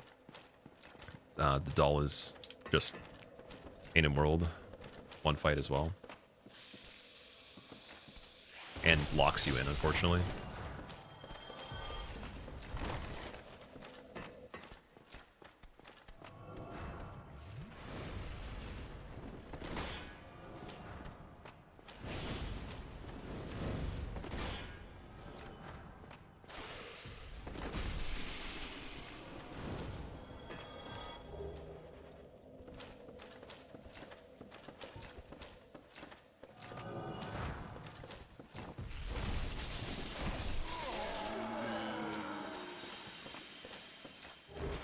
Giant's Halberd, ooh.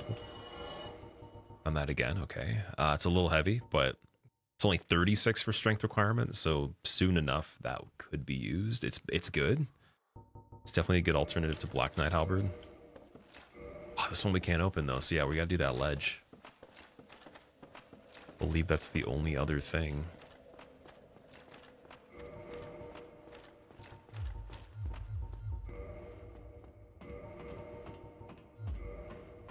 Favorite weapon to use for the randomizer? Though out of the ones that I've found so far, let me think about that. Black Knight Halberd was obviously the best so far. And then ideally what I'd want to find in this one is the Silver Knight Straight Sword.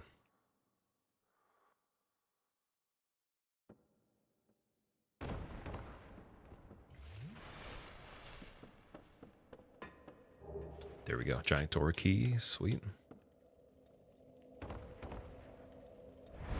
Let's refresh this and quickly try to switch the gear while we're also sitting down again in between if the dude runs right away.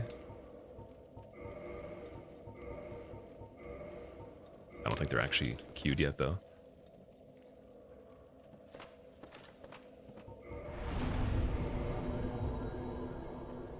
Why do you like Silver Knight more than Black Knight? No, Silver Knight Straight Sword's the only Twinkling Titanite weapon in the game that you can put any effect on, so it's really strong. Basically is already strong when you get it. Only requires, you know, the easiest resource to upgrade to +5, and then you can put Sunlight Blade, Darkmoon Blade, any resin.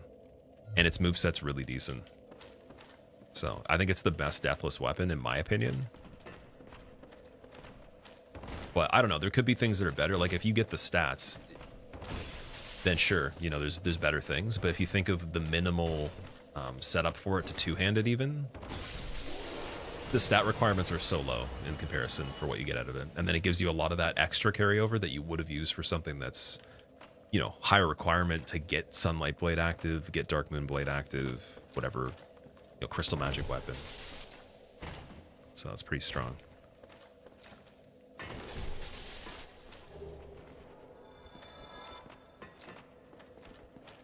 Oh, you know what? Also, let's kindle this one too.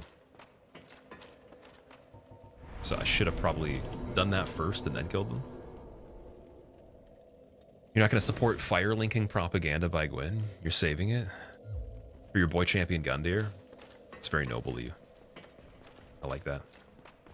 Speaking of Silver Knight Straight Sword, hey, maybe you'd want to drop a Silver Knight Straight Sword right here.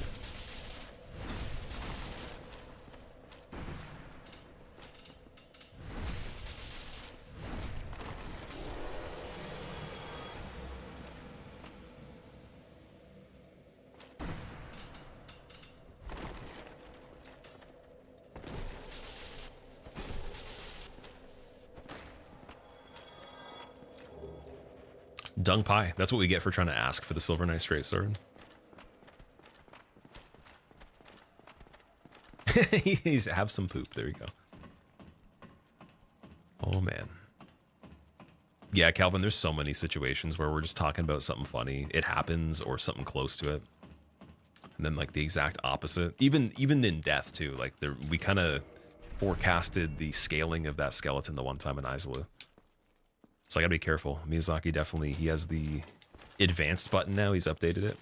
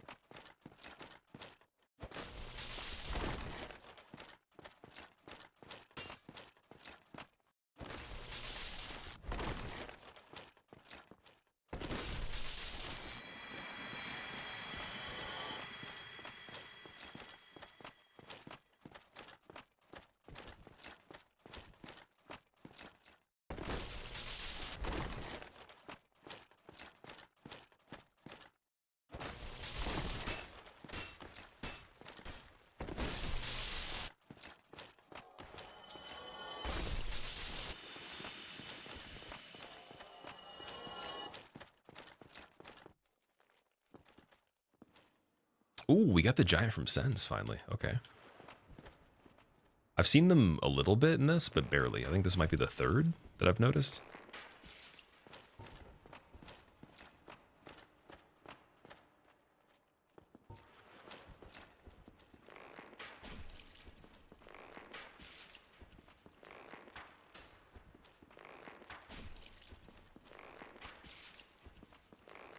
Happy gamer, thank you.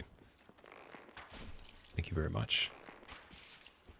I'm not going to do the intervention impression this time, but I'll do the Mr. Burns. I came to bring love. Something like that. It's like, he's an alien, get him. Oh, I come with peace and love, maybe is what he said. Something like that. The glowing Mr. Burns. Someone's got to cite the actual quote there. I can't remember it.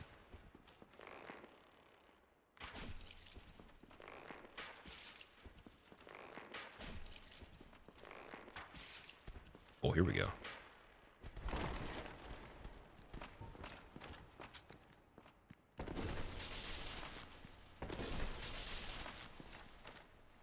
Oh, I bring you love. That's what he says. Okay.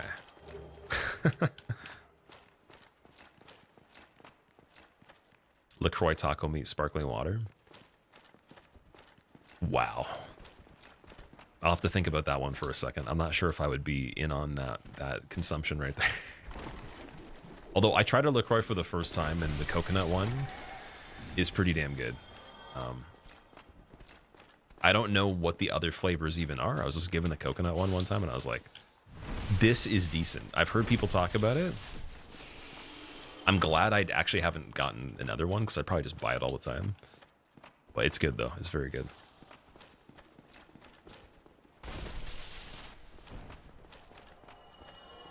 Taco meat might not pass, though. You'd have to have that in a very particular situation, maybe.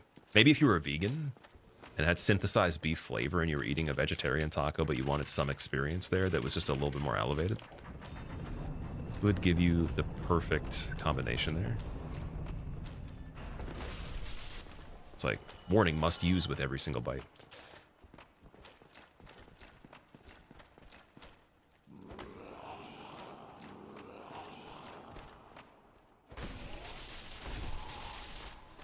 Oh, that last one looked really bad, dude. That was like when you're at the reflex check with the rubber hammer on the knee. Oh, I could feel that final hit on him. Oh, no.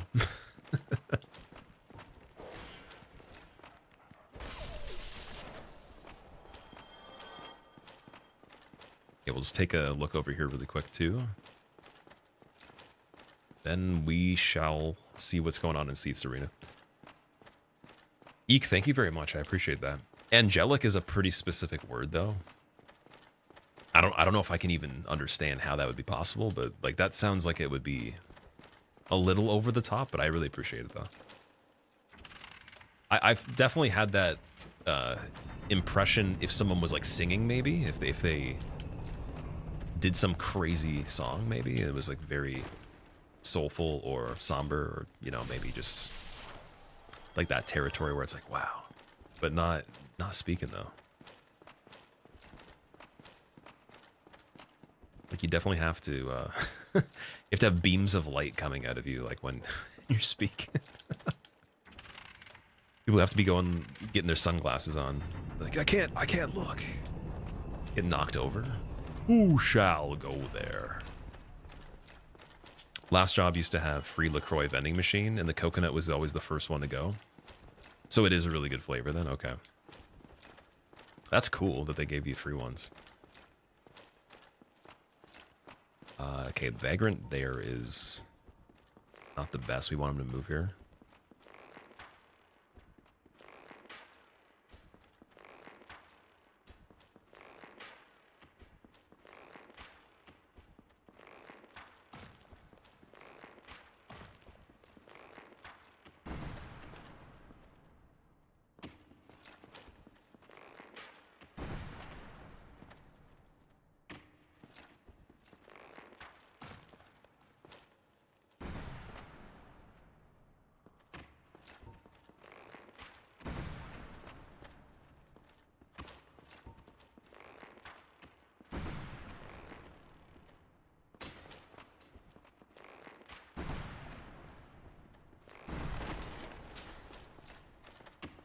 Oh, he doubled up on that one. Okay. Nice. What would taste the best from Souls games out of all the items? Turtleneck meat or exalted flesh, probably. The exaltation would have to be minimal, though. Couldn't be maximum exaltation. But, other than that, common fruit could be good. It just looks like a Nerf toy or something like that. I don't think it looks like edible food. So my first thing always goes to the drinks, like Divine Blessing, Crimson Water, stuff like that. Divine Blessing looks like it would be nice. Reminds me of, anyone remember Coke Black, where it had like coffee in it, or it was like caffeine? High caffeine. I think Divine Blessing would be like a better version of Coke Black.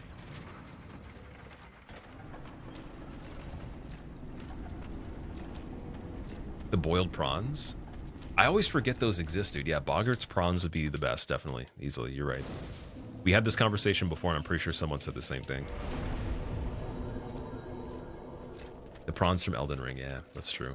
I was just thinking the trilogy, because Bloodborne doesn't have anything edible that makes any sense, and Demon's Souls doesn't have consumables that are varying at all, as far as I know. I think it's just the Stone of Ephemeral and your regular... Oh, the grasses don't seem like they would taste that good. I feel like they would taste terrible. Have you heard that theory that Mountain Dew flavors predict American disasters? What? Oh, Skull Lantern. Yes, man. Oh, that's so good. Any percent has been really cool on this one. We needed Skull Lantern. I was going to mention it earlier. I completely forgot to even bring that up. That one... Either Skull Lantern or Sunlight Mega need to be found, or we would have to do like some sort of weird thing on Tomb of Giants. We would have to basically run into the first part and keep running back to the bonfire and to see exactly what's even over there, and then maybe take a chance on the final part with some sort of tanky setup or whatever, just to be able to get to Nito. So I wouldn't have been worth it. Oh.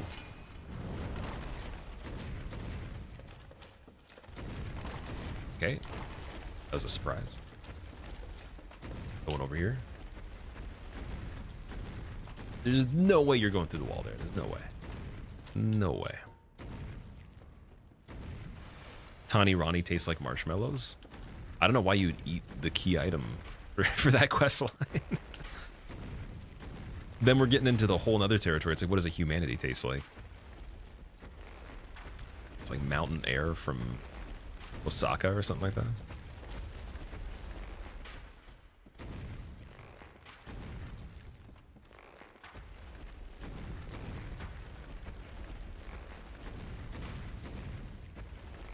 What does Solaire taste like? Content nature of tanned individual. Only around the eye sockets.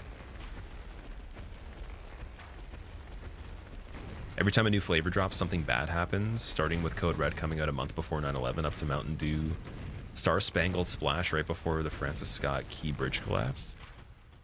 That's kind of weird, actually. Yeah, that sounds like the whole Simpsons predicting things and, you know, other kind of correlations people have found. Like, I believe it could be a part of something, but at that point, though, if you like Mountain Dew, does that mean you don't drink it anymore? I don't know. There's so many things that could literally just be puzzles in general that you're supposed to eventually have a chance to figure out, but it doesn't matter even if you do. I do believe there's stuff like that, but what the real question is, what would it do? Like, what would it change if you actually believe that? Then you heard it was true at some point. It's like they made the drinks, people drank them. People probably would still buy them after that, actually. I bet you. They'd be like, yeah, sure. Slumbering Dragon Crest. I think we already had it, didn't we? Yeah, we have 2 of them now. That's a pretty damn good archive so far. Poison Bite as well is good. It's not bad at all.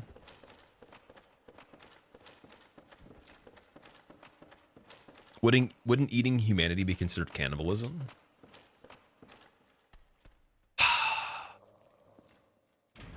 Maybe.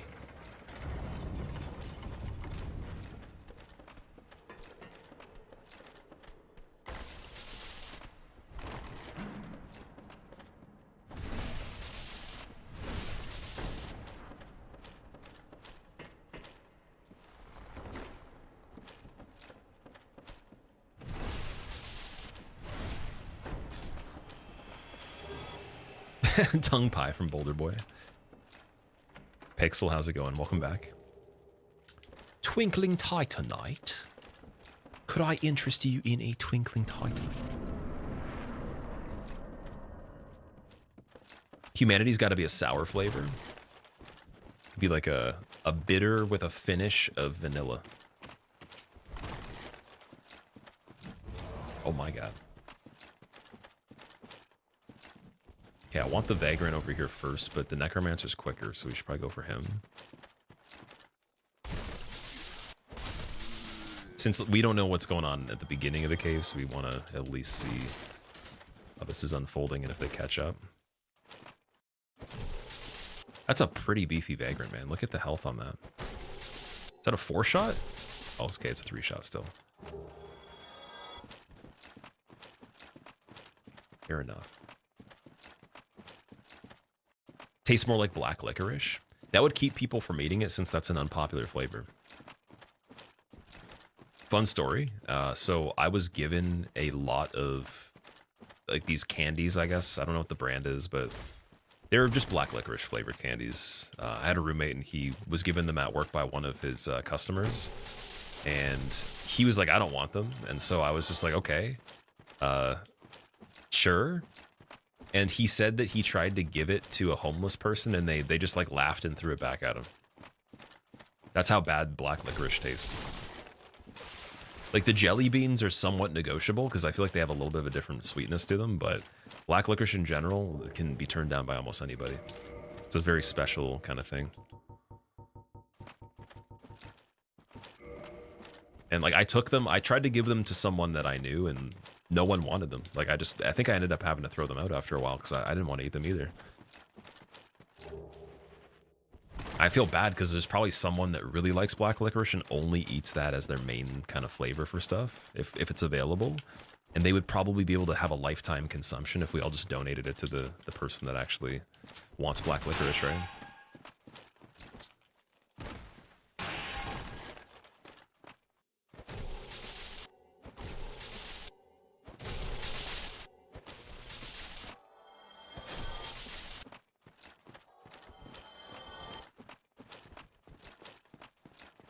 Licorice is genuinely disgusting. Regular licorice, from what I understand, I don't think it's actually the original flavor. I was under the impression that the black licorice was actual licorice flavor, but I don't know if that's a lie or something like that. The red licorice tastes really good. That's incredible. Is it more healthy than other candies? I would imagine it's probably not, but like depends on what we're comparing, right?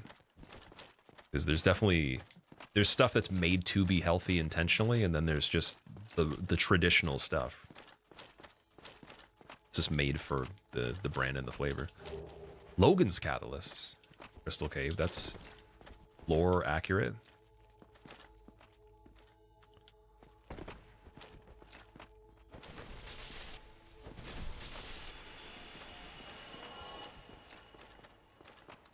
Oh, it's the bridge.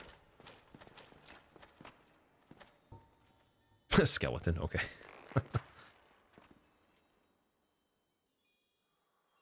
Black licorice is your favorite candy, Chili? Not many things you'll willingly fight people over. That's one. I should have gave it to you. Twizzlers is okay. Not much flavor, but sometimes your teeth want a rope to chew on. Oh, man. Twizzlers, their game show coming out in 2026 is going to have people swinging on actual ropes made of licorice. Well, the other team tries to eat the top of the licorice rope to knock you off or something like that. Okay, we should be able to kill the skeleton, no problem here.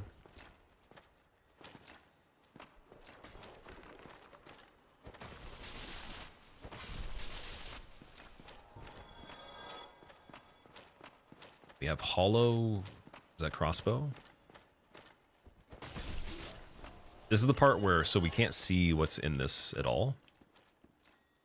Unless it was like an enemy so big that it would clip through, or, you know, maybe they had sound cues or some sort of movement. So we have to book this one. And I would say Havels is still pretty smart just for the defense. So we're going to just chill with that for a second.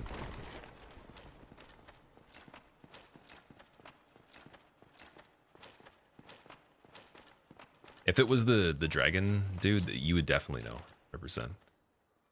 I don't think he can actually be put even in this part, though. It wouldn't be enough of the majority of the character model to fit. It would just come back up on the surface or go under here. Yeah, no, we're good. We are good, man. Manifesting Gwyn on this one. I would hope that we would get Gwyn in the case that I actually have Spider Shield out and I don't have to switch, because then we could actually finally, for the first time ever in seeing Gwyn in this one, get the first parry and not just have to panic for a little bit. Okay, this looks way better. No Titanite Demon, just regular bloated heads and the DLC Gardener guy. Got the Blighttown Power Within. I don't even know what the thing's called. Sea creature looking thing. Octopus, I guess? Yeah, you could call it an octopus. Squid? Parasite?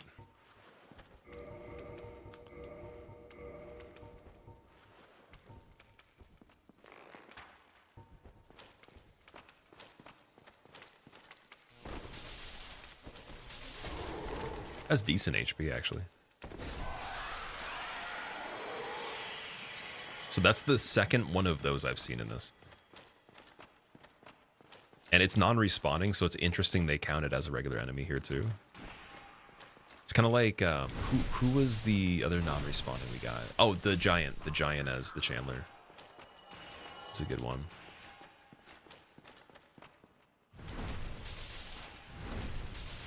It's stealthy blow dart. They're so camouflage, it's incredible. Like, in almost every environment, I can't see them. They'd have to be in the area right before Gargoyles outside. Sen's Fortress, no chance. Over here, no chance. Blighttown, no chance. Even in Archives, it was not the greatest. Okay, regular Titanite helps. I think we're +4 still, right? Yeah, we need +5, and we have the large ember, so after that, then the bow gets kicked up a notch, so we need at least, I think, 2 more. What is going to be Seathman? Let's see. It's regular shield in case it's Gwyn.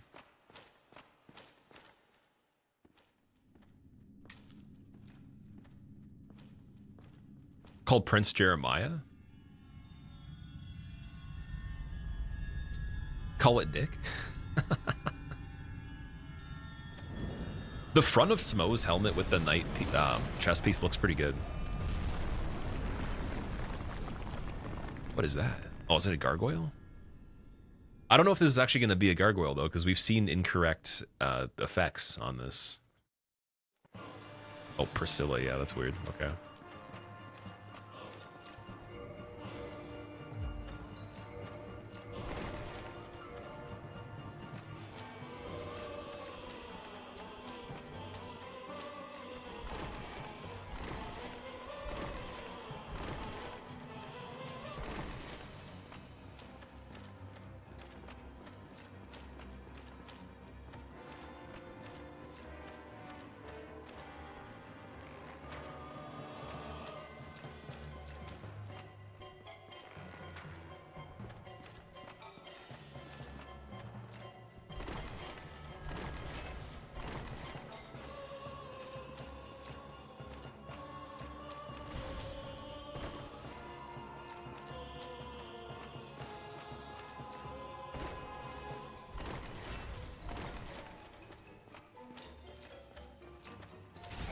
Ooh, okay.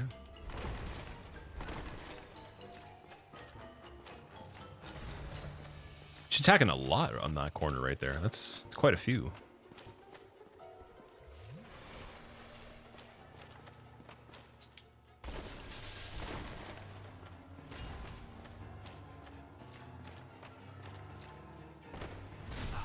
Ouchie. Do that. Oh, also, we have the talisman, too. Let me do that. I'm kind of curious of how much health you get from the Great Heal Excerpt.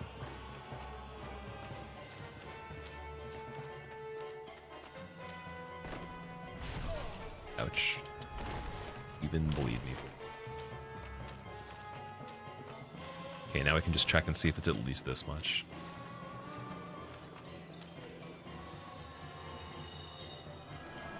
Okay, not bad. I think it actually is quite a bit.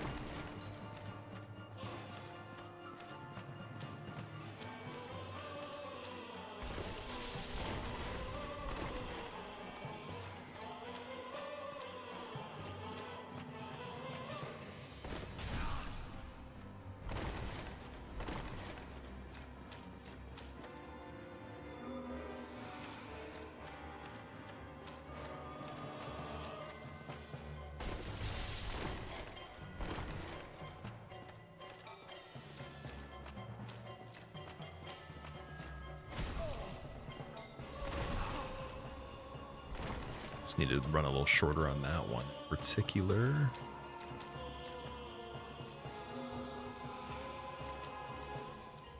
Surprised we didn't get the stagger back to visible. Wonder how many you need. I wonder if it changes based on what boss is being replaced. Definitely could.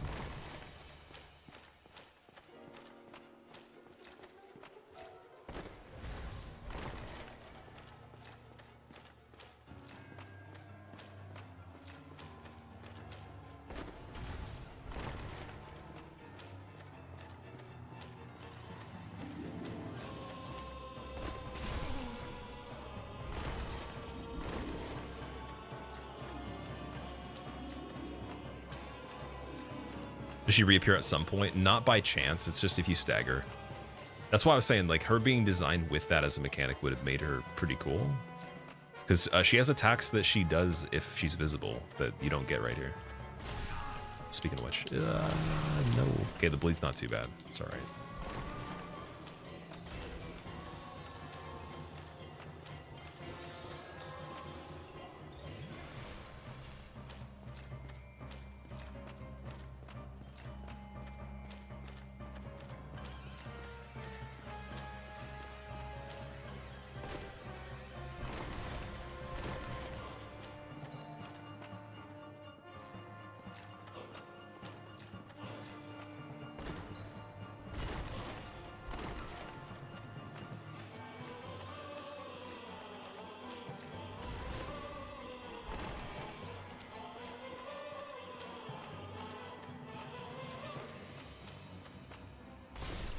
Nice. All right, that's 3 of the 4 any percents. The Great Souls. I keep saying Great Souls have been playing too much DS2, man. Politically incorrect. 1426, nice. And DLC again is accessible. We could literally just go there tomorrow if we wanted to. It's amazing. And then that will be a PB if we do the things that are available in the DLC, or it'll be a tie with different content. And then Priscilla the 18th could be a PB. Oh, so we still have Nito. Sorry, it's not 3 of 4. What am I even saying? Yeah, we got Pinwheel and Nito still. So maybe we'll start with that, just because Tomb of Giants scaling's not as bad. Catacombs isn't as bad either. Be a better way to do it. I have no idea how you beat her when invisible. So what I do is, like, I know what her animations look like when she's visible, so I do a countdown of just measuring it with the circles, or, you know, trying to imagine the cooldown for it, and then I run in a perfectly straight line until I either rebound off of her as an object and then hit her with the back end of the swing as it wraps around, or I'll go for an attack just out of nowhere if she was already really close, and I know that she'd have to turn and then walk towards me.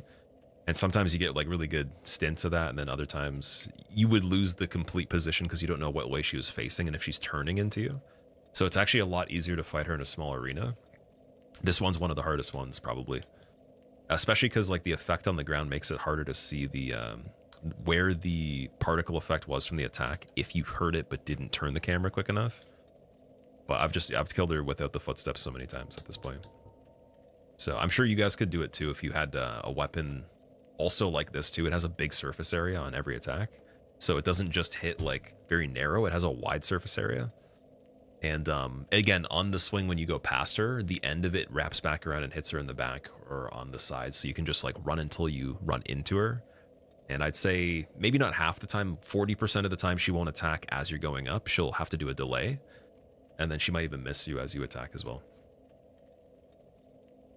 Have you joined Gravelord Covenant in a run yet? I haven't, no. We could do that to check and see what Nito gives us, though. The problem I have with that, though, is once you join it, don't you get put in an area where you have to run back to that lower level where the tomb is before you drop down the pinwheel? Or do you get back out of the coffin? If it's the coffin, then yeah, we should probably check that and see. Because he would give me, I think, an Eye of Death. And then he might have an inventory, too. Even Kaith would be worth checking for the Dark Wraith Covenant. Yeah, anyways, guys. So, not bad. Getting close to the PB in 6.5 hours. I think we could definitely do it quicker than the other one. Still missing Hidden Body or Fog Ring. One of the two. Everything else is here except for the Pyromancy Flame as well. Then we can have Power Within. And the Sanctus to kind of offset it a bit. And if I find some sort of really crazy set of miracles, we can use them with the talisman as well. So that's pretty cool. I'm gonna quit out right here and leave it on this note, but I'm gonna take off because we've been going for a while, and I gotta eat and everything.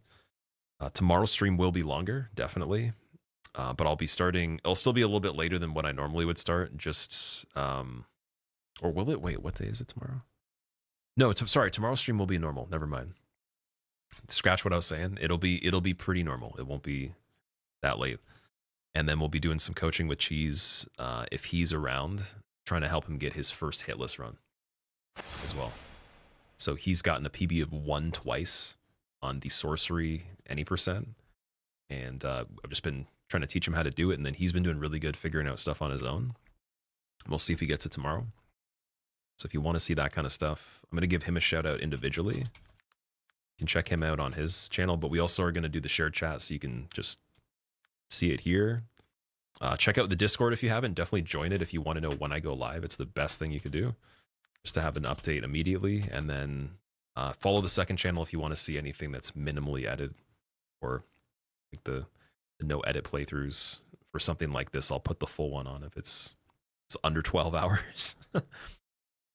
Anyways, let's see who we can also surprise with a raid. And White, thank you for the good job. The GGs. Space Cat, thank you as well. Yeah, let's go. Let's see who is on at this time. May the magic of time zones actually work. Let's see. Oh man, Kazan no leveling. That's crazy. Might be a bit of spoilers though. I'm trying to avoid Kazan a little bit just because we've hosted people playing it before, but then I didn't even really think originally that you guys might want to wait until you've beaten it. B-Sweat's playing Dead by Daylight. That's kind of cool. I haven't seen him play that for a while. I'm going to give him a host doing that. And otherwise, he's working on Elden Ring Hitless All Bosses. I don't know if it's all 207. It might be. It might be the full thing. I think his PB's pretty good for it too. So I'll see you guys in his stream, and we'll be back again tomorrow. Let's go.